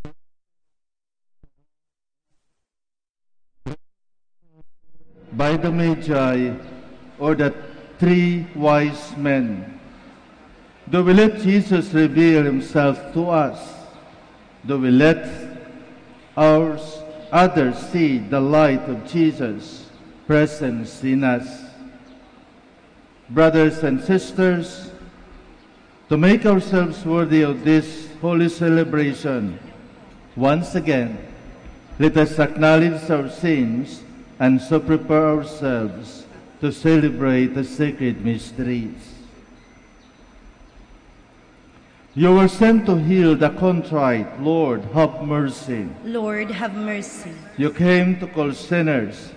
Christ, have mercy. Christ, have mercy. You are seated at the right hand of the Father to intercede for us. Lord, have mercy. Lord, have mercy. May Almighty God have mercy on us, forgive us our sins, and bring us to everlasting life. Amen.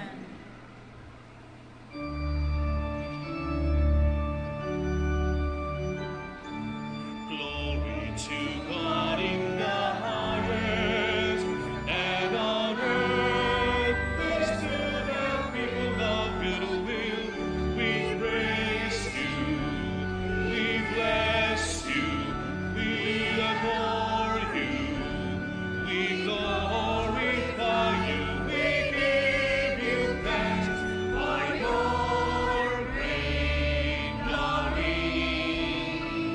Lord God, heavenly King, O God, Almighty Father, Lord Jesus Christ, only begotten Son, Lord God, Lamb of God, Son of the Father.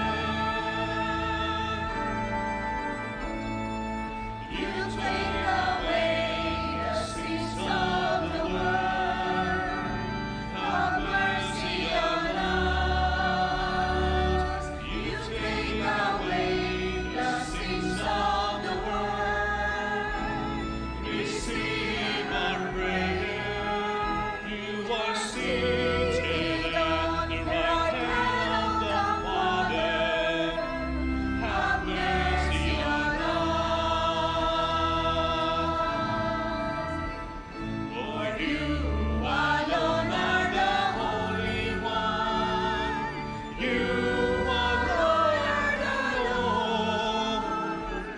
You alone are the Most High, Jesus Christ, with the Holy Spirit, in the glory of God the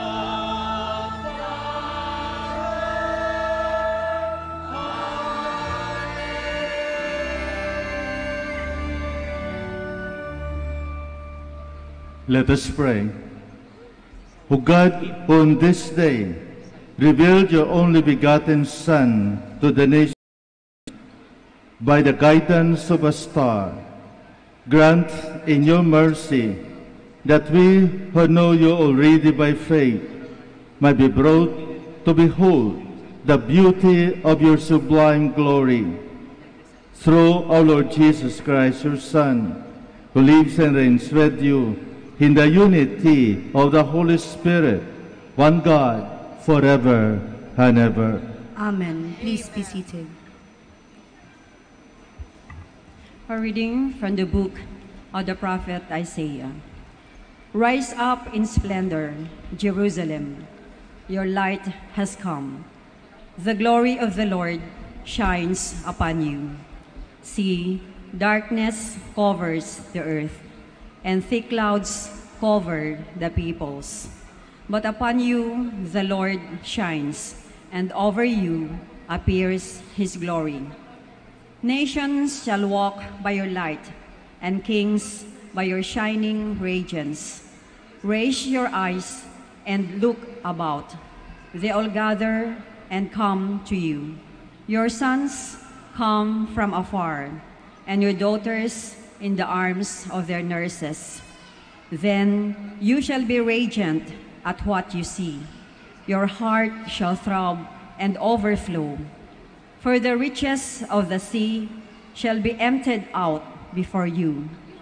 The wealth of nations shall be brought to you. Caravans of camels shall fill you, dromedaries from Midian and Ephah. All from Sheba shall come, bearing gold and frankincense, and proclaiming the praises of the Lord. The word of the Lord. Thanks be to God. Lord, every nation on earth will adore you. Lord, every nation on earth will adore you. O God, with your judgment endow the king, and with your justice the king's son. He shall govern your people with justice and your afflicted ones with judgment. Lord, every nation on earth will adore you. Justice shall flower in his days, and profound peace till the moon be no more. May he rule from sea to sea, and from the river to the ends of the earth. Lord, every nation on earth will adore you. The kings of Tarshish and the isles shall offer gifts. The kings of Arabia and Seba shall bring tribute. All kings shall pay him homage. All nations shall serve him. Lord, every nation on earth will adore you. For he shall rescue the poor when he cries out, and the afflicted when he has no one to help him. He shall have pity for the lowly and the poor. The lives of the poor he shall save. Lord, every nation on earth will adore you.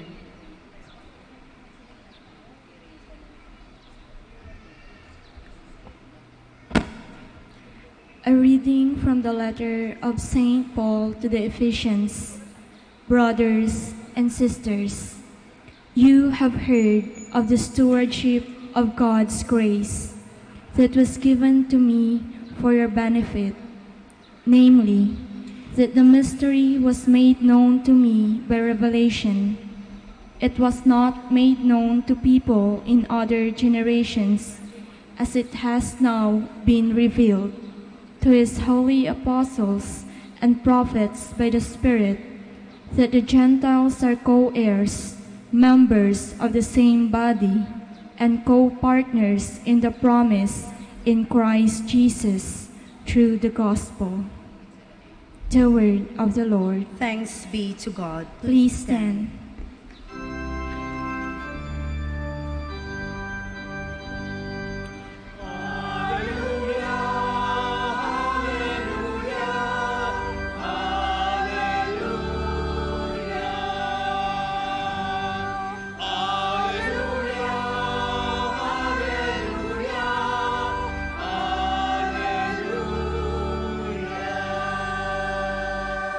We saw his star at its rising and have come to do him homage.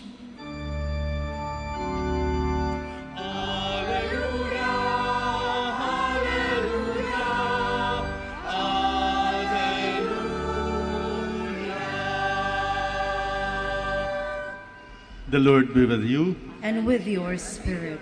A reading from the Holy Gospel according to Matthew. Glory to you, O Lord. When Jesus was born in Bethlehem of Judea, in the days of King Herod, behold, Magi from the east arrived in Jerusalem, saying, Where is the newborn King of the Jews? We saw his star at its rising, and have come to do him homage. When King Herod heard this, he was greatly troubled, and all Jerusalem with him. Assembling all the chief priests and the scribes of the people, he inquired of them where the Christ was to be born. They said to him, In Bethlehem of Judea, for thus it has been written through the prophet, And you, Bethlehem, land of Judah, are by no means least among the rulers of Judah, since from you shall come a ruler, who is to shepherd my people Israel. Then Herod called the Magi secretly, and ascertained from them the time of the star appearance. He sent them to Bethlehem and said, Go and search diligently for the child. When you have found them, bring me word, so that I too may go and do him homage. After their audience with the king, they set out, and behold, the star that they had been seen at its rising preceded them, until it came and stopped over the place where the child was. They were overjoyed of seeing the star, and on entering the house, they saw the child with Mary his mother. They prostrated themselves and did him homage. Then they opened their treasures and offered him gifts of gold, frankincense, and myrrh. And having been warned in a dream not to return to Herod, they departed for the country by another way. The Gospel of the Lord. Praise to you, Lord Jesus Christ. Please be seated. Tapos na ang Christmas. Tapos na ang pagbubukas ng mga regalo. Tapos na rin ang magpakita sa mga ninong at sa mga ninang. Tapos na rin ang makita yung mga inaanak. At tapos na rin ang mga nagniningning na mga Christmas lights, yung nagkagandahan na mga Christmas trees. At tapos na rin ang bakasyon.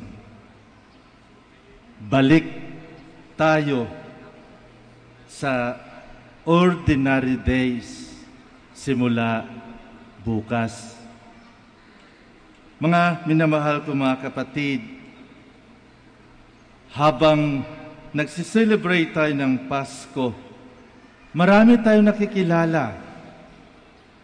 Marami ang nagpapakilala at masayang-masaya dahil sa mga panahon yun, nagkaroon tayo ng reunion sa bahay man, sa paralan, sa mga iba't ibang organisasyon. At doon napakilala at nakilala natin ang bawat isa.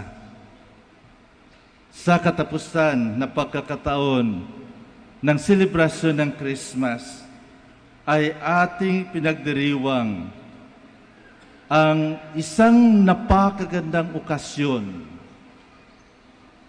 May be late, but it is better than late than nothing. At ito ay ang pagpakilala ng Diyos sa buong mundo. So sa Christmas, ang unang nakakilala yung mga shepherds na mga Israelites. At ngayon, nagpakilala siya sa buong mundo, hindi lamang sa mga Hudyo, ngunit sa buong mundo, sa pamagitan ng mga wise men or magi, or commonly called as three kings. At doon, pinakilala ng Diyos na ang kanyang pagkatao ay para sa lahat ng tao dito sa mundo. Tapos na ang pagkakilala natin sa Kanya. Hindi na natin maari balikan ang Bethlehem kung saan ang stable, kung saan ipinanganak ang batang si Jesus. Wala nang batang Jesus sa panahon na ito. That was 2,000 years ago. Yet, the manifestation of God is not yet ended. Hanggang ngayon, nagpapakilala pa rin ang Diyos. At ito ang ating hahanap-hanapin. Pagkatapos ng Three Kings o ng araw na ito, bukas ililigpit na yan. Ang Belen na yan. Mawawala na pagbalik nyo dito. Sa sunod na linggo siguro wala na yung Belen, wala ng tao dyan. Empty. But God is still present. He will not leave us, but continue to manifest himself no longer as a child, but might be as an old person, might be a very poor child. There will no longer manger. Magkaroon na ng mga basurahan, magkaroon na slum areas o squatter areas, magkaroon na ng mga tao sa ilalim ng tulay, mga tao na natutulog sa gilid ng sidewalk, o mga tao na makikita natin na nagugutom. And if we can find God in this person, then there is that manifestation of God in us. God still is manifesting Himself, especially sa mga tao na iniiwanan ng society. Yung mga tao na nasa margin, sa gilid-giliran, yung mga tao na walang boses, yung mga tao na mga pinapatay, na pinaghinalaan, God will continue to manifest Himself to us. Remember that. Remember the words of Jesus Himself. At that moment, when there is a gathering, a reunion of all dead and most probably alive persons. On the last day, when Jesus will separate the good from the bad, and He will be asked, what have we done?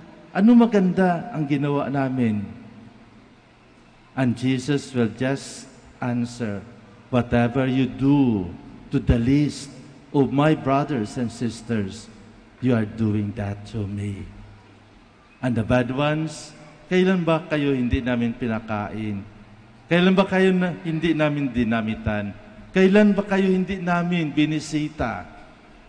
Kailan ba kayo hindi namin pinakain? And Jesus will just answer, whatever you do to the least of my brothers and sisters, you do that to me. And these are manifestations, revelations of the presence of God in our present life. Ngayon.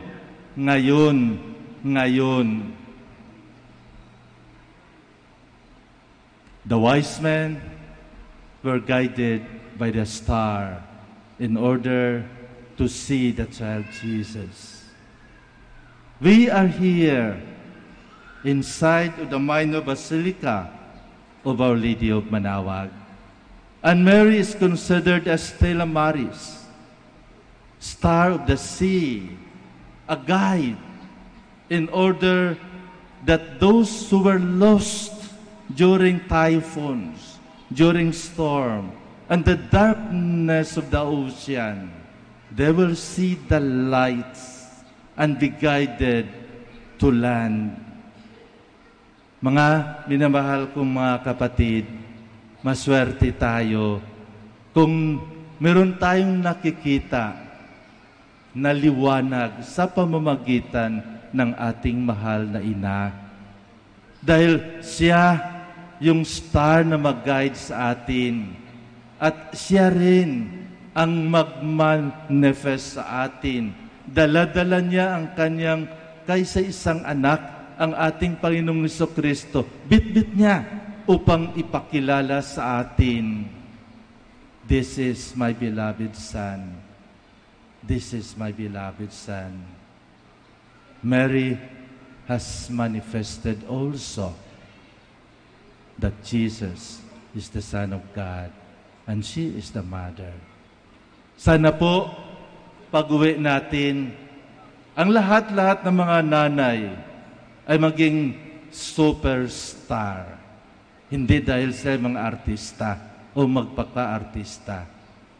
Ngunit dahil sila yung maging guide, maging teacher ng mga kabataan sa pagkilala na may Diyos, sa pagpakilala sa ating Panginoon Jesucristo.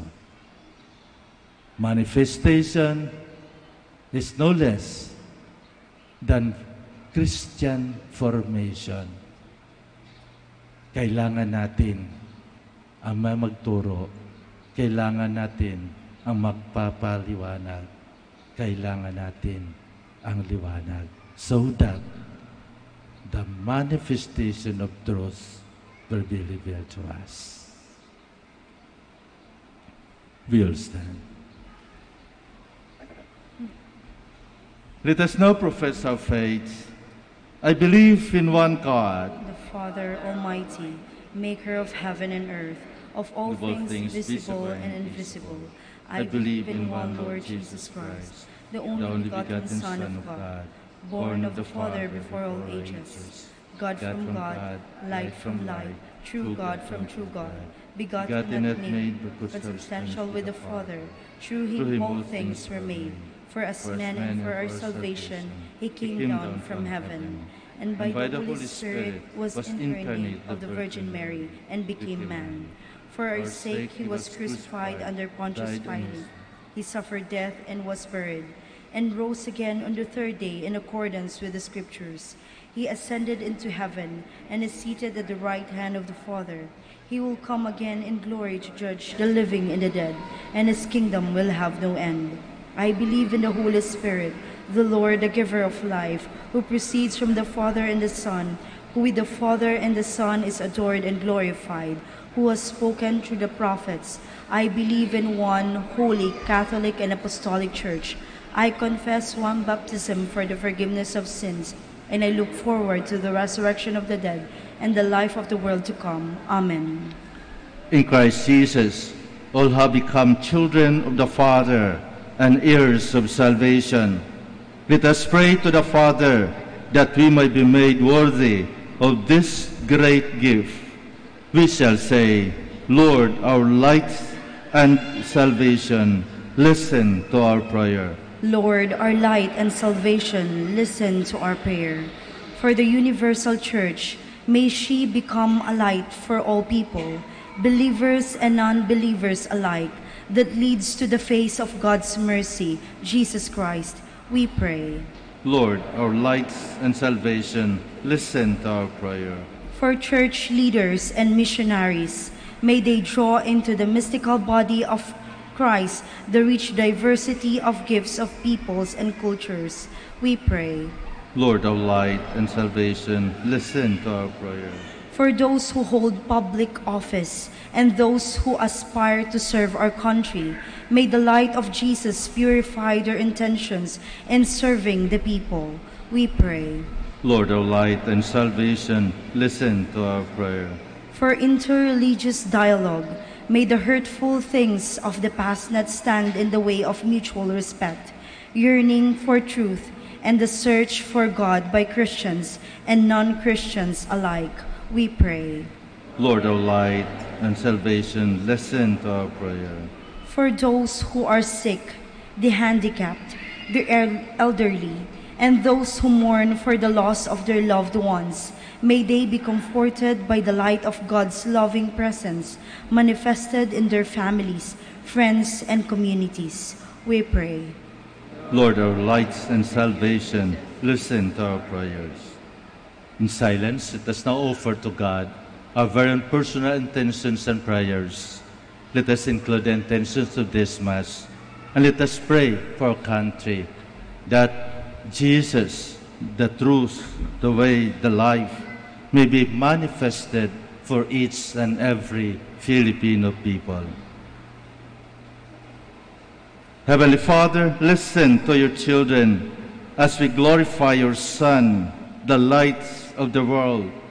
May His presence shine within us so that we might be guided through the pathways of life and be united with you in the glory of heaven.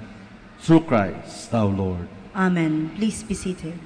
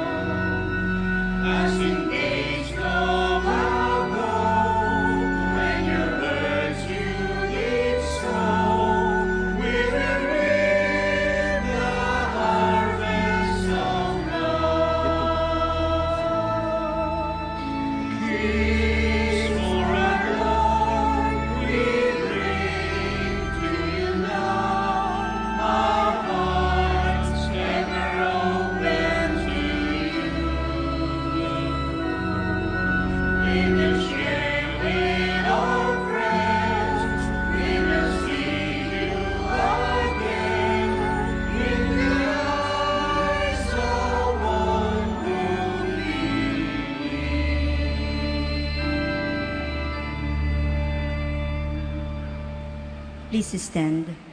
Pray with your friends that my sacrifice and yours may be acceptable to God, the Almighty Father. May the Lord accept the sacrifice at your hands for the praise and the glory of his name, for our good and the good of all his holy church. Look with favor, Lord, we pray, on these gifts of your church, in which are offered now not gold or frankincense or myrrh, but who by them is proclaimed, sacrificed and received, Jesus Christ, who lives and reigns forever and ever. Amen. The Lord be with you. And with your spirit. Lift up your heart. We lift them up to the Lord. Let us give thanks to the Lord our God. It is right and just. It is truly right and just, our duty and our salvation, always and evermore to give you thanks. Lord, Holy Father, Almighty and Eternal God, for today you have revealed the mystery of our salvation in Christ as a light for the nations. And when he appeared in our mortal nature, you made us new by the glory of his immortal nature. And so with angels and archangels, with thrones and dominions, and with all the hosts and powers of heaven, we sing the hymn of your glory, as without end we acclaim.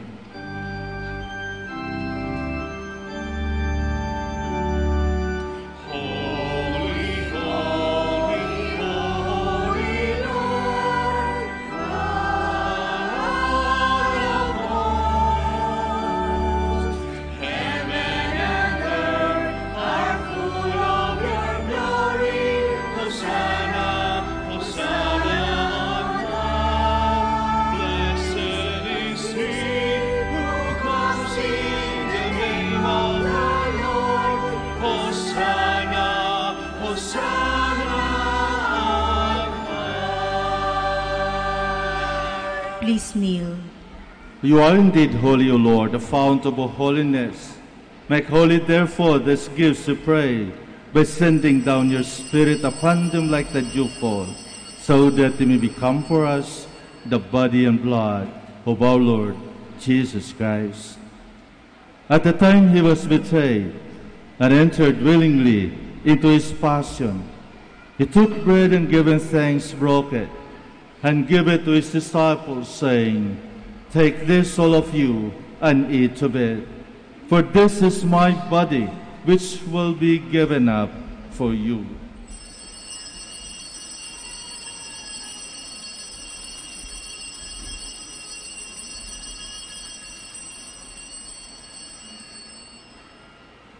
In a similar way, when supper was ended, he took the chalice, and once more giving thanks, he gave it to his disciples, saying, "Take this, all of you, and drink from it.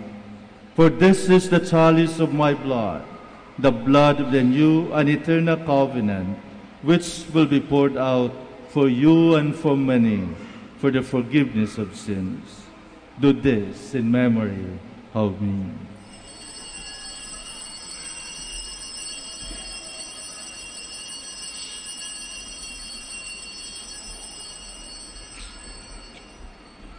The mystery of faith.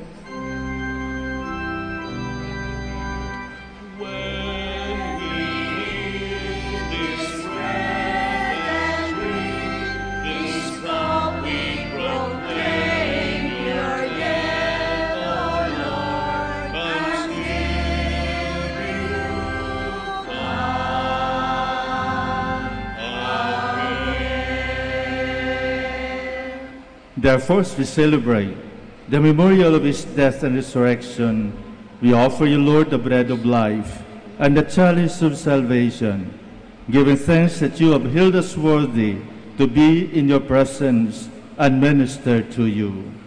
Humbly we pray that partaking of the body and blood of Christ, we might be gathered into one by the Holy Spirit.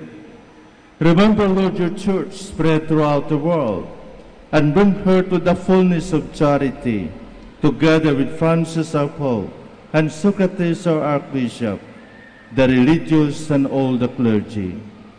Remember also our brothers and sisters who have fallen asleep in the hope of the resurrection, and all who have died in your mercy.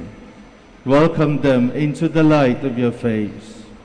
Have mercy on us all, we pray, that with the Blessed Virgin Mary, Mother of God, with Blessed Joseph, her spouse, with the blessed apostles, with our Father Saint Dominic, and all the saints who have pleased you throughout the ages, we might merit to be co-heirs to eternal life, and we praise and glorify you through your Son, Jesus Christ. Through him, and with him, and in him, O God, Almighty Father, in the unity of the Holy Spirit, all glory and honor is yours forever and ever.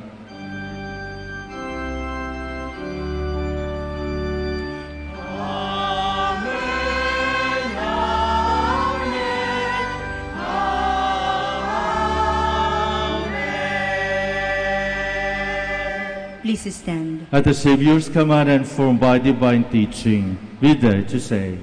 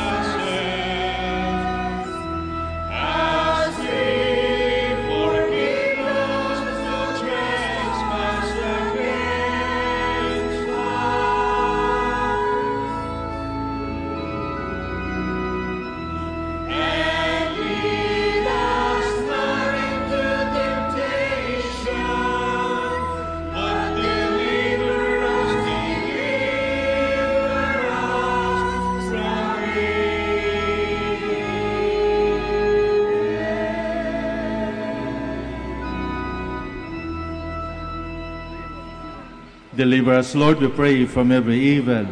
Graciously grant peace in our days, that by the help of your mercy we might be always free from sin and safe from all distress, as we await the blessed hope and the coming of our Savior, Jesus Christ.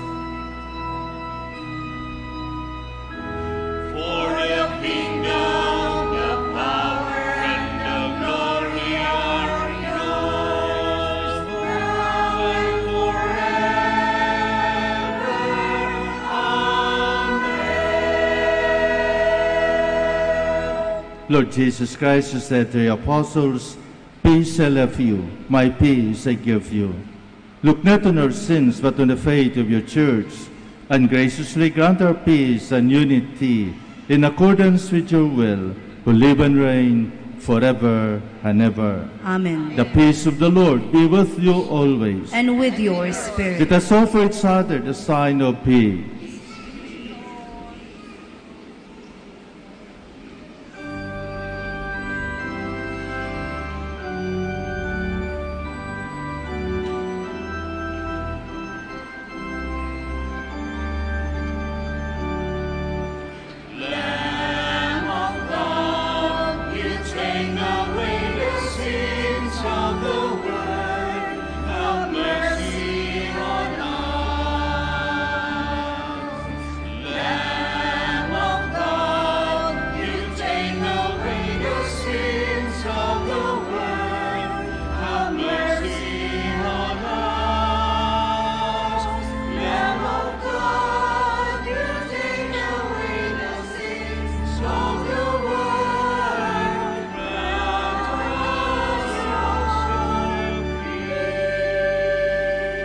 Please kneel. Behold the Lamb of God. Behold him who takes away the sins of the world. Blessed are those called to the supper of the Lamb. Lord, I am not worthy that you should enter under my roof, but only say the word and my soul shall be healed.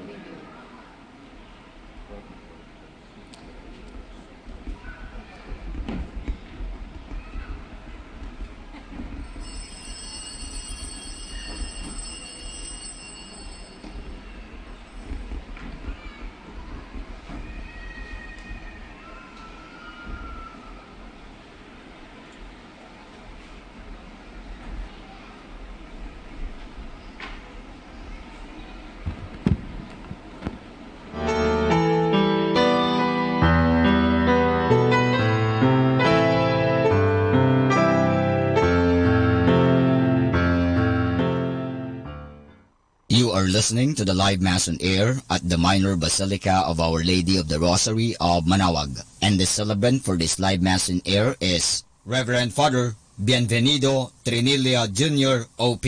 Let us pray for the intention of our sick brothers and sisters and to all Filipinos working abroad.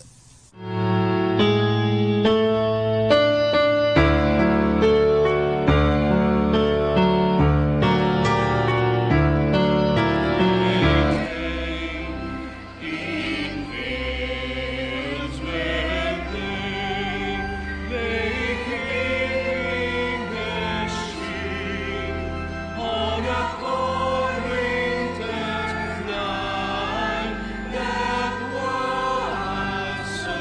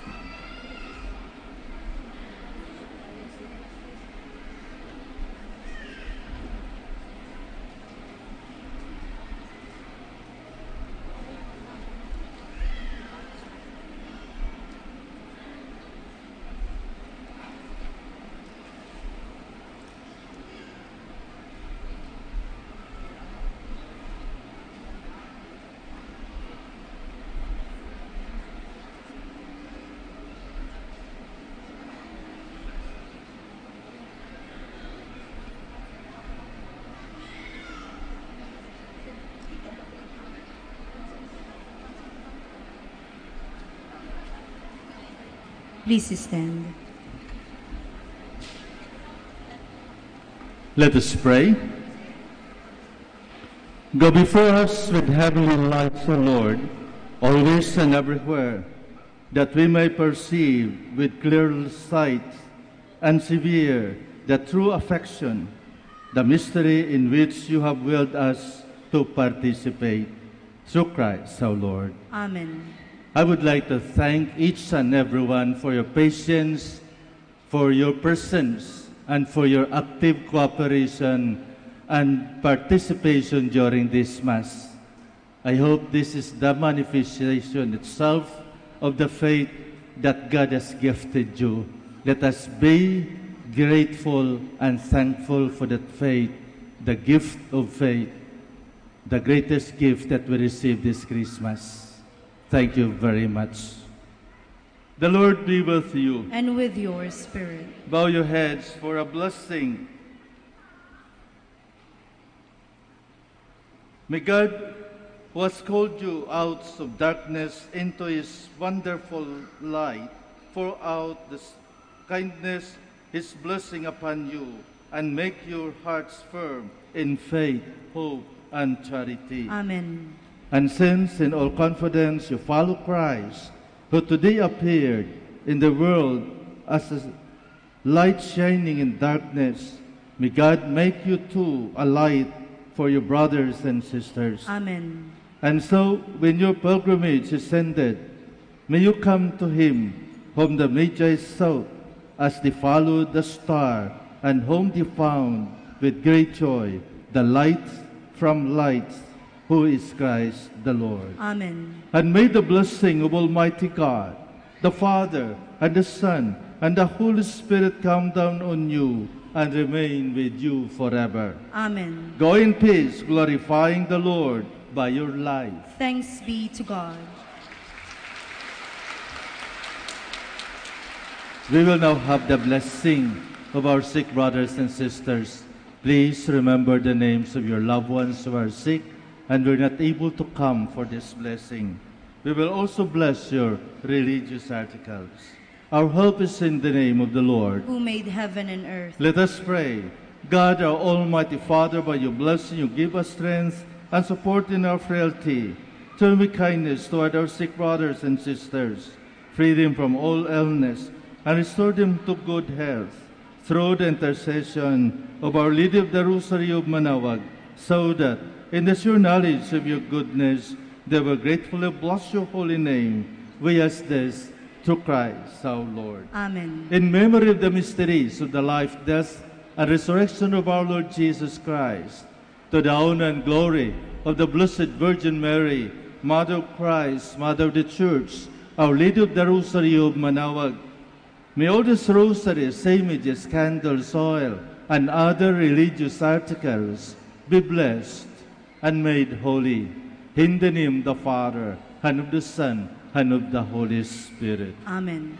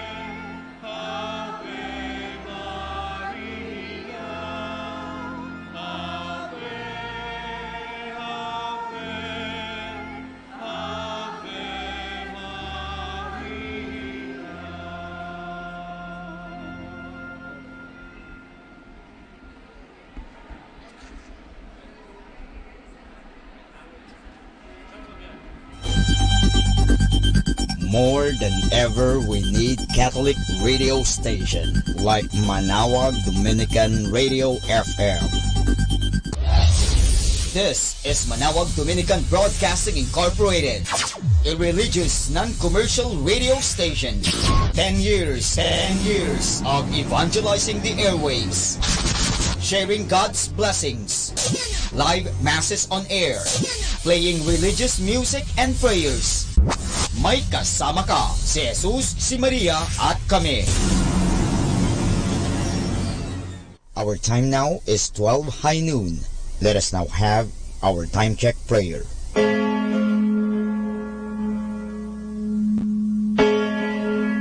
Ang anghel ng Panginoon ay nagbalita kay Santa Maria, at siya'y naglihi nilalang ng Espiritu Santo. Aba, Ginoong Maria, napupuno ka ng grasya, ang Panginoong Diyos ay sumasa iyo. Bukod kang pinagpala sa babaeng lahat, at pinagpala naman ang iyong anak na si Jesus. Santa Maria, Ina ng Diyos, ipanalangin mo kami makasalanan, ngayon at kung kami mamamatay. Amen. Narito ang alipin ng Panginoon. Maganap nawa sa akin ayon sa wika mo. Aba, Ginoong Maria, napupuno ka ng grasya, ang Panginoong Diyos ay sumasa iyo. Bukod kang pinagpala sa babaeng lahat, at pinagpala naman ang iyong anak na si Jesus. Santa Maria, Ina ng Diyos, ipanalangin mo kami makasalanan, ngayon at kung kami mamamatay. Amen. At ang Berbo ay nagkatawang tao, at nakipamayan sa atin. Aba, Ginoong Maria, napupuno ka ng grasya, ang Panginoong Diyos ay sumasa iyo. Bukod kang pinagpala sa babaeng lahat, at pinagpala naman ang iyong anak na si Jesus. Santa Maria, Ina ng Diyos, ipanalangin mo kami makasalanan, ngayon at kung kami mamamatay. Amen. Ipanalangin mo kami, Santang Ina ng Diyos, nang kami maging dapat makinabang sa mga pangako ni Kristo. Manalangin tayo. Panginoon naming Diyos, kasi nawa ang aming mga kaluluwa ng iyong mahal na grasya, at yayamang dahilan sa pamamagitan ng anghel, ay nakilala namin ang pagkakatawang tao ni Jesucristo ang anak mo, pakundangan sa mahal na sakit at pagkamatay niya sa krus. Pakinabangan kami ng kanyang pagkabuhay ng muli sa kaluwalhatian sa langit, sa pamamagitan ni Jesucristo ring Panginoon namin, siya nawa. Luwalhati sa Ama, sa Anak, at sa Espiritu Santo, kapara noong unang-una, ngayon, at magpasawalang hanggan. Amen.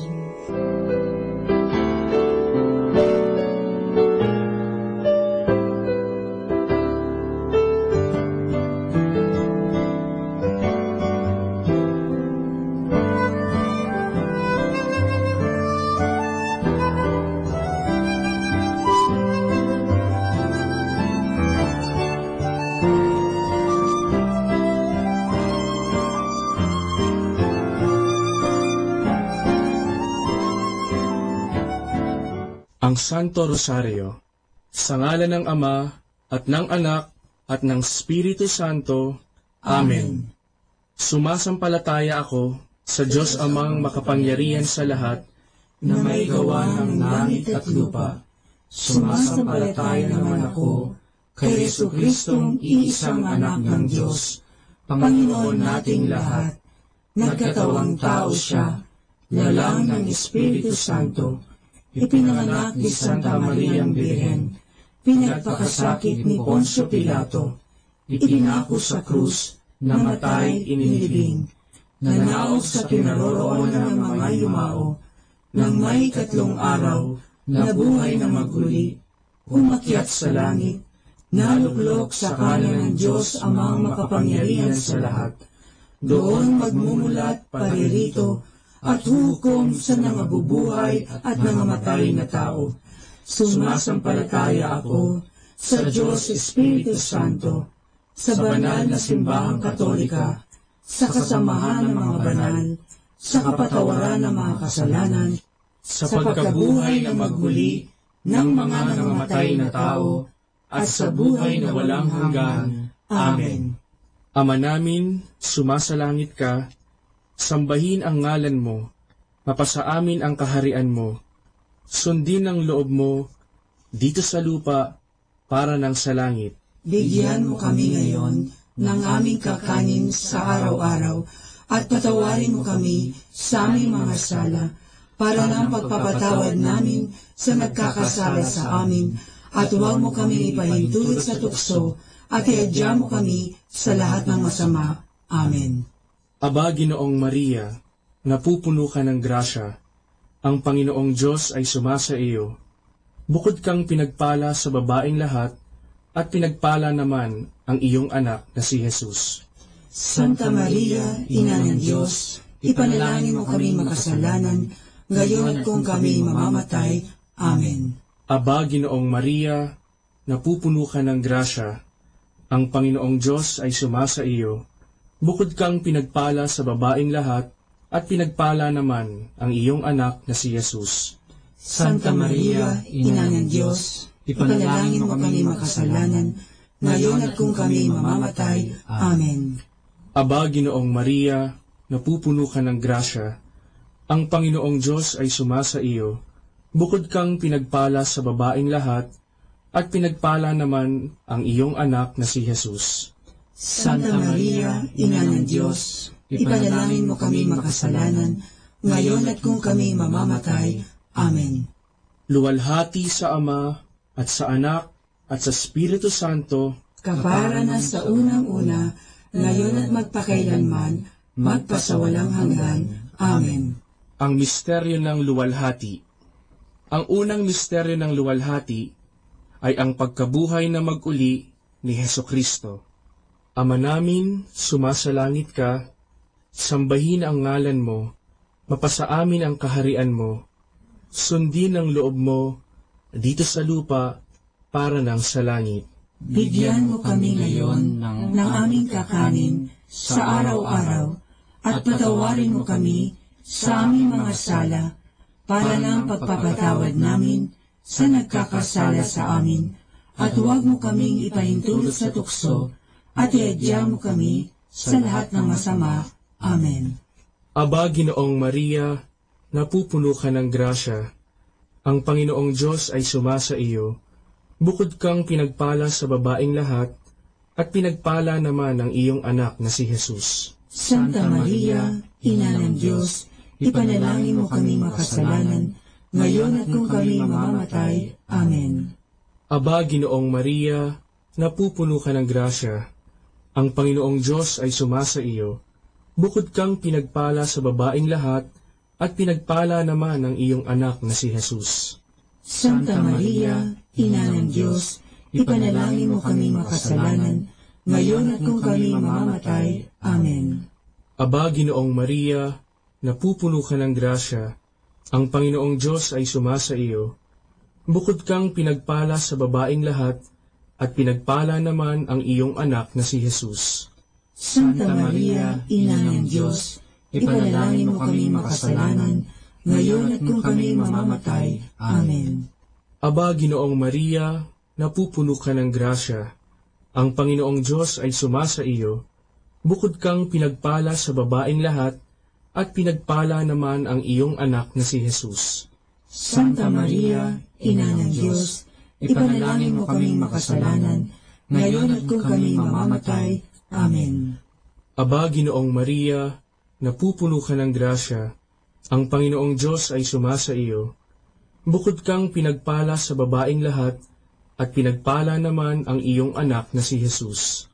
Santa Maria, Ina ng Diyos, ipanalangin mo kami makasalanan, ngayon at kung kami mamamatay. Amen. Aba, Ginoong Maria, napupuno ka ng grasya, ang Panginoong Diyos ay sumasa iyo. Bukod kang pinagpala sa babaeng lahat, at pinagpala naman ang iyong anak na si Jesus. Santa Maria, Ina ng Diyos, ipanalangin mo kami makasalanan, ngayon at kung kami mamamatay. Amen. Aba, Ginoong Maria, napupuno ka ng grasya, ang Panginoong Diyos ay sumasa iyo. Bukod kang pinagpala sa babaeng lahat, at pinagpala naman ang iyong anak na si Jesus. Santa Maria, Ina ng Diyos, ipanalangin mo kami makasalanan, ngayon at kung kami mamamatay. Amen. Aba, Ginoong Maria, napupuno ka ng grasya. Ang Panginoong Diyos ay sumasa iyo. Bukod kang pinagpala sa babaeng lahat, at pinagpala naman ang iyong anak na si Jesus. Santa Maria, Ina ng Diyos, ipanalangin mo kaming makasalanan, ngayon at kung kami mamamatay. Amen. Aba, Ginoong Maria, napupuno ka ng grasya. Ang Panginoong Diyos ay sumasa iyo. Bukod kang pinagpala sa babaeng lahat, at pinagpala naman ang iyong anak na si Jesus. Santa Maria, Ina ng Diyos, ipanalangin mo kaming makasalanan, ngayon at kung kami mamamatay. Amen. Aba, Ginoong Maria, napupuno ka ng grasya. Ang Panginoong Diyos ay sumasa iyo. Bukod kang pinagpala sa babaeng lahat, at pinagpala naman ang iyong anak na si Jesus. Santa Maria, Ina ng Diyos, ipanalangin mo kaming makasalanan, ngayon at kung kami mamamatay. Amen. Luwalhati sa Ama, at sa Anak, at sa Espiritu Santo, kapara nga sa unang-una, ngayon at magpakailanman, magpasawalang hanggan. Amen. O Jesus ko, patawarin mo ang aming mga sala, iligtas mo kami sa apoy ng impyerno, hanguin mo ang mga kaluluwa sa purgatorio, lalong-lalo na yaong nangangailangan ng iyong awa. Ang pangalawang misteryo ng luwalhati ay ang pag-akyat sa langit ni Hesukristo. Ama namin, sumasalangit ka, sambahin ang ngalan mo, mapasa amin ang kaharian mo, sundin ang loob mo, dito sa lupa, para nang sa langit. Bigyan mo kami ngayon ng aming kakanin sa araw-araw, at patawarin mo kami sa aming mga sala, para ng pagpapatawad namin sa nagkakasala sa amin, at huwag mo kaming ipahintulot sa tukso, at iadya mo kami sa lahat ng masama. Amen. Aba, Ginoong Maria, napupuno ka ng grasya. Ang Panginoong Diyos ay sumasa iyo. Bukod kang pinagpala sa babaeng lahat, at pinagpala naman ang iyong anak na si Jesus. Santa Maria, Ina ng Diyos, ipanalangin mo kami makasalanan, ngayon at kung kami mamamatay. Amen. Aba, Ginoong Maria, napupuno ka ng grasya. Ang Panginoong Diyos ay sumasa iyo. Bukod kang pinagpala sa babaeng lahat, at pinagpala naman ang iyong anak na si Jesus. Santa Maria, Ina ng Diyos, ipanalangin mo kami makasalanan, ngayon at kung kami mamamatay. Amen. Aba, Ginoong Maria, napupuno ka ng grasya. Ang Panginoong Diyos ay sumasa iyo. Bukod kang pinagpala sa babaeng lahat, at pinagpala naman ang iyong anak na si Jesus. Santa Maria, Ina ng Diyos, ipanalangin mo kami makasalanan, ngayon at kung kami mamamatay. Amen. Aba, Ginoong Maria, napupuno ka ng grasya. Ang Panginoong Diyos ay sumasa iyo. Bukod kang pinagpala sa babaeng lahat, at pinagpala naman ang iyong anak na si Jesus. Santa Maria, Ina ng Diyos, ipanalangin mo kaming makasalanan, ngayon at kung kami mamamatay. Amen. Aba, Ginoong Maria, napupuno ka ng grasya. Ang Panginoong Diyos ay sumasa iyo. Bukod kang pinagpala sa babaeng lahat, at pinagpala naman ang iyong anak na si Jesus. Santa Maria, Ina ng Diyos, ipanalangin mo kami makasalanan, ngayon at kung kami mamamatay. Amen. Aba, Ginoong Maria, napupuno ka ng grasya. Ang Panginoong Diyos ay sumasa iyo. Bukod kang pinagpala sa babaeng lahat, at pinagpala naman ang iyong anak na si Jesus. Santa Maria, Ina ng Diyos, ipanalangin mo kami makasalanan, ngayon at kung kami mamamatay. Amen. Aba, Ginoong Maria, napupuno ka ng grasya. Ang Panginoong Diyos ay sumasa iyo. Bukod kang pinagpala sa babaeng lahat, at pinagpala naman ang iyong anak na si Jesus. Santa Maria, Ina ng Diyos, ipanalangin mo kami makasalanan, ngayon at kung kami mamamatay. Amen. Aba, Ginoong Maria, napupuno ka ng grasya. Ang Panginoong Diyos ay sumasa iyo. Bukod kang pinagpala sa babaeng lahat, at pinagpala naman ang iyong anak na si Jesus. Santa Maria, Ina ng Diyos, ipanalangin mo kaming makasalanan, ngayon at kung kami mamamatay. Amen. Aba, Ginoong Maria, napupuno ka ng grasya. Ang Panginoong Diyos ay sumasa iyo. Bukod kang pinagpala sa babaeng lahat, at pinagpala naman ang iyong anak na si Jesus. Santa Maria, Ina ng Diyos, ipanalangin mo kaming makasalanan, ngayon at kung kami mamamatay. Amen. Aba, Ginoong Maria, napupuno ka ng grasya. Ang Panginoong Diyos ay sumasa iyo. Bukod kang pinagpala sa babaeng lahat, at pinagpala naman ang iyong anak na si Jesus. Santa Maria, Ina ng Diyos, ipanalangin mo kaming makasalanan, ngayon at kung kami mamamatay. Amen. Luwalhati sa Ama, at sa Anak, at sa Espiritu Santo, kaparangan sa unang-una, ngayon at magpakailanman, magpasawalang hanggan. Amen. O Jesus ko, patawarin mo ang aming mga sala, iligtas mo kami sa apoy ng impyerno, hanguin mo ang mga kaluluwa sa purgatorio, lalong-lalo na yaong nangangailangan ng iyong awa. Ang pangatlong misteryo ng luwalhati ay ang pagpanaog ng Diyos Espiritu Santo sa mga apostoles at sa mahal na Birhen.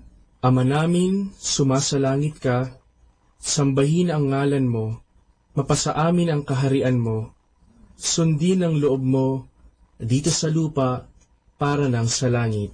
Bigyan mo kami ngayon ng aming kakanin sa araw-araw at patawarin mo kami sa aming mga sala para ng pagpapatawad namin sa nagkakasala sa amin, at huwag mo kaming ipahintulot sa tukso at iadya mo kami sa lahat ng masama.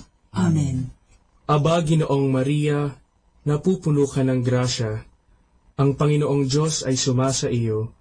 Bukod kang pinagpala sa babaeng lahat, at pinagpala naman ang iyong anak na si Jesus. Santa Maria, Ina ng Diyos, ipanalangin mo kaming makasalanan, ngayon at kung kami mamamatay. Amen. Aba, Ginoong Maria, napupuno ka ng grasya. Ang Panginoong Diyos ay sumasa iyo. Bukod kang pinagpala sa babaeng lahat, at pinagpala naman ang iyong anak na si Jesus. Santa Maria, Ina ng Diyos, ipanalangin mo kaming makasalanan, ngayon at kung kami mamamatay. Amen.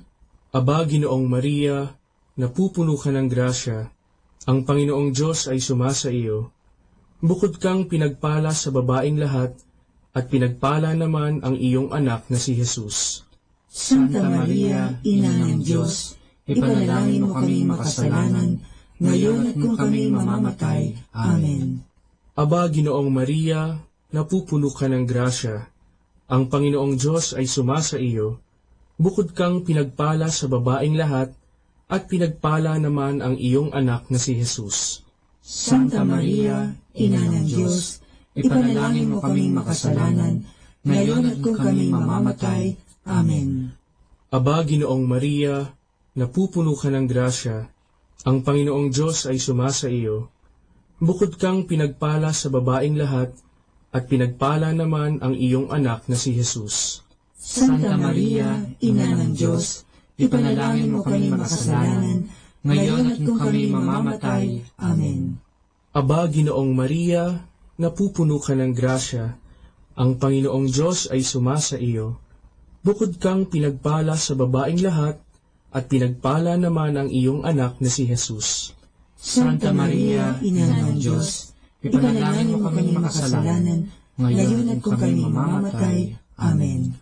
Aba, Ginoong Maria, napupuno ka ng grasya. Ang Panginoong Diyos ay sumasa iyo. Bukod kang pinagpala sa babaeng lahat, at pinagpala naman ang iyong anak na si Jesus. Santa Maria, Ina ng Diyos, ipanalangin mo kaming makasalanan, ngayon at kung kami mamamatay. Amen. Aba, Ginoong Maria, napupuno ka ng grasya. Ang Panginoong Diyos ay sumasa iyo. Bukod kang pinagpala sa babaeng lahat, at pinagpala naman ang iyong anak na si Jesus. Santa Maria, Ina ng Diyos, ipanalangin mo kaming makasalanan, ngayon at kung kami mamamatay. Amen. Aba, Ginoong Maria, napupuno ka ng grasya, ang Panginoong Diyos ay sumasa iyo. Bukod kang pinagpala sa babaeng lahat, at pinagpala naman ang iyong anak na si Jesus. Santa Maria, Ina ng Diyos, ipanalangin mo kaming makasalanan, ngayon at kung kami mamamatay. Amen. Aba, Ginoong Maria, napupuno ka ng grasya, ang Panginoong Diyos ay sumasa iyo. Bukod kang pinagpala sa babaeng lahat, at pinagpala naman ang iyong anak na si Jesus. Santa Maria, Ina ng Diyos, ipanalangin mo kaming makasalanan, ngayon at kung kami mamamatay. Amen. Luwalhati sa Ama, at sa Anak, at sa Espiritu Santo, kaparangan sa unang-una, ngayon at magpakailanman, magpasawalang hanggan. Amen. O Jesus ko, patawarin mo ang aming mga sala, iligtas mo kami sa apoy ng impyerno, hanguin mo ang mga kaluluwa sa purgatorio, lalong-lalo na yaong nangangailangan ng iyong awa. Ang pang-apat na misteryo ng luwalhati ay ang pag-akyat sa langit ng mahal na Birhen. Ama namin, sumasalangit ka, sambahin ang ngalan mo, mapasa amin ang kaharian mo, sundin ang loob mo, dito sa lupa, para ng sa langit. Bigyan mo kami ngayon ng aming kakanin sa araw-araw, at patawarin mo kami sa aming mga sala, para ng pagpapatawad namin sa nagkakasala sa amin, at huwag mo kaming ipahintulot sa tukso, at iadya mo kami sa lahat ng masama. Amen. Aba, Ginoong Maria, napupuno ka ng grasya, ang Panginoong Diyos ay sumasa iyo. Bukod kang pinagpala sa babaeng lahat, at pinagpala naman ang iyong anak na si Jesus. Santa Maria, Ina ng Diyos, ipanalangin mo kaming makasalanan, ngayon at kung kami mamamatay. Amen. Aba, Ginoong Maria, napupuno ka ng grasya, ang Panginoong Diyos ay sumasa iyo. Bukod kang pinagpala sa babaeng lahat, at pinagpala naman ang iyong anak na si Jesus. Santa Maria, Ina ng Diyos, ipanalangin mo kaming makasalanan, ngayon at kung kami mamamatay. Amen. Aba, Ginoong Maria, napupuno ka ng grasya, ang Panginoong Diyos ay sumasa iyo. Bukod kang pinagpala sa babaeng lahat, at pinagpala naman ang iyong anak na si Jesus. Santa Maria, Ina ng Diyos, ipanalangin mo kaming makasalanan, ngayon at kung kami mamamatay. Amen. Aba, Ginoong Maria, napupuno ka ng grasya, ang Panginoong Diyos ay sumasa iyo. Bukod kang pinagpala sa babaeng lahat, at pinagpala naman ang iyong anak na si Jesus. Santa Maria, Ina ng Diyos, ipanalangin mo kaming makasalanan, ngayon at kung kami mamamatay. Amen. Aba, Ginoong Maria, napupuno ka ng grasya, ang Panginoong Diyos ay sumasa iyo. Bukod kang pinagpala sa babaeng lahat, at pinagpala naman ang iyong anak na si Jesus. Santa Maria, Ina ng Diyos, ipanalangin mo kaming makasalanan, ngayon at kung kami mamamatay. Amen. Aba, Ginoong Maria, napupuno ka ng grasya, ang Panginoong Diyos ay sumasa iyo. Bukod kang pinagpala sa babaeng lahat, at pinagpala naman ang iyong anak na si Jesus. Santa Maria, Ina ng Diyos, ipanalangin mo kaming makasalanan, ngayon at kung kami mamamatay. Amen. Aba, Ginoong Maria, napupuno ka ng grasya, ang Panginoong Diyos ay sumasa iyo. Bukod kang pinagpala sa babaeng lahat, at pinagpala naman ang iyong anak na si Jesus. Santa Maria, Ina ng Diyos, ipanalangin mo kaming makasalanan, ngayon at kung kami mamamatay. Amen. Aba, Ginoong Maria, napupuno ka ng grasya, ang Panginoong Diyos ay sumasa iyo. Bukod kang pinagpala sa babaeng lahat, at pinagpala naman ang iyong anak na si Jesus. Santa Maria, Ina ng Diyos, ipanalangin mo kaming makasalanan, ngayon at kung kami mamamatay. Amen. Aba, Ginoong Maria, napupuno ka ng grasya, ang Panginoong Diyos ay sumasa iyo. Bukod kang pinagpala sa babaeng lahat, at pinagpala naman ang iyong anak na si Jesus. Santa Maria, Ina ng Diyos, ipanalangin mo kaming makasalanan, ngayon at kung kami mamamatay. Amen. Aba, Ginoong Maria, napupuno ka ng grasya, ang Panginoong Diyos ay sumasa iyo. Bukod kang pinagpala sa babaeng lahat, at pinagpala naman ang iyong anak na si Jesus. Santa Maria, Ina ng Diyos, ipanalangin mo kaming makasalanan, ngayon at kung kami mamamatay. Amen. Luwalhati sa Ama, at sa Anak, at sa Espiritu Santo, kapara na sa unang-una, ngayon at magpakailanman, magpasawalang hanggan. Amen. O Jesus ko, patawarin mo ang aming mga sala, iligtas mo kami sa apoy ng impyerno, hanguin mo ang mga kaluluwa sa purgatorio, lalong-lalo na yaong nangangailangan ng iyong awa. Ang panglimang misteryo ng luwalhati ay ang pagpuputong ng korona sa mahal na Birhen. Ama namin, sumasalangit ka, sambahin ang ngalan mo, mapasa amin ang kaharian mo, sundin ang loob mo dito sa lupa para ng sa langit.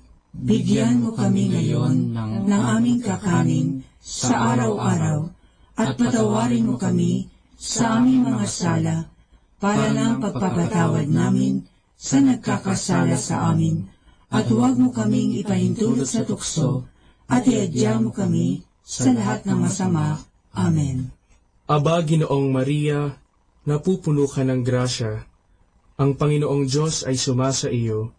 Bukod kang pinagpala sa babaeng lahat, at pinagpala naman ang iyong anak na si Jesus. Santa Maria, Ina ng Diyos, ipanalangin mo kaming makasalanan, ngayon at kung kami mamamatay. Amen. Aba, Ginoong Maria, napupuno ka ng grasya, ang Panginoong Diyos ay sumasa iyo.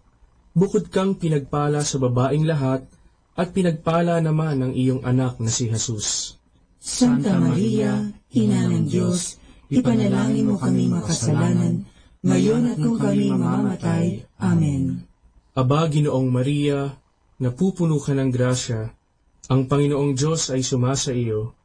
Bukod kang pinagpala sa babaeng lahat, at pinagpala naman ang iyong anak na si Jesus.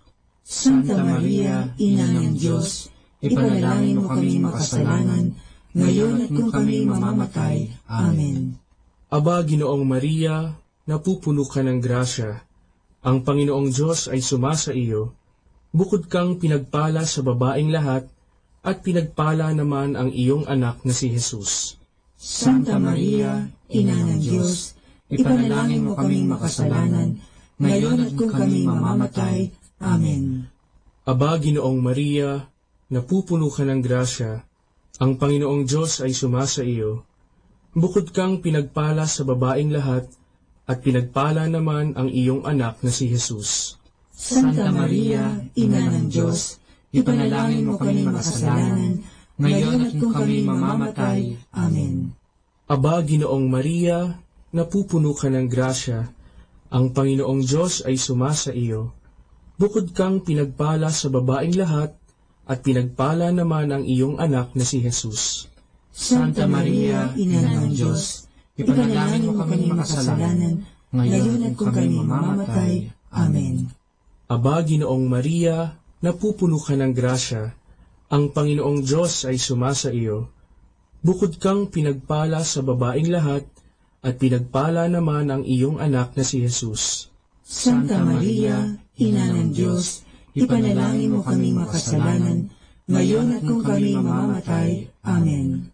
Aba, Ginoong Maria, napupuno ka ng grasya, ang Panginoong Diyos ay sumasa iyo. Bukod kang pinagpala sa babaeng lahat, at pinagpala naman ang iyong anak na si Jesus. Santa Maria, Ina ng Diyos, ipanalangin mo kaming makasalanan, ngayon at kung kami mamamatay. Amen. Aba, Ginoong Maria, napupuno ka ng grasya, ang Panginoong Diyos ay sumasa iyo.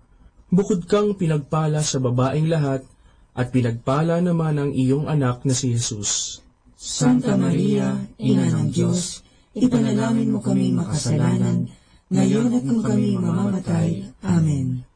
Aba, Ginoong Maria, napupuno ka ng grasya, ang Panginoong Diyos ay sumasa iyo.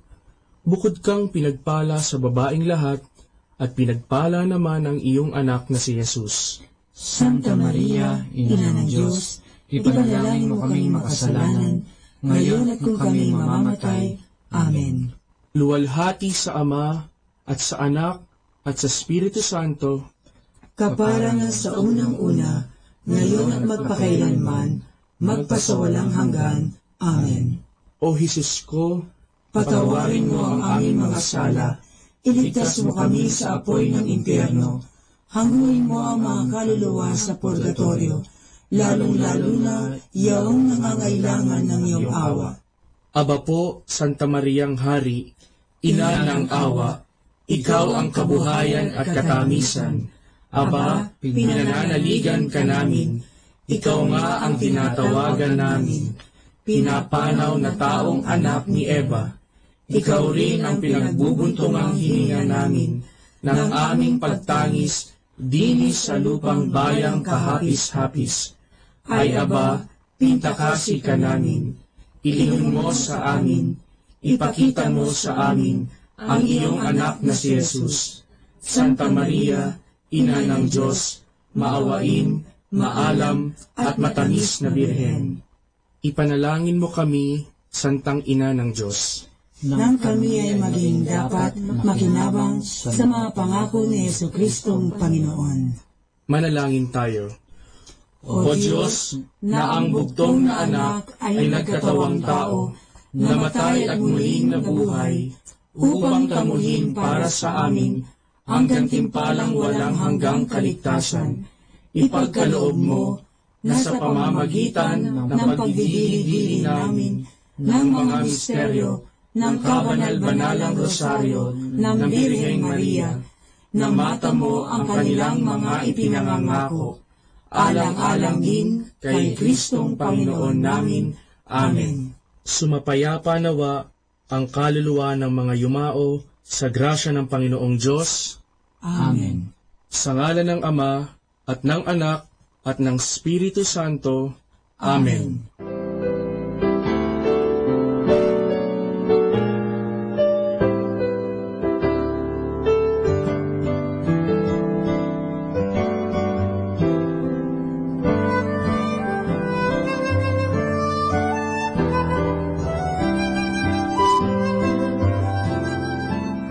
Understanding the Rosary. The use of prayer beads in the Rosary is not specifically Christian, but we find them also in many pre-Christian and non-Christian religions. Some of them shall be mentioned without going into details. Hinduism recognizes the use of prayer beads. In the writings of the Jains, a very old Indian religion, they are listed as one of 10 objects a pious man must have. Some even believe that the Christian name Rosary could have had its origin in the religion of the Jains, from the word japa, which means a murmured prayer. But with another accent, it means rose. Also in Buddhism, the use of prayer beads is common. The rich and more affluent ones use a string of 108 beads. The poorer ones a string of 30 or 40. They are made of wood, berries, corals, or precious metals and stones. The main purpose is to count prayers or ejaculations. Islam employs strings of 99 or 100 beads. They are used for the invocation of the 99 names of Allah. Some hold the opinion that the Islamic prayer beads are direct origin of the Christian use of prayer beads. During the Crusades, the Christian soldiers came to know this practice of the Muslims and brought it to the West, where it was Christianized. Among the Christians, not only Roman Catholics make use of prayer beads, but also those of the Orthodox churches. In these churches, the prayer cord is called komboshinoyon. The Russian call it shokchek. They use it not for reciting Our Fathers or Hail Marys, but for the Jesus prayer, a repetitive invocation of the name of Jesus or the other ejaculatory prayers. The Trappist monk Basil Pennington, who shared the life of the Orthodox monks on Mount Athos for a longer time, gives the following description of the prayer cord used in the Orthodox churches. It is usually made of black wool, also sometimes stands for other colors or colored beads or other added for decoration. In a properly made cord, each knot is very carefully and prayerfully made, with much symbolism going into its construction. The usual cord has 100 knots separated into sections of 25 beads, having an appendix of a woven cross. A full cord of 300 knots might be used in the cell and a smaller one of 50 in the pocket. The purpose of the prayer beads is twofold. On one hand, they serve as a means of counting the prayers, and on the other hand, they are a help in making the body part of the prayer. The regular movement of the fingers going from one bead to the other, a bodily element, combined with the recitation of always the same prayer formula, a spiritual element, involves the whole man and leads to an interior calmness and peace. The rosary prayer is a praying with lips and hands and heart. For more understanding of the rosary, tune in this station of the angels. More than ever, we need Catholic radio station like Manaoag Dominican Radio FM.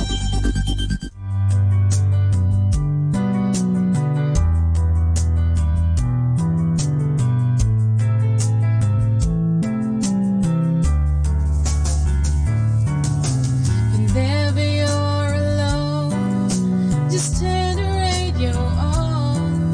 It will comfort you with the songs of love, with words from our God.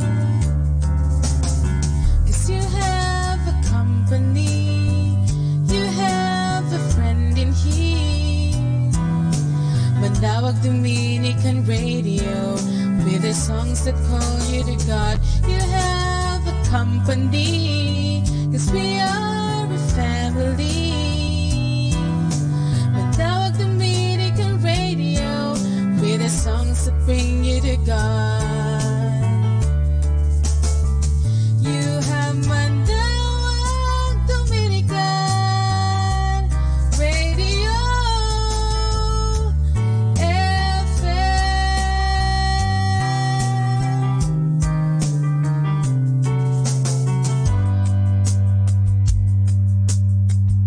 Dominican Radio, in cooperation with TheFranciscanRadio.org, brings you the Saint of the Day. This is Saint of the Day for January 6th from the Franciscans and St. Anthony Messenger Press. Today we celebrate St. André Bessette. The early life of André Bessette hardly suggested he would do great things. His body was frail and weak from the moment of his birth in 1845 in rural Quebec. His education was limited and unspectacular. His attempts to find a trade were unsuccessful. He spent 70 years living a simple life of goodness and compassion as Brother André, a member of the Congregation of Holy Cross. 40 of those years were spent serving as doorkeeper at Notre Dame College in Montreal. His special love of and confidence in St. Joseph prompted Brother André to recommend devotion to the saint, particularly for the sick. Thousands began flocking to Brother Andre, and God's healing powers were manifested through him. In 1904, a small chapel was built to honor St. Joseph. Enlarged several times to accommodate the ever-growing crowds, St. Joseph's Oratory was finally completed in 1967 in the heart of Montreal.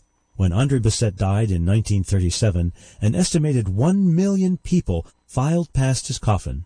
Pope Benedict XVI canonized Brother Andre as the first Canadian-born saint in 2010. There's more about the saints along with inspiration and Catholic resources at our website, franciscanradio.org. From the Franciscans and St. Anthony Messenger Press, this is Saint of the Day. Good afternoon, everyone. Have a blessed day ahead. Here in Manawag Dominican Radio, may kasama ka. Manawag Dominican Radio. And now back to the music.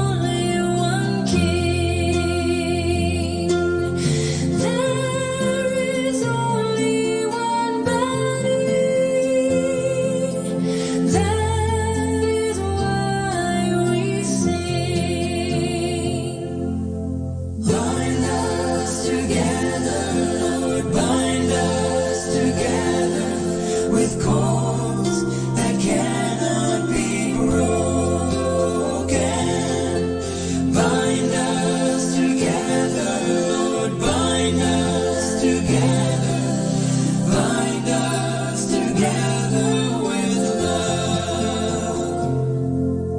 Made for the glory of God,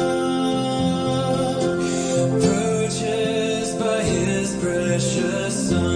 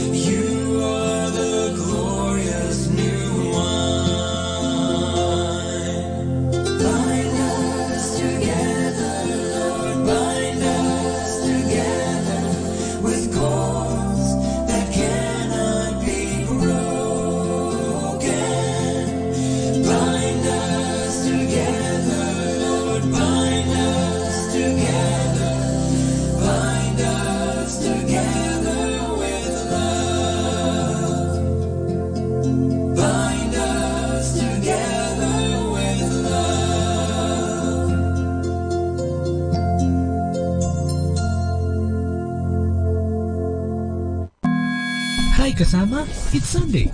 Let's go to church. This is JT on Radyo Manawag.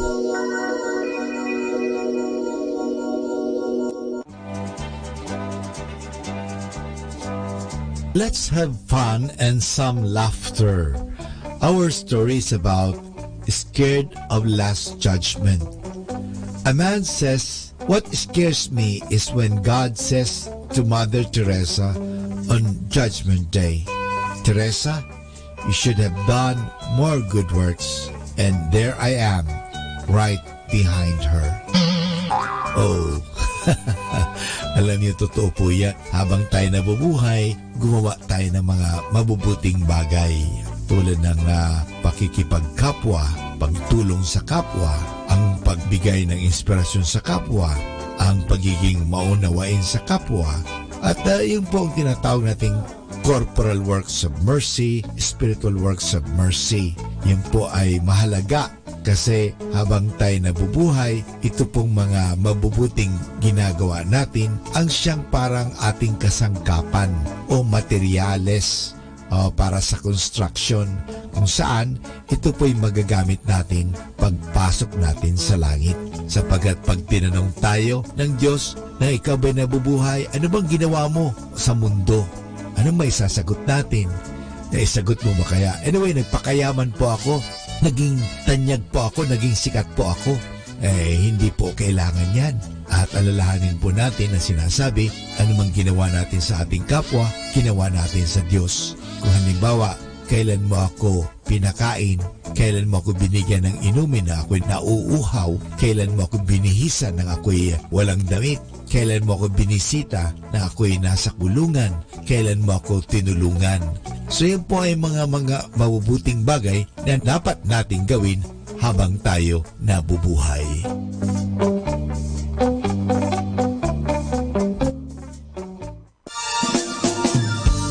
Happy Sunday! Think of the goodness of God. Give Him a time and space that you pray together and give thanks to God. Sana nga, magsama-sama kayo. Magsimba tayo. Dahil ang taong nagsasama-sama magsisimba ay pinagpapala, inilalayo sa anumang disgrasya. Happy Sunday!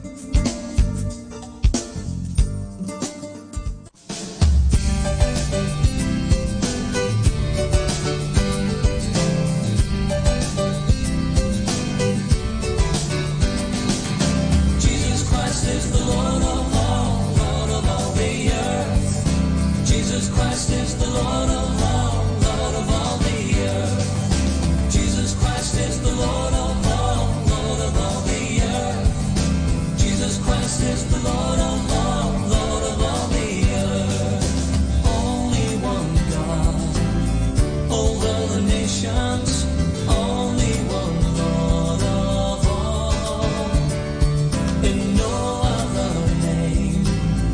is their salvation.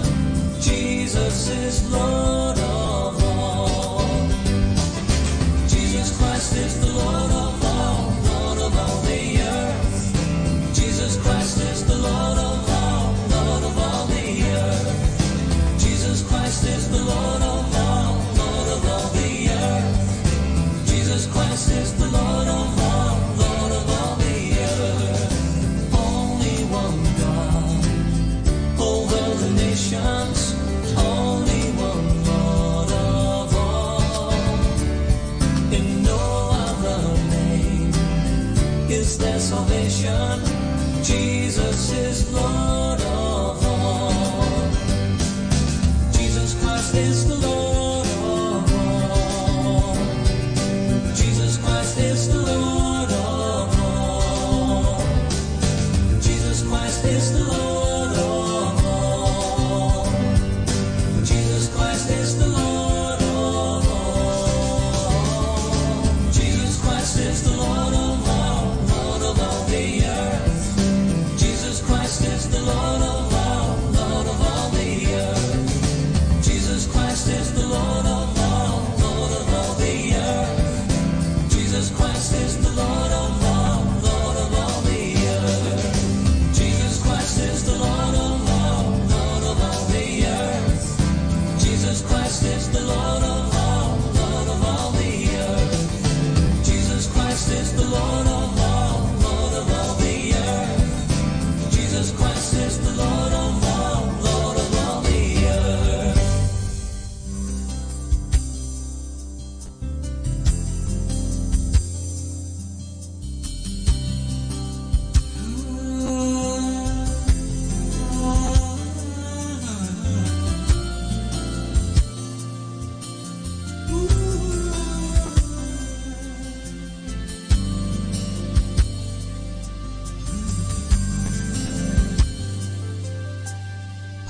Kailan lang kalong-kalong kita, dungis sa iyong mukha'y pinupunasan pa. Kung tatanawin mga araw na nagdaan, batang musmus pa lang, parang kailan lang.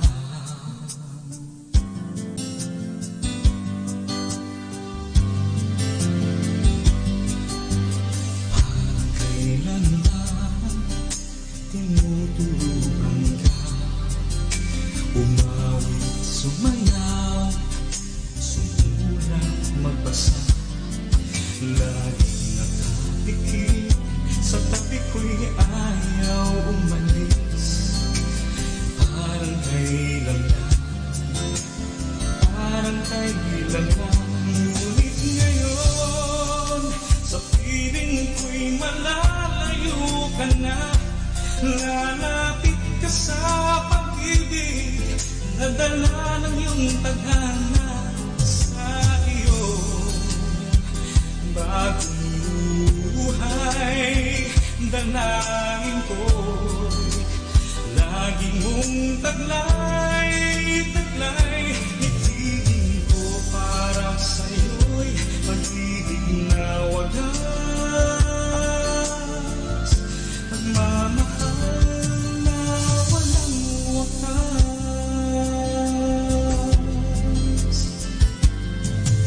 Sa iyong paglaki, ang tanging nais ko, ang iyong tagumpay, na ligaya nitong puso.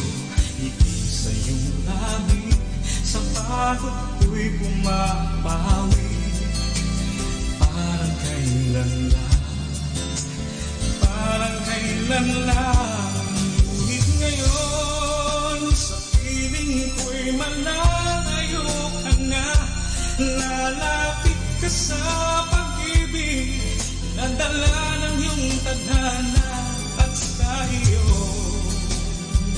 Bagong buhay, dalangin ko'y lagi mong taglay, taglay. Mitiin ko para sa'yo'y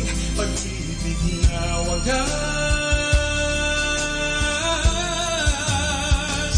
Ngunit ngayon, sa piling ko'y malalayo ka na. Lalapit ka sa pag-ibig na dala ng iyong tadhana. At sa iyong bagong buhay, dalangin ko'y lagi mong taglay, mitigin ko para sa'yo'y pag-ibig na wagas, pagmamahal walang wakas. Ang dalangin ko'y lagi mong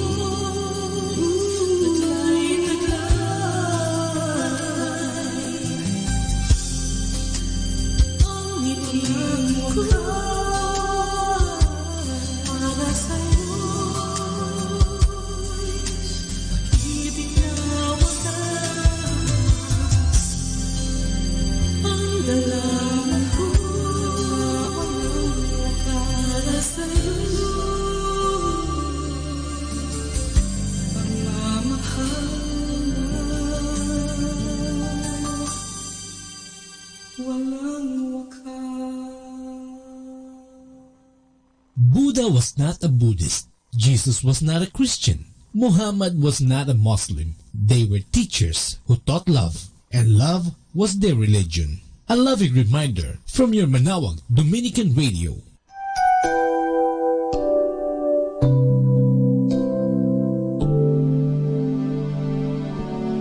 Bless the Lord, oh my soul,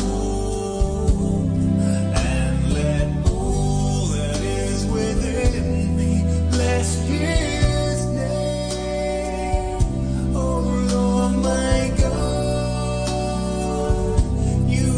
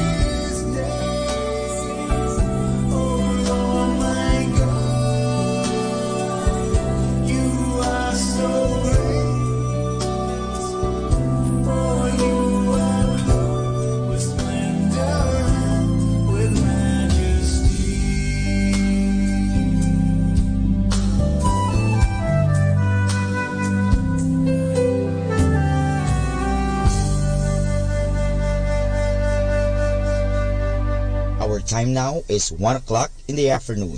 Let us now have our time check prayer.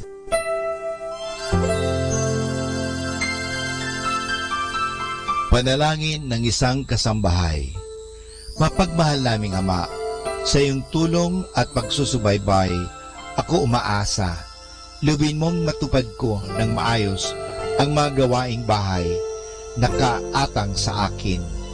Biyayaan mo ako ng sipag, lakas ng katawan at tiyaga sa araw-araw upang maibigay ko ang paglilingkod na inaasahan sa akin.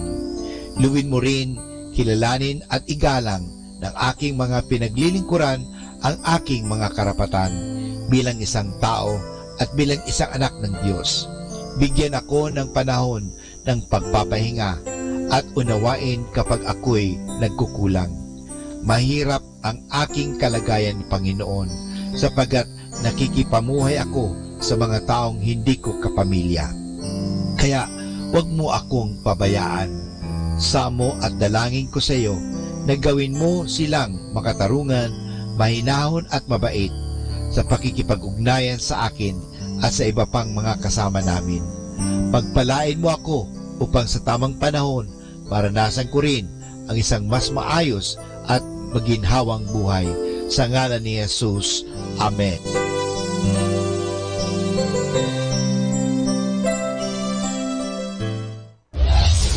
This is Manawag Dominican Broadcasting Incorporated, a religious non-commercial radio station.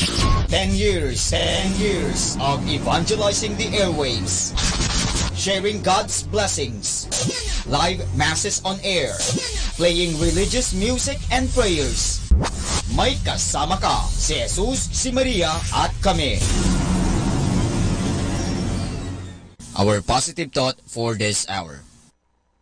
Sometimes your joy is the source of your smile, but sometimes your smile can be the source of your joy.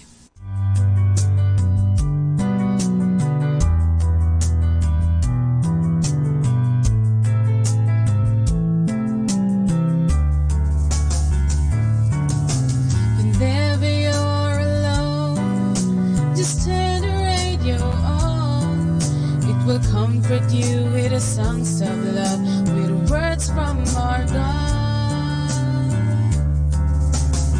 'Cause you have a company, you have a friend in here.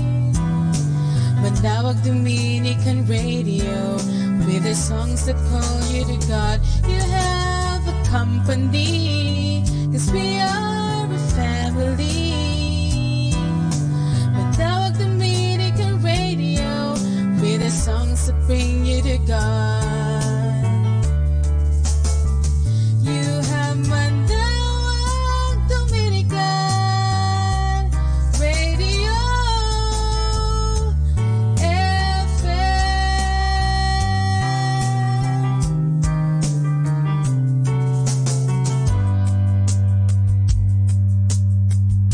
Atin pong pakinggan ang mga pasabi mula sa Basilica Minore ng Manawag. Here is the schedule of Barangay BEC Saturday Masses at 4:30 in the afternoon for the month of January 2019. January 5, BEC Babasit Pugaro, BEC Bliss Pugaro, and BEC Malikdam. January 12, BEC Lalamaan, BEC Santa Ines, and BEC Borac. January 19, BEC Tubol West, BEC Liksi, and BEC Pantal. January 26, BEC Uraan West, BEC Cabanbanan Centro, and BEC Bukaw. And that's the schedule of Barangay BEC Saturday Masses at 4:30 in the afternoon for the month of January 2019. Atin pong napakinggan ang mga pasabi mula sa Basilica Minore ng Manawag. More than ever, we need Catholic radio station like Manawag Dominican Radio FM. Our positive thought for this hour. Your life does not get better by chance. It gets better by chance.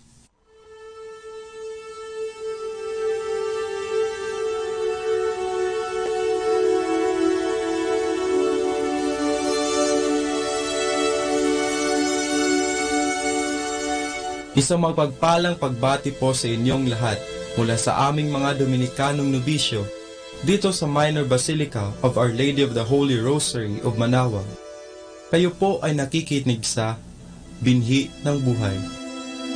Nais po naming ibahagi sa inyo ang bunga ng aming mga pagninilay sa Ebanghelyo ngayong ika-6 ng Enero sa taong 2019, ang solemnidad sa Epifanya ng Panginoon.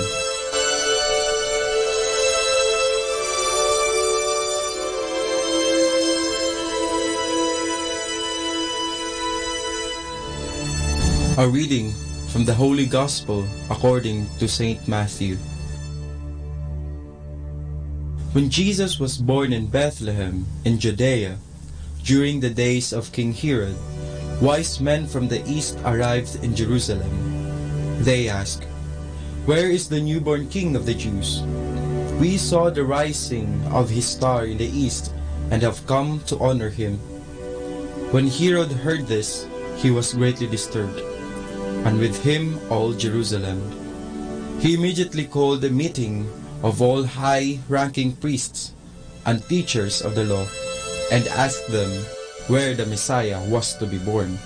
In the town of Bethlehem in Judea, they told him, "For this is what the prophet wrote, and you, Bethlehem, in the land of Judah, you are by no means the least among the clans of Judah. For from you will come a leader, one who is to shepherd my people Israel." Then Herod secretly called the wise men and asked them the precise time the star appeared. He sent them to Bethlehem with these instructions: "Go and get accurate information about the child. As soon as you have found him, report to me, so that I too may go and honor him." After the meeting with the king, they set out.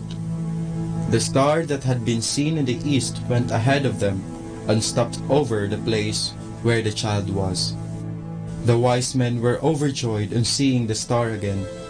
They went into the house, and when they saw the child with Mary his mother, they knelt and worshipped him. They opened their bags and offered him their gifts of gold, incense, and myrrh. In a dream they were warned not to go back to Herod, so they returned to their home country by another way.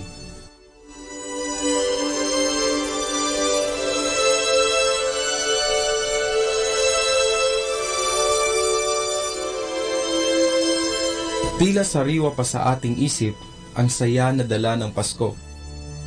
Sino ba naman ang mawawala ng gana sa matinding kasiyahang dala ng Pasko? Siguro nga, nakasabit pa rin ang mga pulang medyas sa ating mga pintuan. Gumugulong pa yata ang mga Christmas ball sa ating mga sala. O di kaya, maingay pa rin ang mga likes notifications sa mga pictures na in-upload mo noong Pasko. Kay saya damdamin at balikan ang kasiyahan ng Pasko. Pero di lang dyan nagtatapos ang galak at saya na ibinahagi sa atin ng ating Panginoon. Maggalak at magsaya sapagkat sa linggong ito, ating ipinagdiriwang ang Epifanya ng ating Panginoon o ang pananahan ng Panginoong Diyos. Di lang sa Pilipinas na uso ang extended holidays, bagkos matagal nang gawi sa simbahan ang kaganapang ito. Alalahanin natin, mahigit 1,000 taon na ang nakalipas noong tinatak sa kalendaryo ng simbahan ang Epifanya. Paano nangyari ito? Noong Pasko, binalikan natin ang araw ng pagsilang ng ating Diyos sa mundo. Pero kung ating iisipin, hindi pa ba sapat ang selebrasyong iyon upang masasabi natin na nasa atin ang Diyos? Dahil dito, ating masasabi na talagang extended ang selebrasyon ng Pasko. Ayaw mo yun? Extended din ang kasiyahan mo? Pero may higit pa sa pagpapatuloy ng saya hanggang sa Epifanya, dahil dito rin nasasaksihan na karapat-dapat na tawagin ang ating inang simbahan na Katoliko. Ang ibig sabihin ng Katoliko ay pangkalahatan o para sa lahat. Ito ay inklusibo, walang piling kulay, kasarian, edad o estado. Paano natin maikokonekta ang linggo ngayon sa pagiging Katoliko? Sa Ebanghelyo, ating nabasa ang pagdating ng tatlong mago. Ayon sa banal na tradisyon, ang mga magong ito ay nanggagaling sa iba't ibang sulok ng mundo. May sa Persia, India at Babylonia. At ating makikita na ni isa sa kanila ay walang dugong Hudyo, o sa ibang salita, silang lahat ay mga hentil. Pero sila ang unang sumamba sa batang Jesus. Kaya masasabi nating hindi lamang sa isang lahi ang pagiging Diyos at Hari ng ating Panginoong Jesus, kundi para sa lahat ng tao sa mundo. Isa lamang ito sa dapat nating balikan kung bakit tinatawag tayong Katoliko. Ano man ang ating mga estado sa buhay, bata man o matanda, babae, lalaki o di tiyak, lahat ay tinatawag ng ating Panginoong Diyos na tumingin sa isang tala na nagbubuklod ng mga damdamin. Ating pagnilayan sa panahon ngayon kung saan na nga ba ang bituing dating sumilay sa ating Panginoong Hesus. Ang bituing natatangi, nagbubuklod at nagsasabing na sa ating ang Diyos.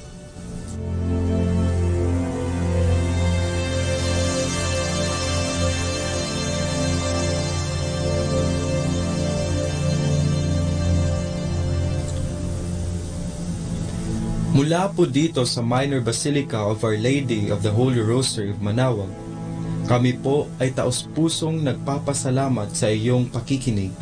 Nawa ay patuloy po nating isabuhay ang salita ng Diyos. Patnubayan at pagpalain nawa tayo ng Panginoong may kapal. Hanggang sa susunod na linggo, dito sa Binhi ng Buhay.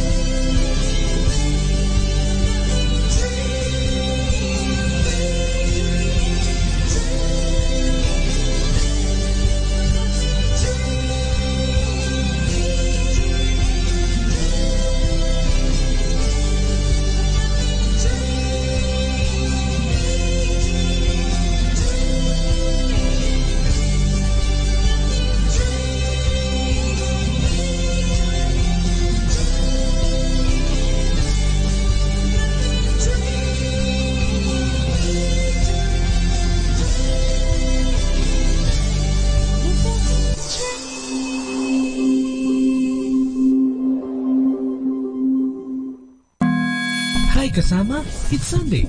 Let's go to church. This is JT on Radyo Manawag. Atin pong pakinggan ang isang kwento sa Biblia ni Kasamang Cool. Si Abraham at ang mga bisita. Hango sa libro ng Genesis, Kapitulo 18, versikulo 1 hanggang 33. Si Abraham at ang kanyang asawang si Sarah ay matatanda na. Sila'y nalulungkot sapagkat nangako ang Diyos na bibigyan sila ng anak. Ngunit hanggang sa mga oras na iyon ay wala pa rin silang anak. Isang araw, si Abraham ay nakaupo at nagpapahinga sa labas ng kanyang tolda. Walang ano-ano'y may nakita siyang 3 lalaking dumarating. Hindi niya kilala ang mga iyon. Ang mabait na si Abraham ay dali-daling sumalubong sa mga taong di kilala. Siya'y yumukod at nagsabi, "Huwag na po kayong lumagpas sa aking tahanan. Bayaan po ninyong dalhan ko kayo ng tubig na panghugas sa inyong mga paa."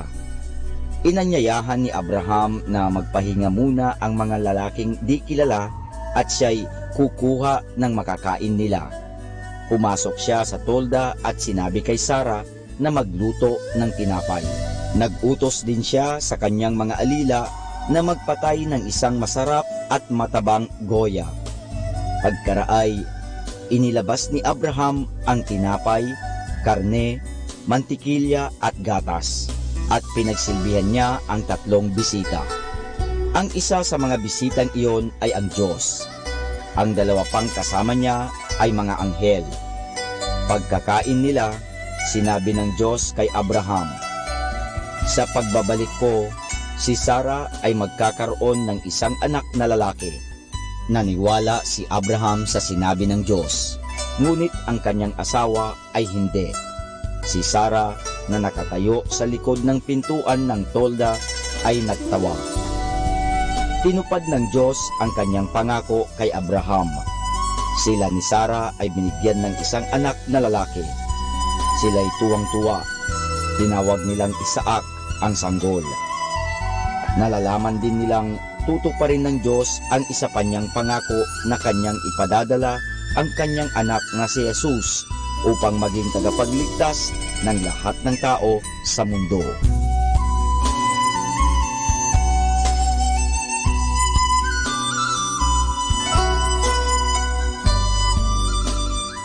At yan po mga kasama ang isang namang kwento sa Biblia na pinamagatang si Abraham at ang mga bisita. Hango sa libro ng Genesis, Kapitulo 18, versikulo 1 hanggang 33. Abangan muli bukas ang isa na namang kwento sa Biblia. Ito po muli si Kasamang Cool. You want kasama in your life? Listen to Radyo Manawag.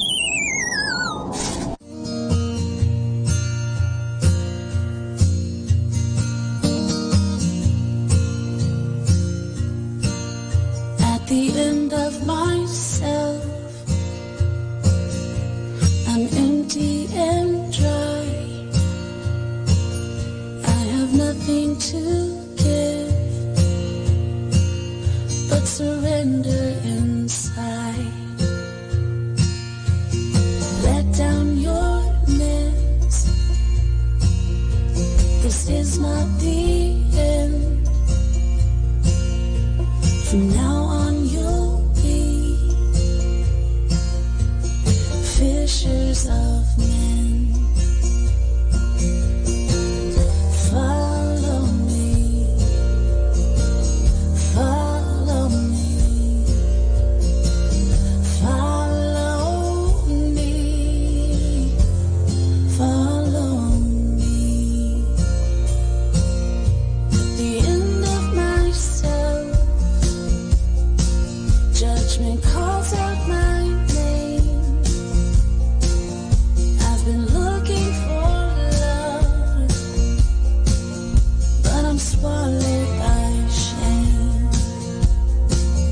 Throw away all your stones, find forgiveness in me. Let me be your new passion,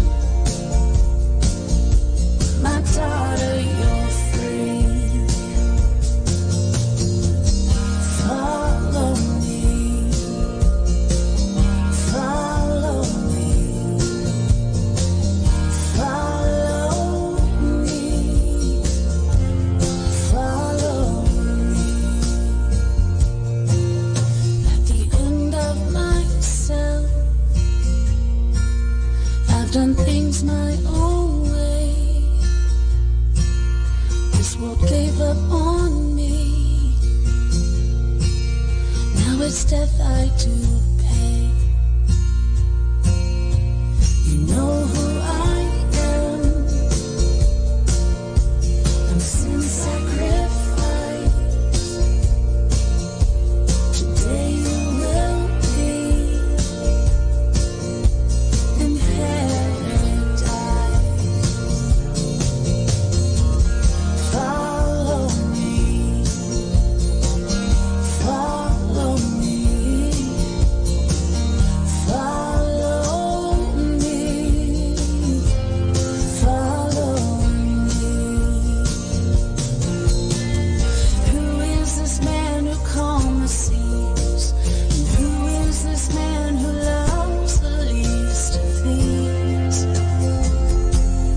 I am the promised one. God gave His only Son. And those who believe will live eternally. At the end of yourself, just follow me. If you lose everything, just follow me. I will give you new life, just follow me. Follow me. If at the end of yourself, just follow me. You may lose everything, just follow me. I will give you new life, just follow me. Follow me.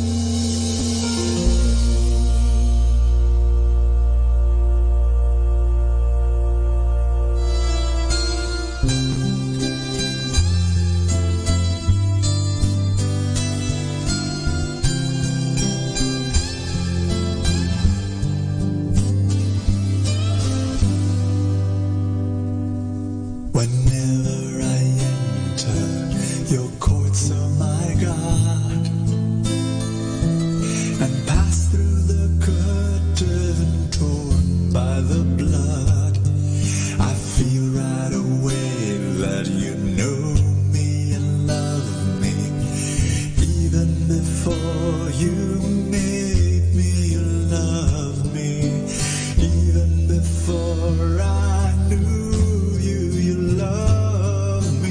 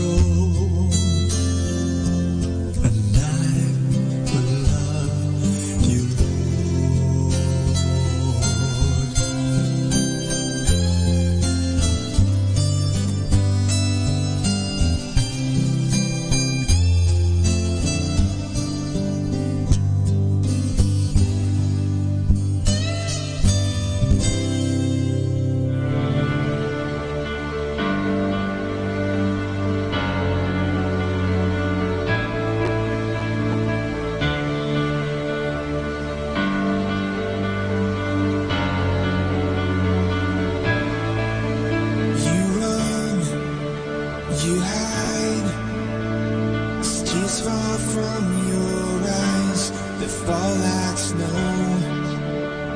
from a wounded soul. You hold inside the load of great divine. The hole is starting to get old. So come back to the love, you will find it's been here all along. So come back to the start and find in your heart that you always belonged to me.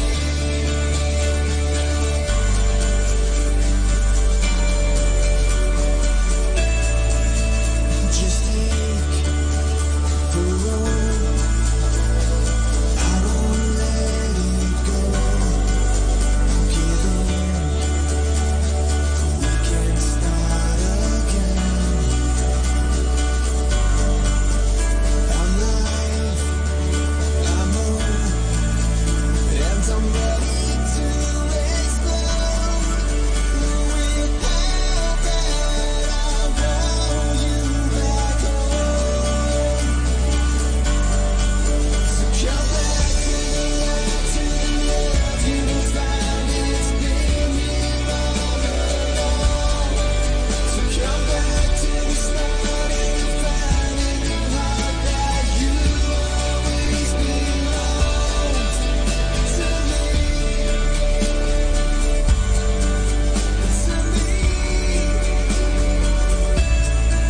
You're my daughter, you're my soul. You're the one I long to love, and you're what I trust to God. Do you know the reason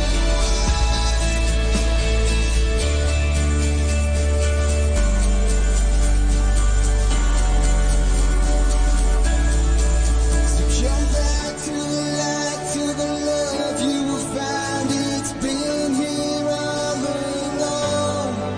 So come back to the start and you find in your heart that you always belonged. So come back to the light, to the love, you will find it's been here all along. So come back to the start and you find in your heart that you always belonged to me. To me.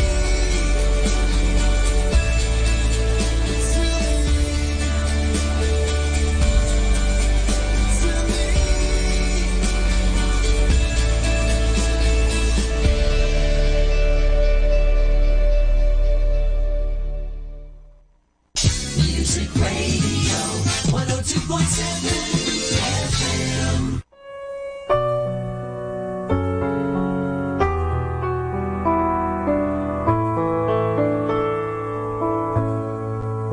Isang mapagpalang pagbati po sa inyong lahat mula sa aming Dominikanong nobisyo dito sa Minor Basilica of Our Lady of the Rosary of Manawag. Nais po naming ibahagi sa inyo ang isang katisismo ukol sa pagdiriwang ng Pista ng Santo Niño ngayong buwan ng Enero.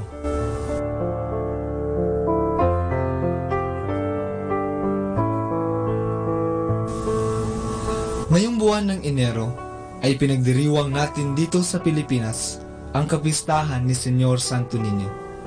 Isa itong malaking selebrasyon sapagkat ang Santo Niño de Cebu ay tanda ng pagkakatatag ng Kristyanismo sa Pilipinas.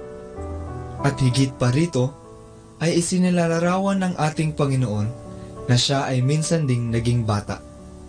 Siya ay pinaglihi ni Maria sa kanyang sinapupunan sa loob ng 9 na buwan. Ipinanganak at pinalaki ng maayos. Tinahak ni Jesus ang proseso ng pagtanda kahit na alam niyang siya ay isang Diyos at Hari.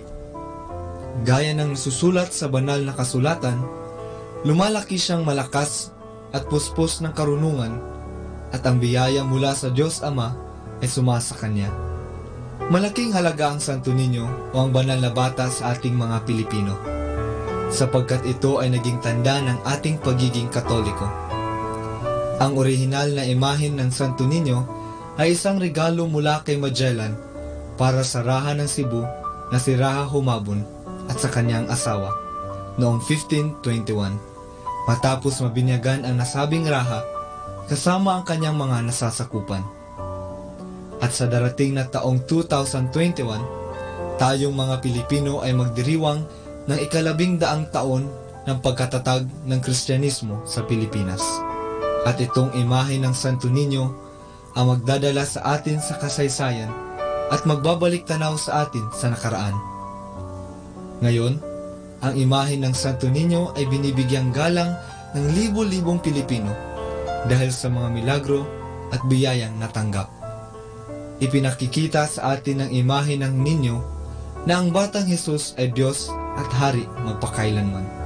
Sabi nga sa kanta, ipinanganak na bata ngunit hari, ipinanganak upang maghari sa atin.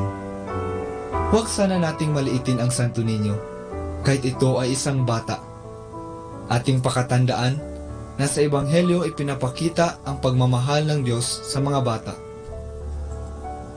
Ayon sa Ebanghelyo ni San Mateo, sinabi ng ating Panginoon na kapag hindi kayo magbago at tumulad sa mga bata, hindi kayo mabibilang sa mga pinagharian ng Diyos. Ang sinumang nagpapakababa ng gaya ng batang ito ay siyang pinakadakila sa mga pinaghaharian ng Diyos. Ayon naman kay San Leon Magno, minahal ni Kristo ang pagiging bata na kanyang tinanggap. Minahal niya ang pagiging bata na nagturo na tayo ay maging mapagkumbaba. Ang kapistahan ng Santo Niño ay isang imbitasyon sa atin upang maging katulad ng isang bata. Isang bata na di marunong magkimkim ng galit. Isang batang simple lang ang inaasam. Isang batang may takot sa Diyos. Naway maghari sa puso at buhay natin ang Poong May Kapal. Mula po dito sa Minor Basilica of Our Lady of the Rosary of Manaoag, kami po ay taus-puso nagpapasalamat sa inyong pakikinig. Naway patuloy po nating isabuhay ang mga turo ng simbahan. Pagpalain nawa tayo lagi ng ating Panginoong Diyos. Hanggang sa susunod na buwan po, para sa isa na namang katesismo mula sa aming mga Dominikanong nobisyo. Maraming salamat po.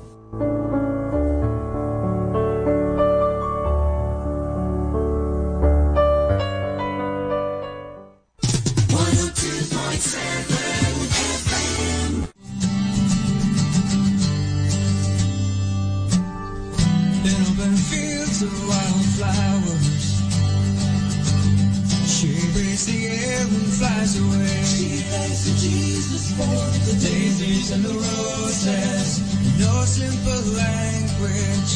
Someday she'll understand the meaning of it all. Needs more than laughter for the stars in the heaven. As close as a heartbeat, a song on her lips. Someday she'll trust him and learn how to see him. Someday he'll call her and she will come running. The tears will fall down in children. I want to fall in love with you. I want to fall in love with you. I want to fall in love with you. I want to fall in love with you.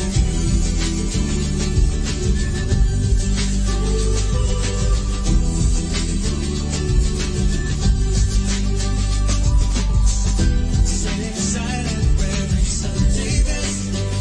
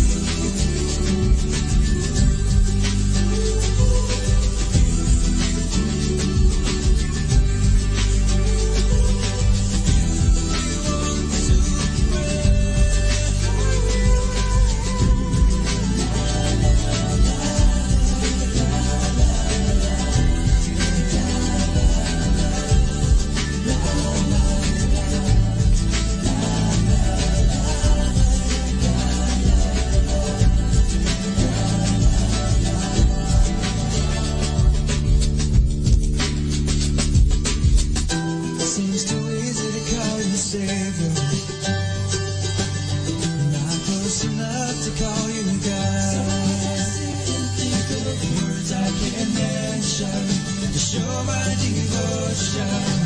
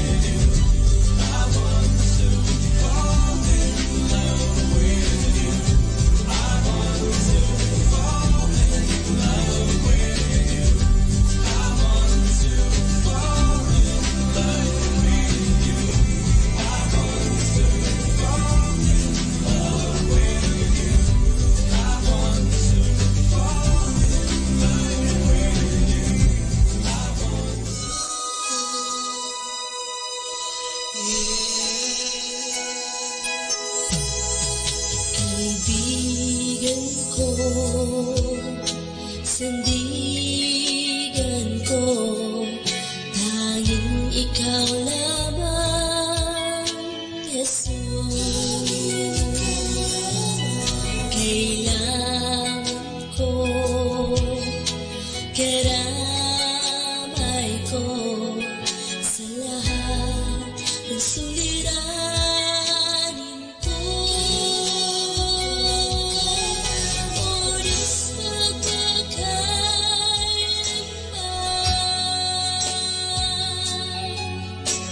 ikaw lamang ang kalagasan.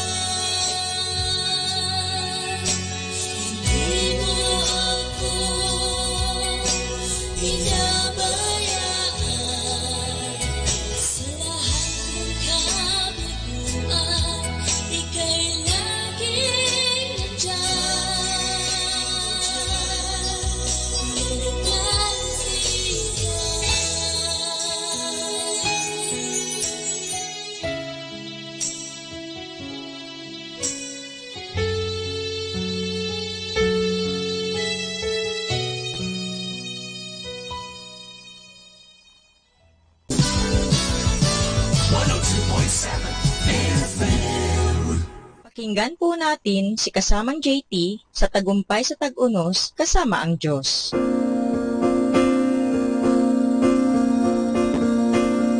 Ngayong Enero 6, ating pagnilayan ang inspirasyon ng pagsasara ng pinto sa Diyos. Hanggang siya'y namatay noong 1902, si Joseph Parker ay nanatiling pastor ng City of Temple sa London. Nang magkakanser ang kanyang asawa, nasaksihan niya ang matagal at katakot-takot na paghihirap nito. Walang nagawa ang mga doktor para mapagaang ang pagdurusa ng kanyang asawa. Lubusang nasaid ang pisikal at emosyonal na kalakasan ni Parker at muntik na siyang tumalikod sa Diyos pagkamatay ng asawa.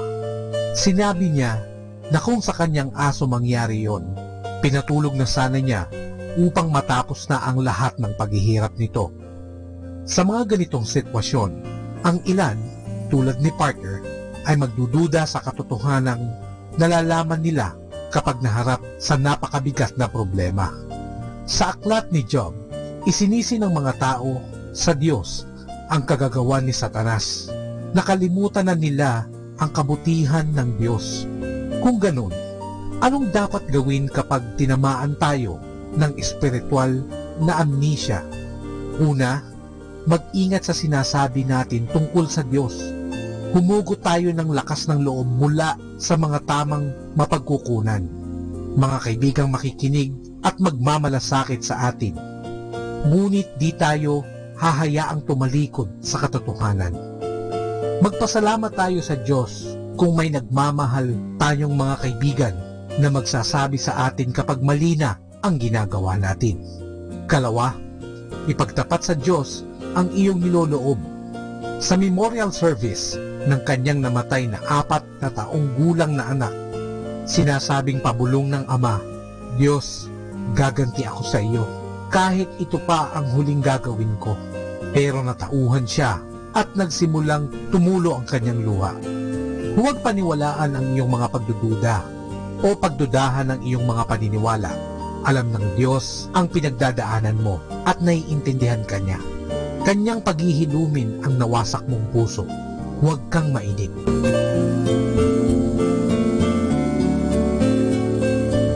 My God, grant me the serenity to accept the things I cannot change, courage to change the things I can, and wisdom to know that change should start with me. Ito po ang iyong lingkod na si Kasamang JT para sa pang-araw-araw nating gabay sa buhay.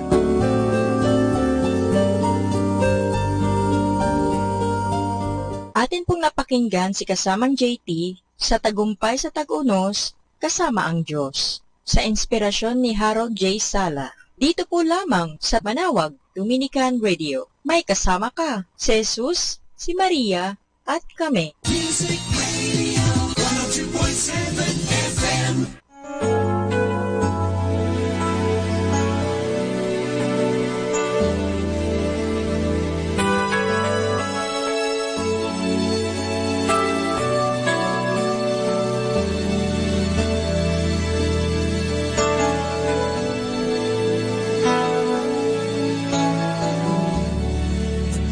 Remembering so well the day that I met you.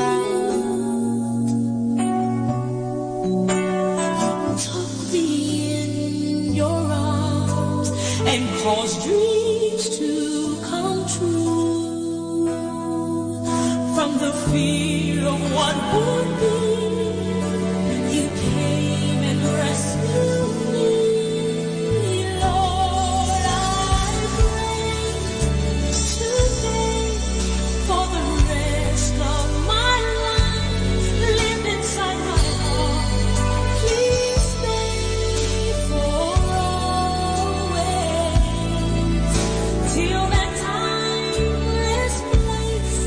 When we're face to face.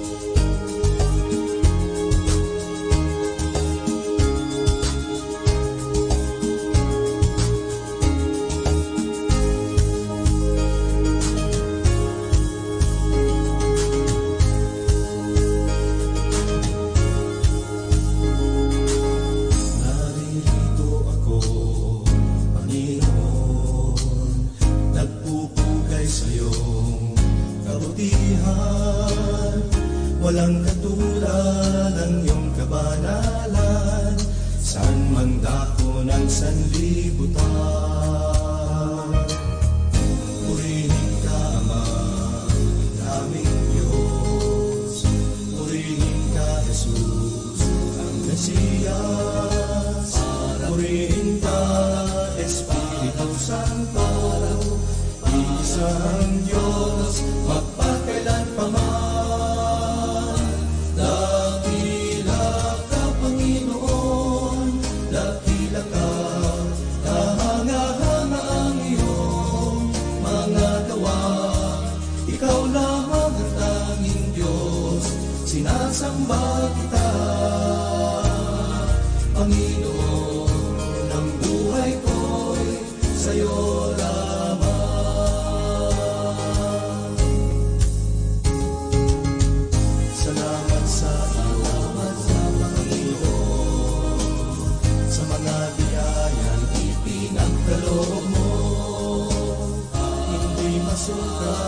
ang kabutihan mo, noon, ngayon, bukas at magpasawalang hanggan. Dakila ka, Panginoon, dakila ka, kahanga-hanga ang iyong mga gawa. Ikaw lamang ang tanging Diyos, sinasamba kita, Panginoon. Ang buhay ko'y sa'yo lamang, ang kaharian mo po, walang hangganan, walang hangganan, walang hangganan. Salamat sa iyo, Panginoon, sa mga biyayang ipinagkaloob mo. Ang kabutihan mo, noon, ngayon, bukas,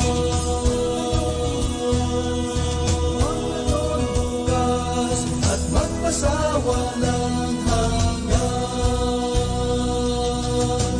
Panginoon, mapakailanman.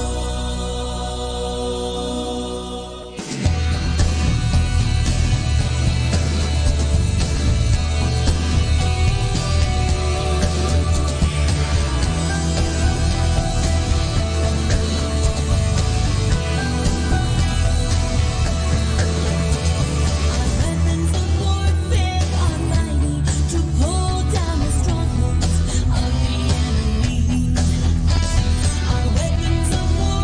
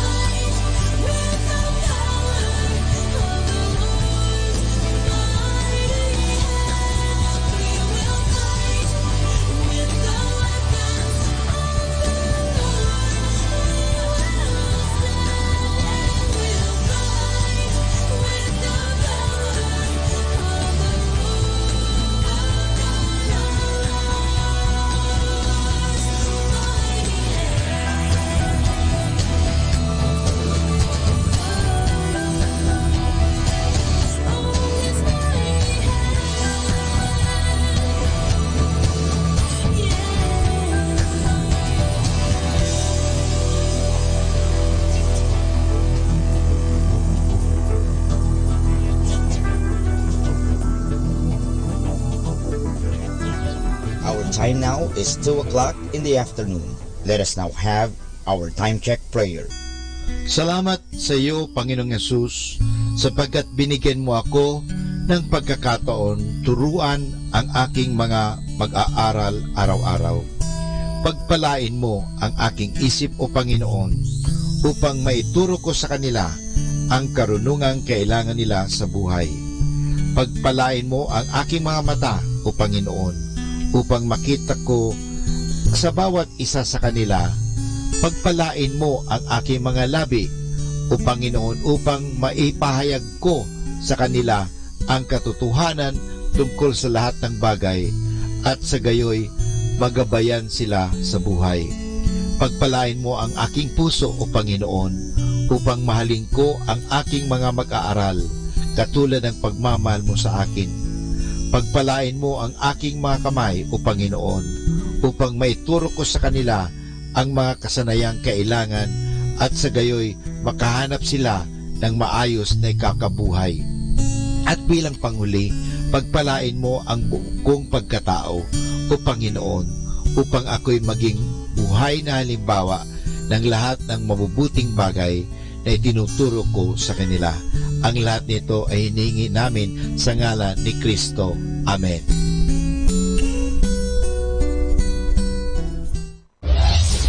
This is Manawag Dominican Broadcasting Incorporated, a religious, non-commercial radio station. 10 years of evangelizing the airwaves, sharing God's blessings, live masses on air, playing religious music and prayers. May kasama ka, si Jesus, si Maria, at kami. Our positive thought for this hour. God said, "You don't have to worry about love. As long as I am existing, you will be loved." Atin pong pakinggan ang mga pasabi mula sa Basilica Minore ng Manawag. Here is the schedule of Barangay BEC Saturday Masses at 4:30 in the afternoon for the month of January 2019. January 5, BEC Babasit Pugaro, BEC Bliss Pugaro, and BEC Malikdam. January 12, BEC Lulumaan, BEC Santa Ines, and BEC Borac. January 19, BEC Tubol West, BEC Liksi, and BEC Pantal. January 26, BEC Uraan West, BEC Kabanbanan Sentro, and BEC Bukaw. And that's the schedule of Barangay BEC Saturday Masses at 4:30 in the afternoon for the month of January 2019. Atin pong napakinggan ang mga pasabi mula sa Basilica Minore ng Manawag.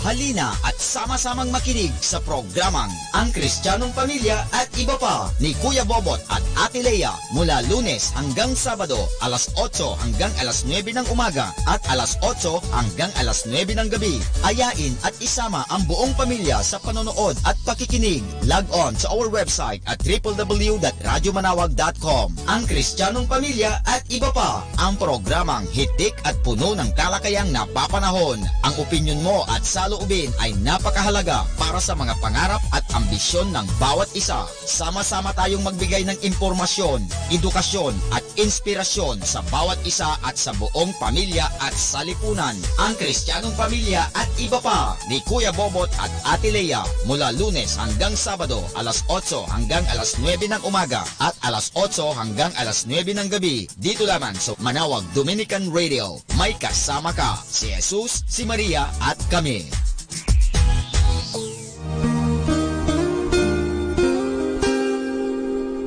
The Association of Religious Men and Women in the Archdiocese of Lingayen de Gupan, in cooperation with Manawag Dominican Broadcasting Incorporated, invites you to listen the program Ang Forever Ko sa Diyos. Ang Forever Ko sa Diyos. We will be talking about vocation.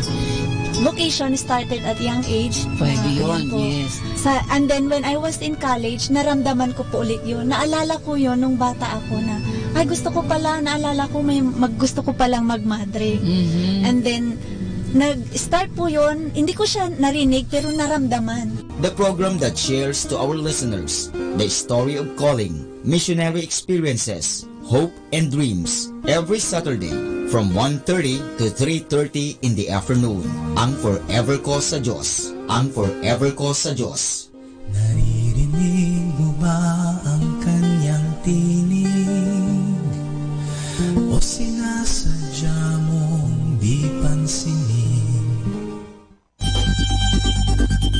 More than ever, we need Catholic radio station like Manawag Dominican Radio FM.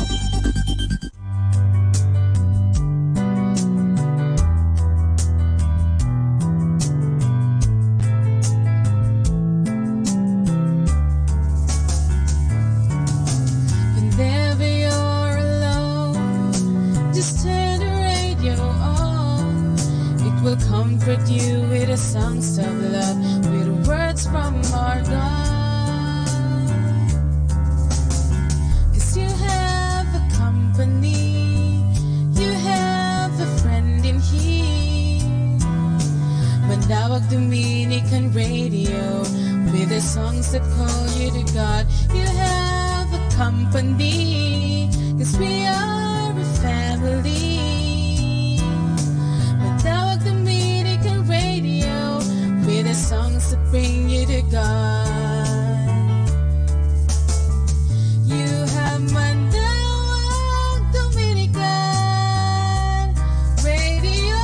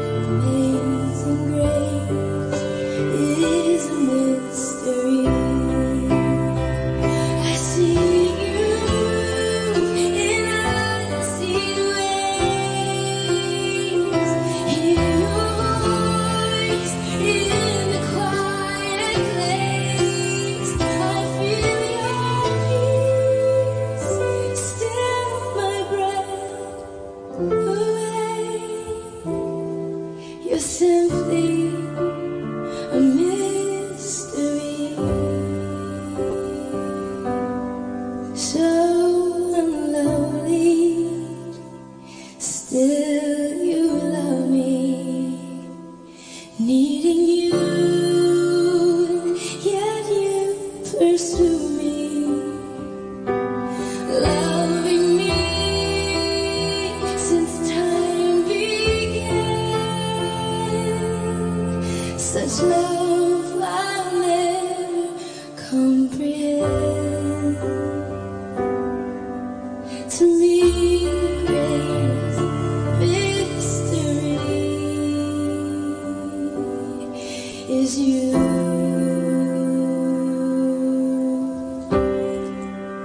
In love with me.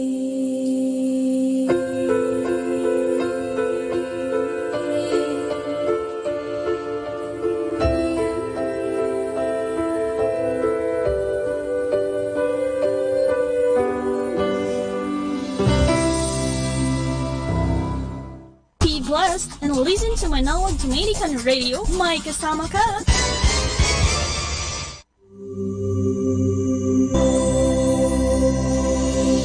Let's come now to the Catechism of Catholic Doctrine, and the questions are: does God see us? Does God see and know all things? The answers: God always sees us and watches over us with loving care. God sees and knows all things, past, present, and future. He knows even our hidden thoughts. The Bible says in Psalms chapter 138 verse 2 and 4, Thou knowest when I sit down, and when I rise up, Thou discernest my thoughts from afar, even before a word is on my tongue. Lo, O Lord, Thou knowest altogether. Questions are: does God see us? Does God see and know all things? Good afternoon. Cast all your cares and worries into God's hands and see how He cares for you affectionately and watchfully. So, good afternoon, everyone.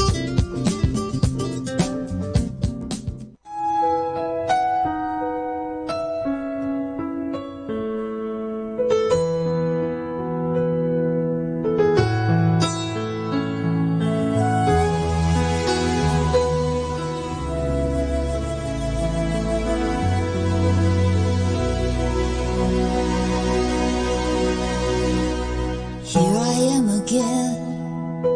Now my boy is 10. As I pray for him each night, my heart remembers when he was very small. Now he's grown so tall, reading books and running fast and playing ball. My how time flies. The tears fill my eyes. I'm still praying for you, my boy. I'm proud of all you've done. No matter what this life may bring, you'll always be my son. You're tugging at my heart, driving my old car. Call me when you get there, please don't go too far. Soon you're 25, found yourself a wife. God has blessed your union with a little child. My, how time flies. The tears fill my eyes. I'm still praying for you, my boy, and proud of who you become. And though you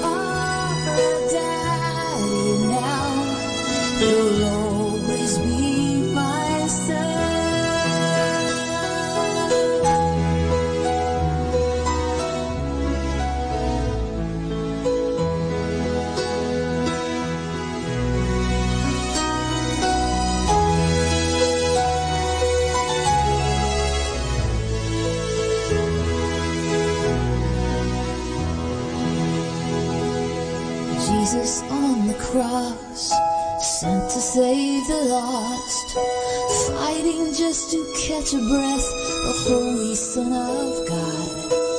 Mary on her knees echoes her son's plea, my God, why have you forsaken me?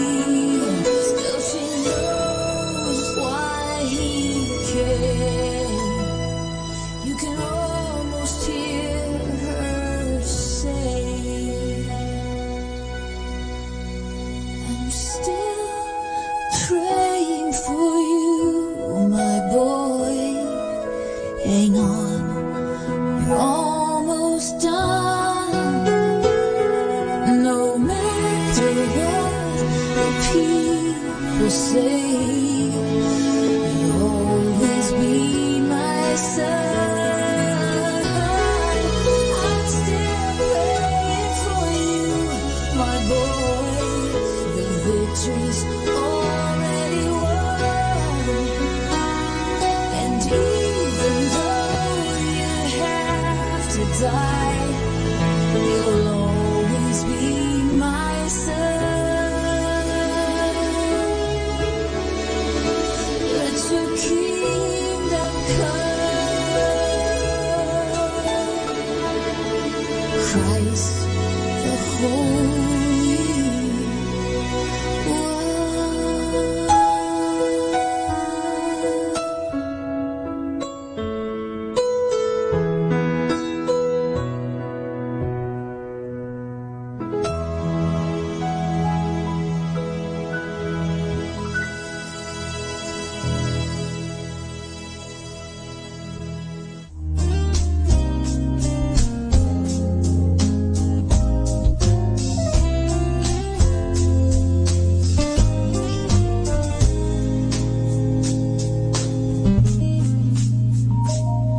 Pagkahirap-hirap ng buhay ngayon, halos di mo mairaos buong maghapon. At sa dami ng problema ay di na makaahon. Kung minsan ay parang abang susuko na, ang pagod na katawan ay tila bibigay na, isip at damdamin ay puno ng pangamba.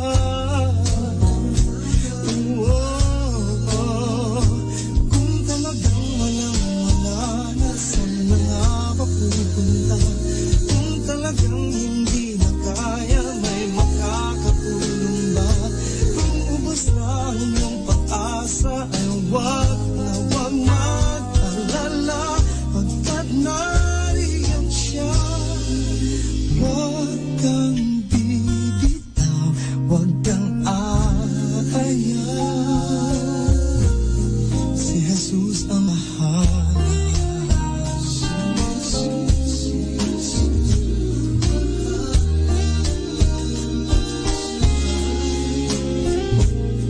Kailangan ay di ka pababayaan,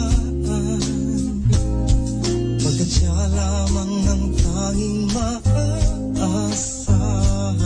Si Jesus na ang bahala sa iyong pangangailangan.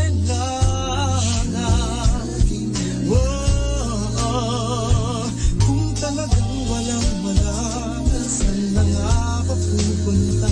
Kung talagang hindi na kaya, may makakatulong ba?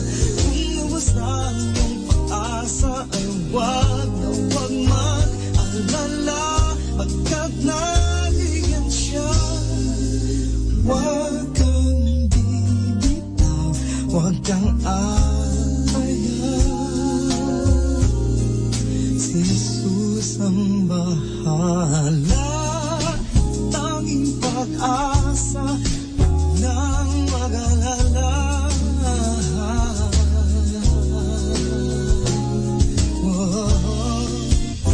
Kung talagang walang-wala na, saan na nga ba pupunta? Kung talagang hindi na kaya, may makakatulong ba? Kung ubos na ang iyong pag-asa ay wag na wag mag-alala, pagkat nariyan siya. Wag kang bibitaw, wag kang aayaw, wag kang bibitaw.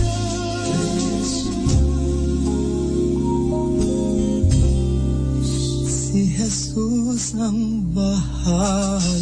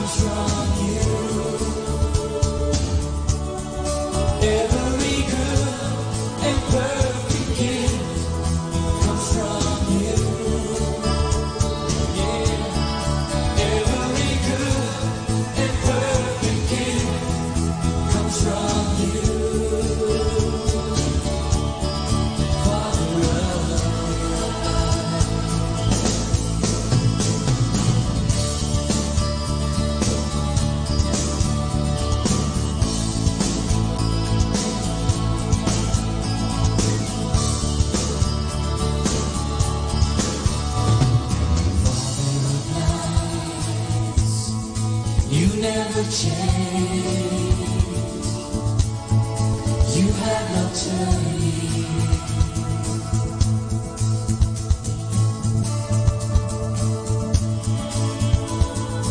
Father of light, you never change.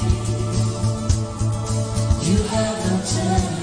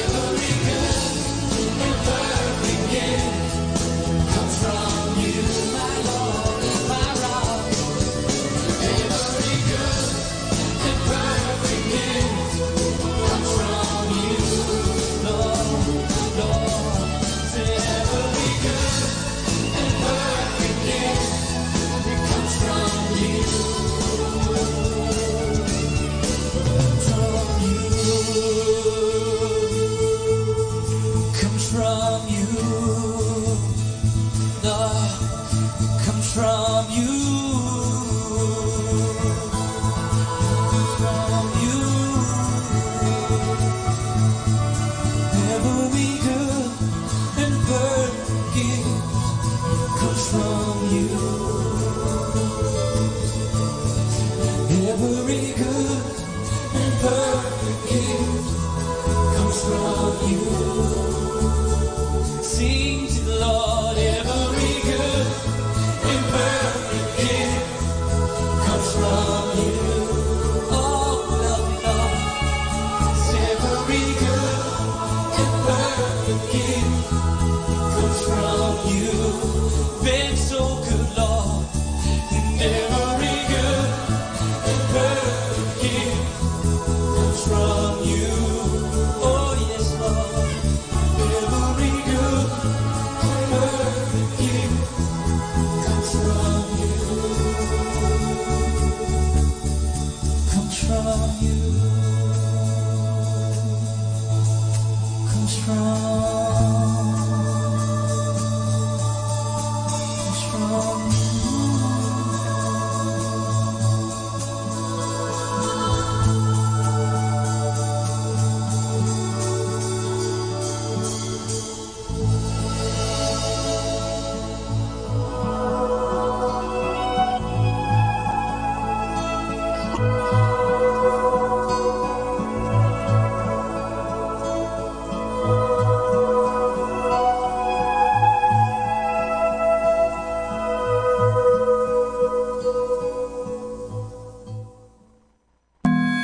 Hi kasama, it's Sunday. Let's go to church. This is JT on Radyo Manawag.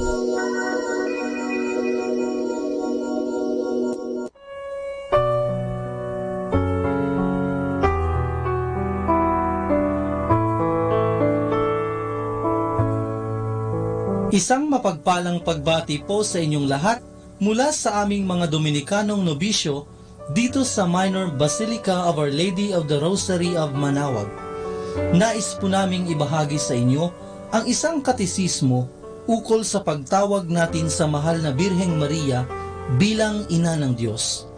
Ito ay mula sa Katekesis para sa Pilipino ni Obispo Teodoro C. Bacani Jr. D.D.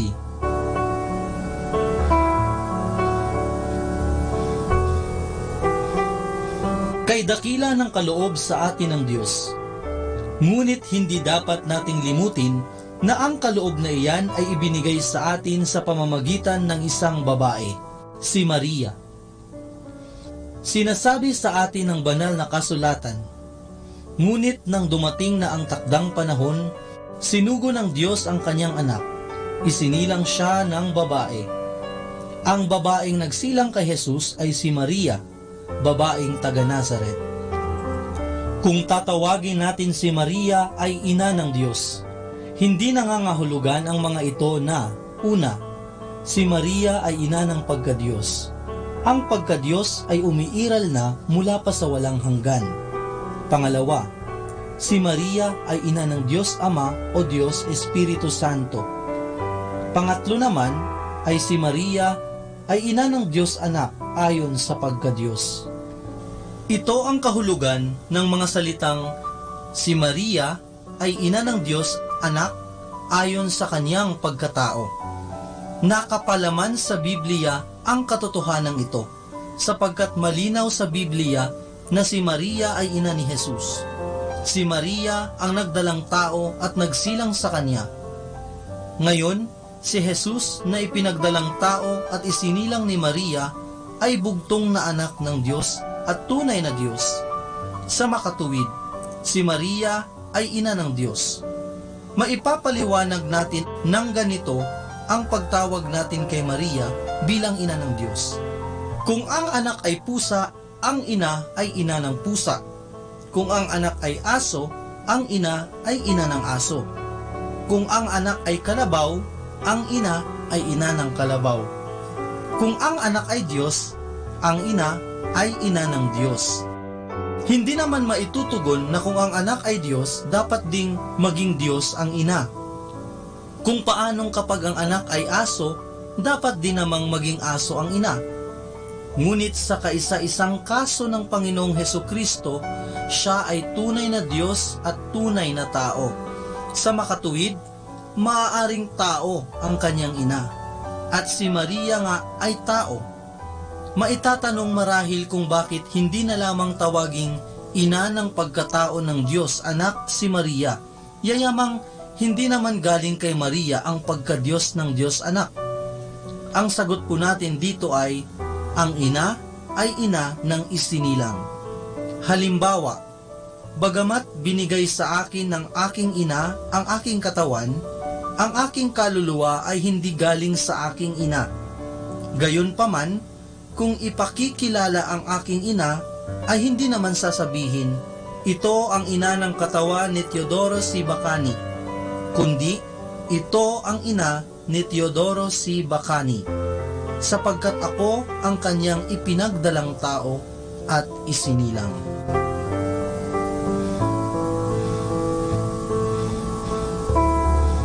Mula po dito sa Minor Basilica of Our Lady of the Rosary of Manaoag, kami po ay taos-pusong nagpapasalamat sa inyong pakikinig. Naway patuloy po nating isabuhay ang mga turo ng simbahan. Pagpalain nawa tayo lagi ng ating Panginoong Diyos. Hanggang sa susunod na buwan po para sa isa na namang katesismo mula sa aming mga Dominikanong nobisyo. Maraming salamat po.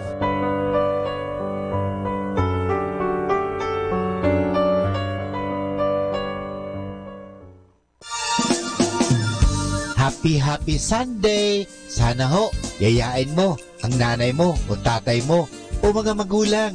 Yayain ninyo yung mga anak ninyo. Magsama-sama kayo magsimba dahil mas maganda po, mabuti po na kayo ay nagsasama-sama, hindi nagkakanya-kanya. Sana po magsama kayo at kayo ay mabigyan ng marami pang biyaya. Happy Sunday!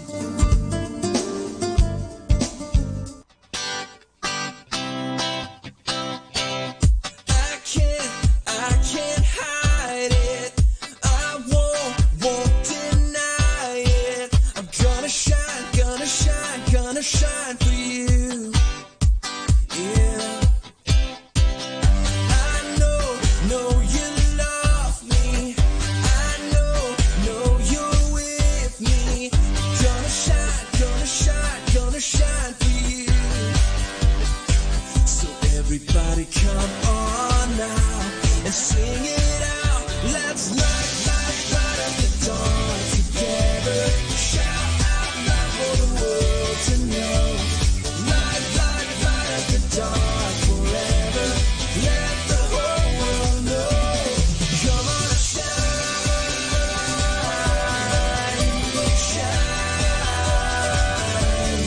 Come on and shine.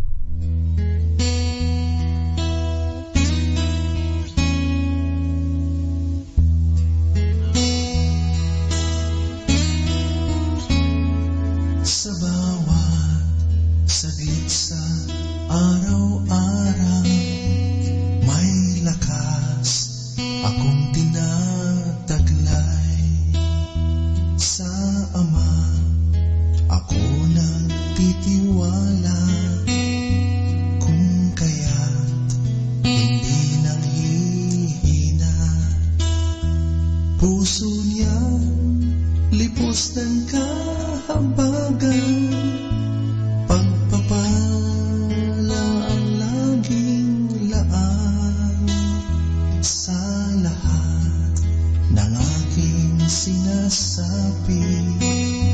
Pala niya'y hindi nasasaib.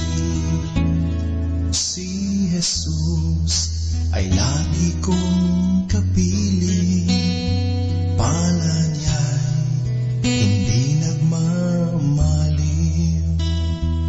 Kung ako ay may kapighatian, ito'y agad niyang pinapasan. Siya'y gabay at aking tagapayo sa gitna ng magulong mundo. Kung kaya't hindi mauubusan ng lakas na aking kailangan. O Jesus, ako iyong tulungan, laging sa lakas mo manangan. At kahit saan ako dumako, kalingain mo yaring puso. Kung pagsubok man ay sumalubong sa iyo, ako manganganlong hanggang sa wakas nitong landasin. Tahanan mo ay aking datnin.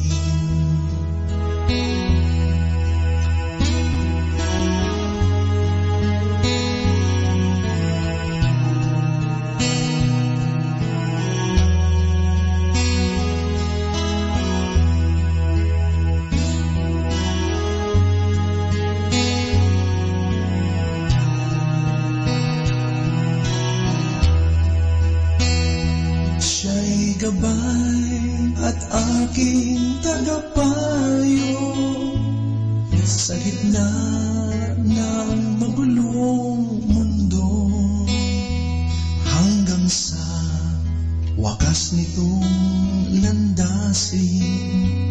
Tahanan mo ay aking datnin.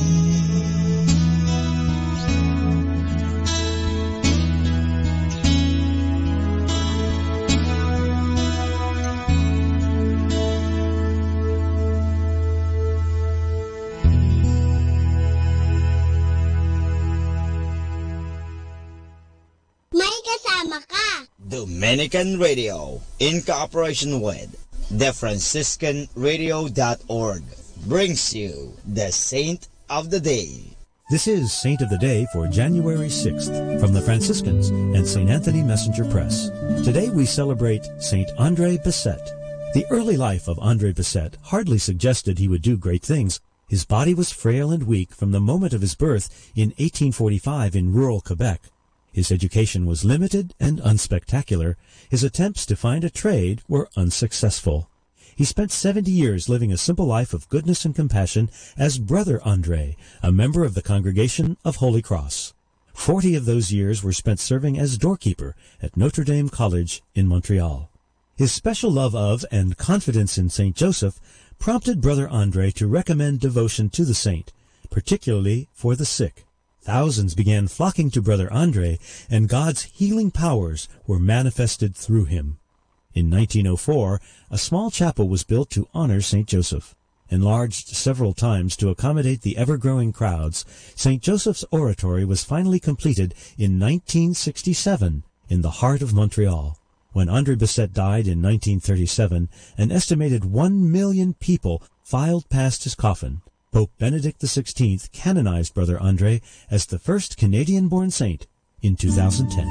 There's more about the saints along with inspiration and Catholic resources at our website, franciscanradio.org. From the Franciscans and St. Anthony Messenger Press, this is Saint of the Day.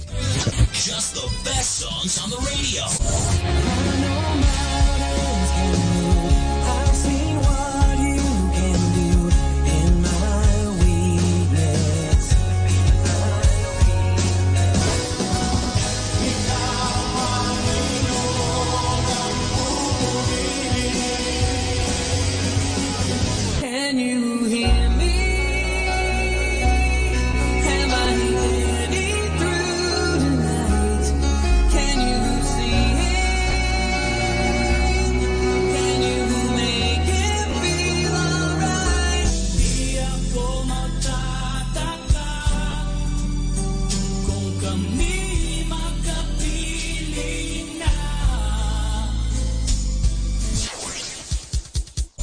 Manawag Dominican Radio.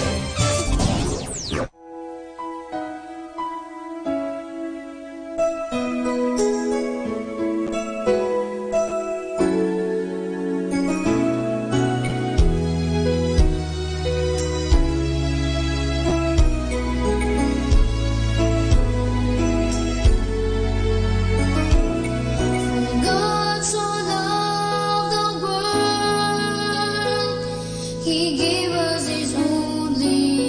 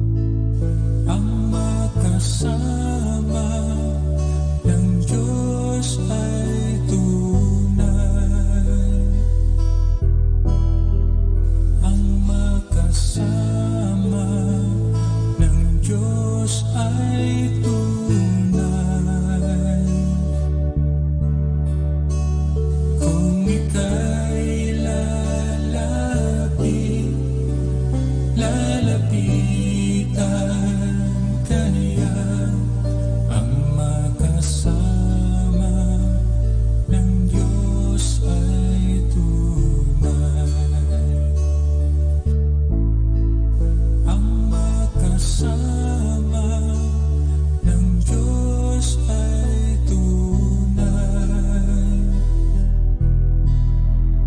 Ang makasama ng Diyos ay tunay.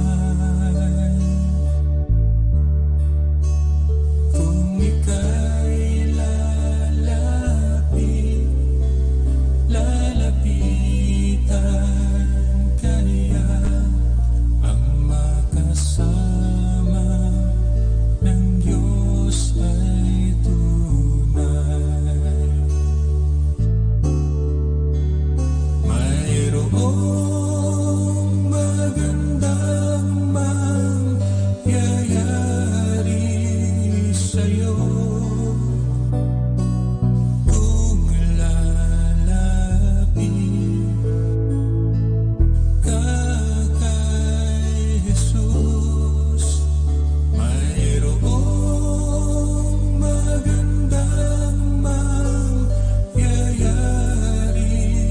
sa'yo kung lalapit kay Jesus. Mayroong magandang mangyayari sa'yo kung lalapit ka kay Jesus. Mayroong magandang mangyayari sa'yo kung lalapit kay Jesus.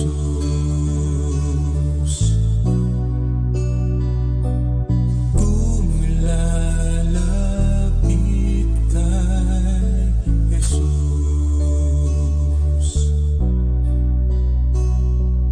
Kung lalapit kay Jesus.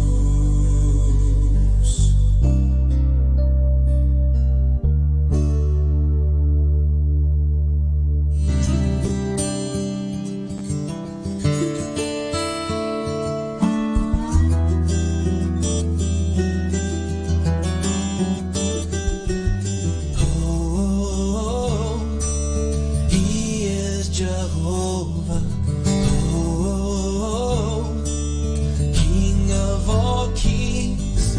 Oh, He is almighty. Come worship the King. Oh, He is Jehovah. Oh, King of all kings. Oh, He is almighty. Come worship the King. Come worship the King. Splendor and majesty, power and authority are His from the beginning. His they are and His they evermore shall be. Oh, He is Jehovah. Oh, King of all kings.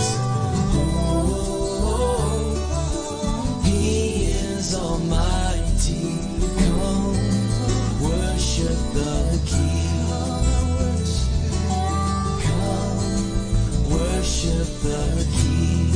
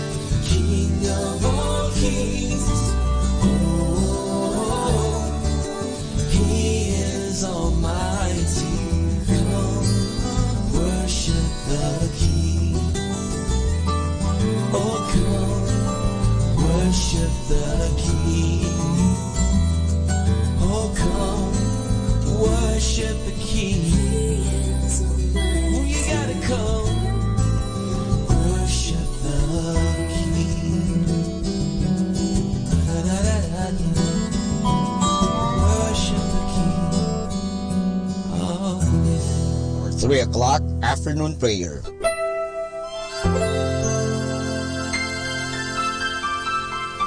Panalangin sa ikatatlo ng hapon. Pumanaw ka, Jesus, subalit ang bukal ng buhay ay bumalong para sa mga kaluluwa at ang karagatan ng awa ay bumugso para sa sanlibutan. O bukal ng buhay, walang hanggang awa ng Diyos, yakapin mo ang sangkatauhan at ibuhos mong ganap ang iyong sarili para sa aming lahat. O banal na dugo at tubig na dumadaloy mula sa puso ni Jesus bilang bukal ng awa para sa aming lahat, ako ay nananalig sa iyo. Banal na Diyos, banal na puspos ng kapangyarihan, banal na walang hanggan, maawa po kayo sa amin at sa buong sansinukob. Banal na Diyos, banal na puspos ng kapangyarihan, banal na walang hanggan, maawa po kayo sa amin at sa buong sansinukob. Banal na Diyos, banal na puspos ng kapangyarihan, banal na walang hanggan, maawa po kayo sa amin at sa buong sansinukob. Amen. O Jesus, Hari ng awa, kami ay nananalig sa iyo.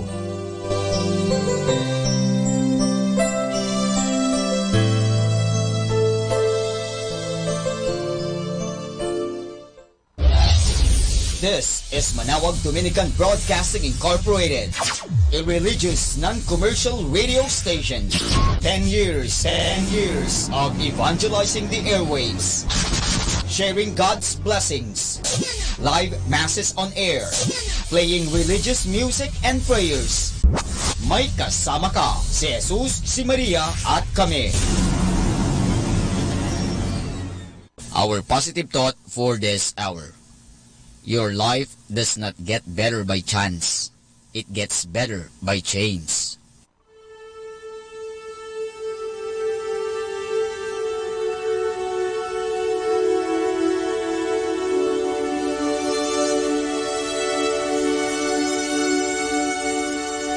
Isang mapagpalang pagbati po sa inyong lahat mula sa aming mga Dominikanong nobisyo dito sa Minor Basilica of Our Lady of the Holy Rosary of Manawag.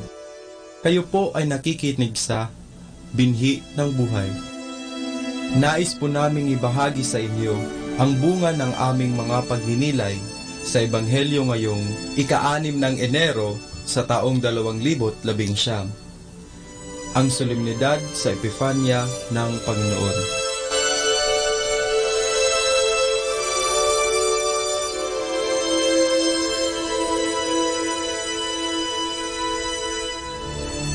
A reading from the Holy Gospel according to St. Matthew.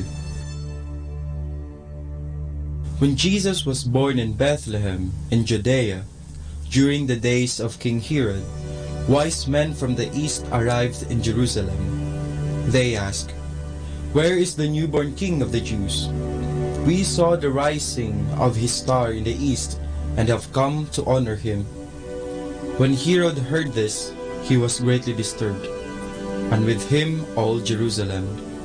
He immediately called a meeting of all high-ranking priests and teachers of the law, and asked them where the Messiah was to be born. In the town of Bethlehem in Judea, they told him, "For this is what the prophet wrote, and you, Bethlehem, in the land of Judah, you are by no means the least among the clans of Judah. For from you will come a leader, one who is to shepherd my people Israel." Then Herod secretly called the wise men and asked them the precise time the star appeared.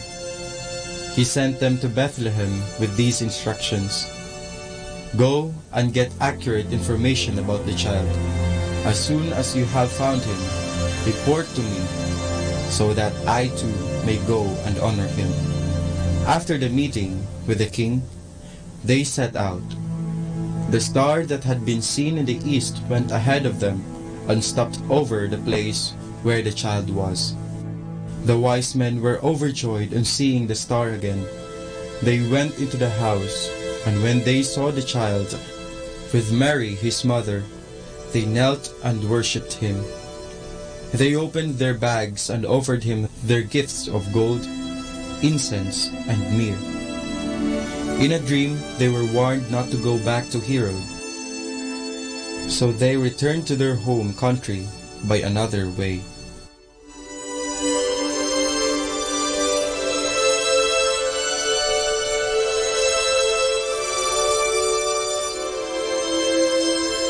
Tila sariwa pa sa ating isip ang saya na dala ng Pasko.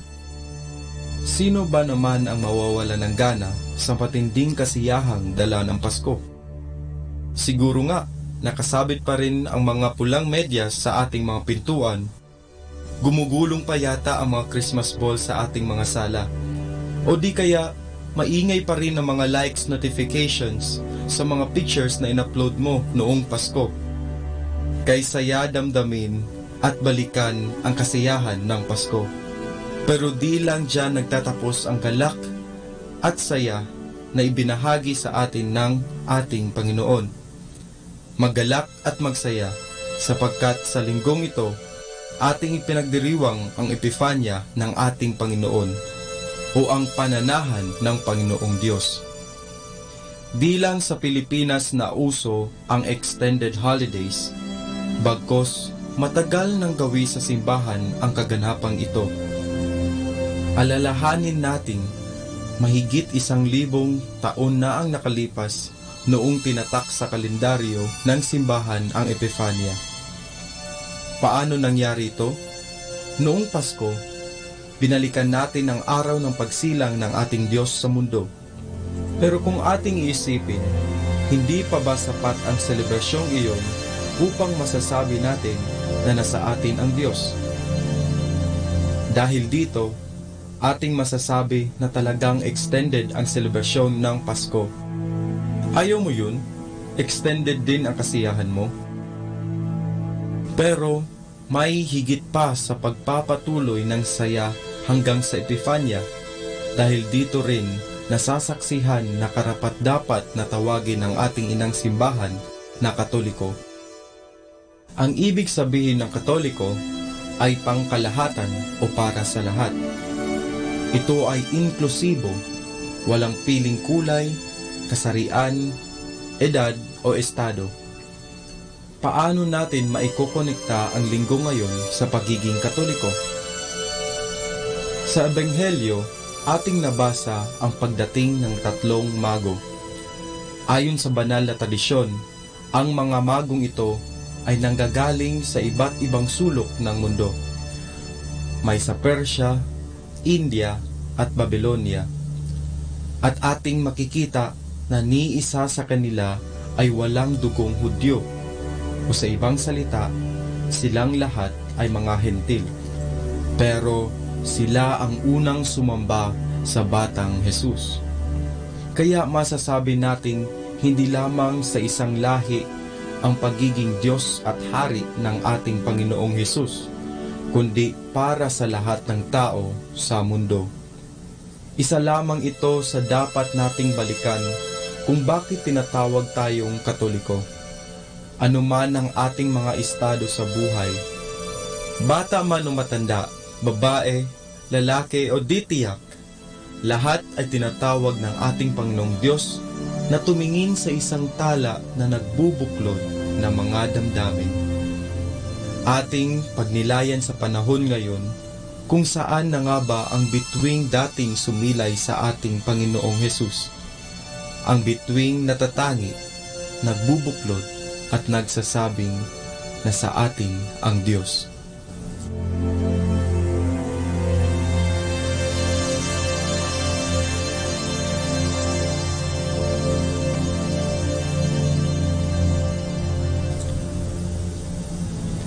Mula po dito sa Minor Basilica of Our Lady of the Holy Rosary of Manaoag, kami po ay taos-pusong nagpapasalamat sa iyong pakikinig.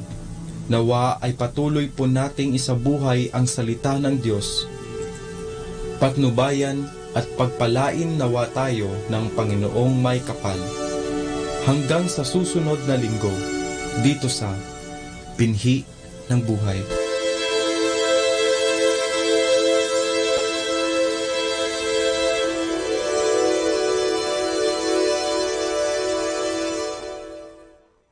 pong pakinggan ang mga pasabi mula sa Basilica Minore ng Manawag. Here is the schedule of Barangay BEC Saturday Masses at 4:30 in the afternoon for the month of January 2019. January 5, BEC Babasit Pugaro, BEC Bliss Pugaro, and BEC Malikdem. January 12, BEC Ladamaan, BEC Santa Ines, and BEC Borac. January 19, BEC Tubol West, BEC Liksi, and BEC Pantal. January 26, BEC Uraan West, BEC Cabanbanan Centro, and BEC Bukaw. And that's the schedule of Barangay BEC Saturday Masses at 4:30 in the afternoon for the month of January 2019. Ating pong napakinggan ang mga pasabi mula sa Basilica Minore ng Manawag. More than ever, we need Catholic radio station like Manawag Dominican Radio FM.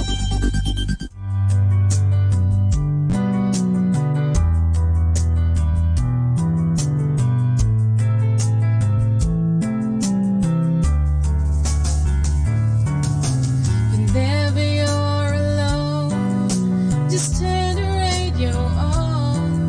It will comfort you with the songs of love, with words from our God. 'Cause you have a company, you have a friend in here. Manawag Dominican Radio, with the songs that call you to God. You have a company, 'cause we are a family.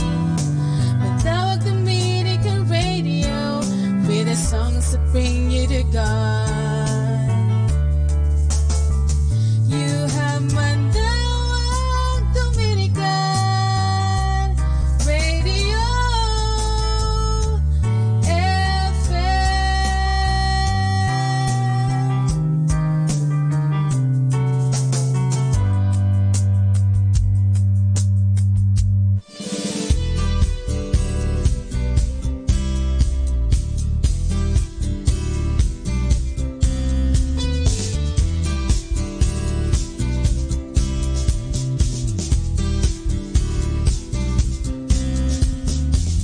I must admit there are two of me, who I am and who I want to be. One is strong, the other weak, flesh and bone trying to believe. Show me who you are, wanna see your face, wanna see your face. Shine a light on this cold heart in this dark, dark place. Oh, I'm the sun, I am the moon, and I reflect you. I reflect you. Who I wanna be looks a lot like you. Who I am's got work to do. Whatever it takes, with you I belong. Show me the way, Lord, lead me home. Show me who you are. Wanna see your face, wanna see your face. Shine a light on this cold heart in this dark, dark place. Oh, are the sun, I am the moon. You are the sun, I am the moon. I reflect you.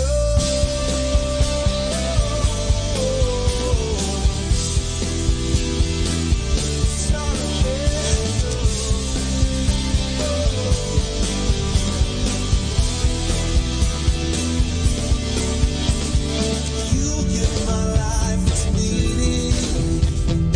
You are my reason to be. Without the sun, I am cold and alone, floating in the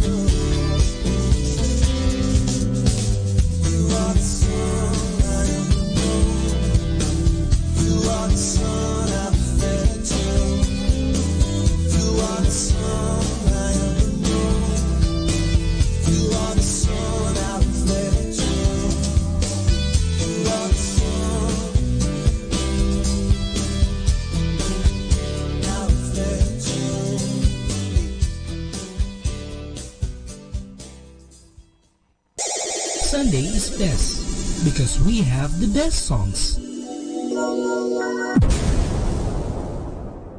Do you want to be happy? Choose to be happy always. Pakinggan natin si Father Butch Bombasi OP sa kanyang tips for happiness. Be the captain of your ship. You are happy because of you.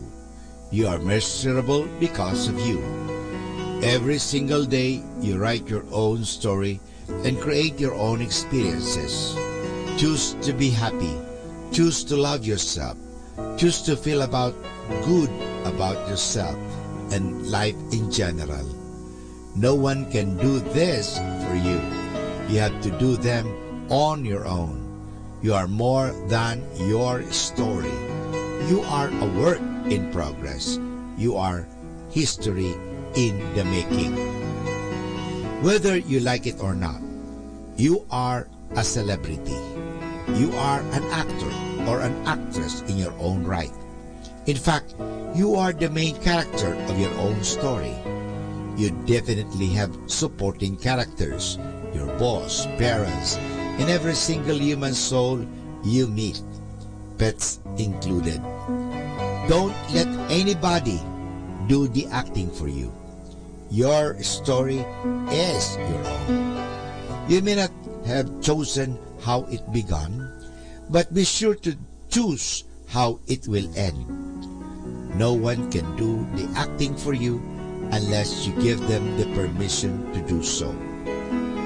Not everyone will like you for being you. They would rather see you to be someone that they have in mind. They would also convince you that living a certain lifestyle is what will give you true happiness. Unfortunately, if there is someone who can know you so well, that would be you. Never compromise your uniqueness and originality for the sake of pleasing others. When people want to change you, it does not mean that something is wrong with you. Your job is to make the best of who you are. Your real enemy is not someone outside who will try to stifle your dreams. Your enemy is from within. Fear. It is what can hold you back. Before kicking someone in the butt, give fear the strongest kick in the teeth. Facing your fears is not as difficult as you might think it is. If you are afraid of dogs, get a Labrador for a pet. Knowing firsthand that not all dogs bite or have rabies will help you overcome your fear of dogs. If a Labrador is too much for you to handle, at least get a rabbit. The point is, when you expose yourself to get closer to what you fear, it helps you see and experience in a new and better way. Remember, happy people lead themselves well. You too are a leader. Run your own race. Others will be slower or faster, but that is not your concern. Mostly in life, you will be playing your own game. For as long as you constantly aim for improvement, your life doesn't have to be a competition with everyone else. So if you like to be happy, be the captain of your ship. Be responsible. Atin pong napakinggan si Father Butch Bombase OP sa kanyang mga tips for happiness. Kahit malungkot ka, isipin mo na lang na masaya ka at sasaya ka. Happiness is a choice. Salamat po. Sunday Special.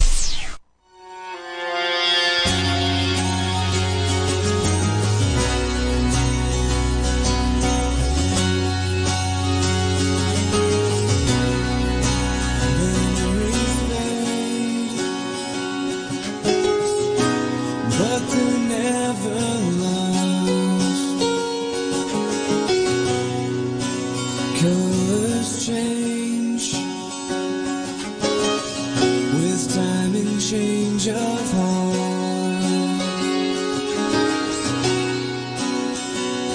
If I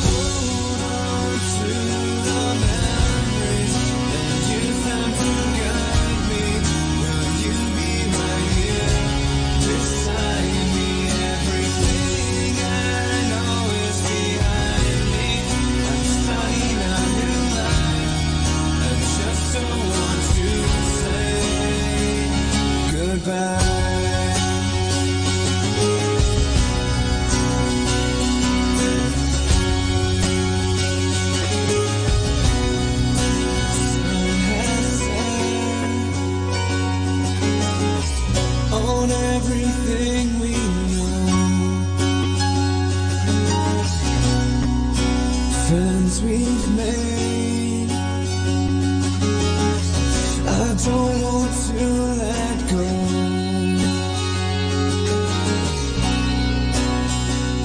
After everything that we have learned, it's our time now, it's our turn. If I hold on to the memories and use them to guide me, will you be right here beside me? Everything I know is behind me. I'm starting a new life. I just don't want to say goodbye.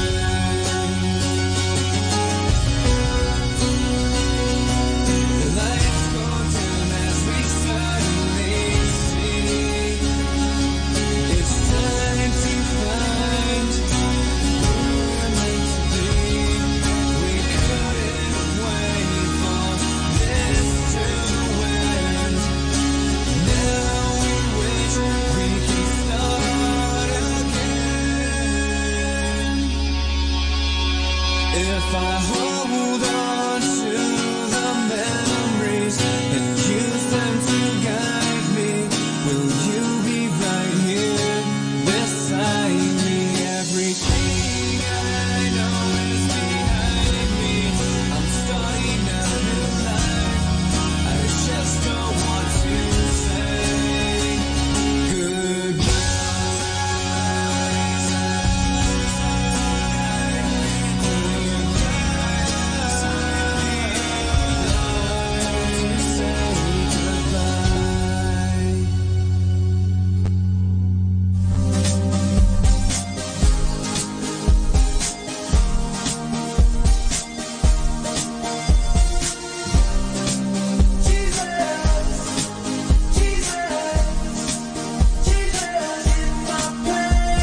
my worst of days, what can wash away my sin? When I fall again and I hear condemned on this, I'll stand, living the life I could not live, dying the death that I deserve. Jesus in my place, Jesus in my place. This is hope, this is grace. Jesus in my place. Whoa. Yeah. Yeah. On that final day when I stand and face my God, bold and confident, I will say, Lord, this is all I have. Living the life I could not live, dying the death that I deserve. Jesus in my place, Jesus in my place.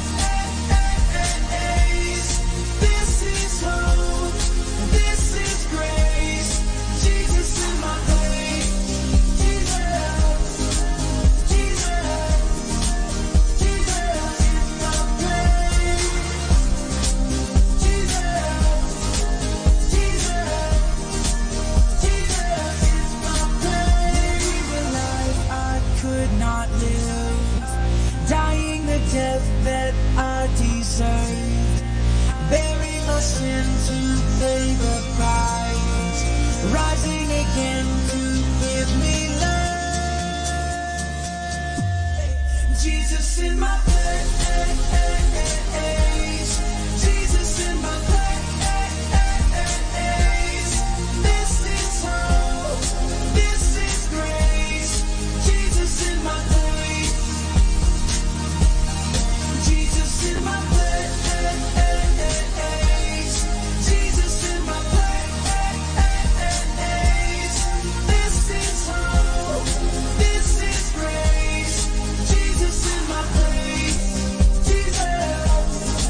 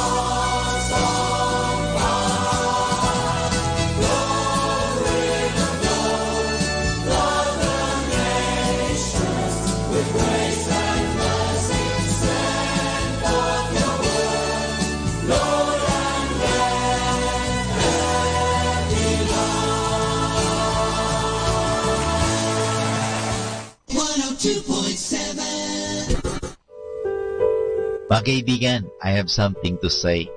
Let me talk about growth.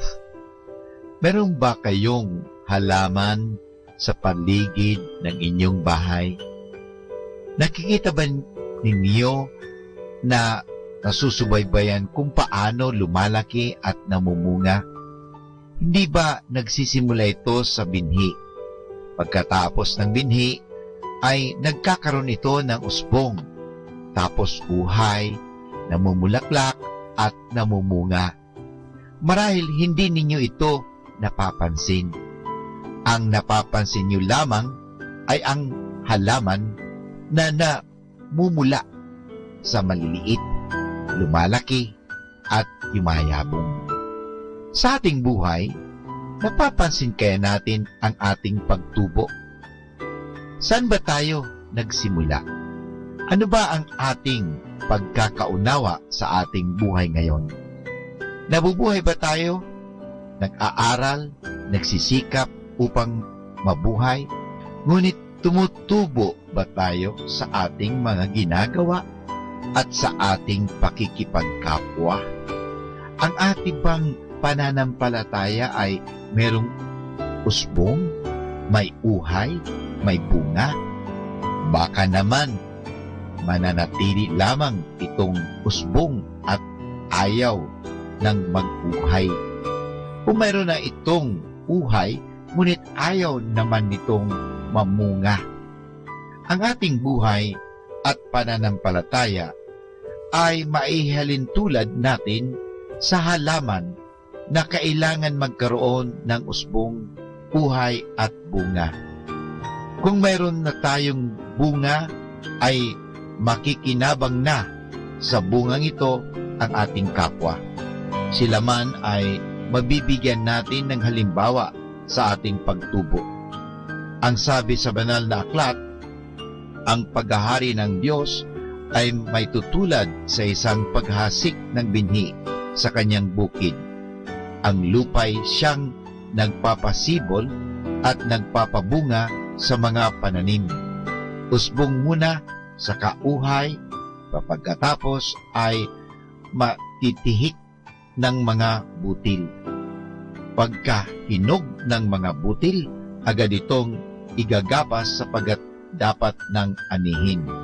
Yan po ay matatagpuan sa Ebanghelyo ni San Marcos, Kapitulo 4, versikulo 26 hanggang 29. Kung tayo ay mamumunga na at kailangan ng anihin, masasabi natin tayo ay nagtatagumpay.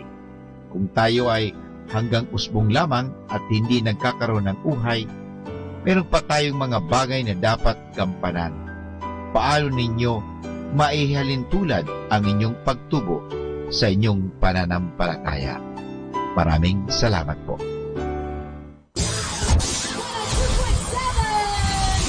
Manawag Dominican Radio.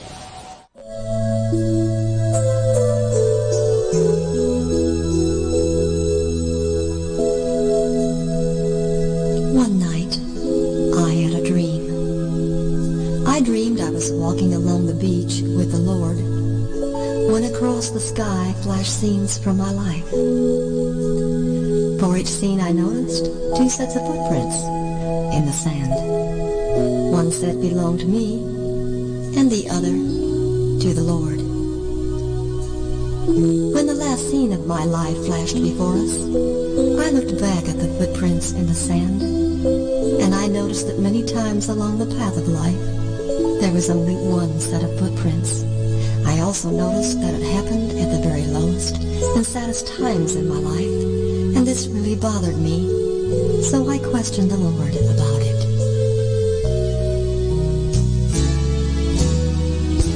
One set of footprints in the sand.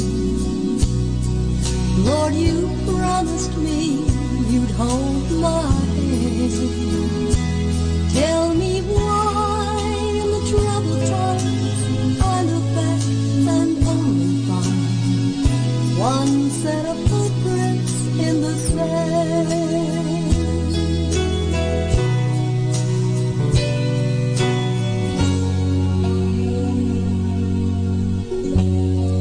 Lord, you said that once I decided to follow you, you would walk with me all the way. But I've noticed during the most troublesome times in my life, there's only one set of footprints. I don't understand why in times when I needed you most, you should leave me. And the Lord replied, my precious, precious child, I love you, and I would never, never leave you during your times of trial and suffering.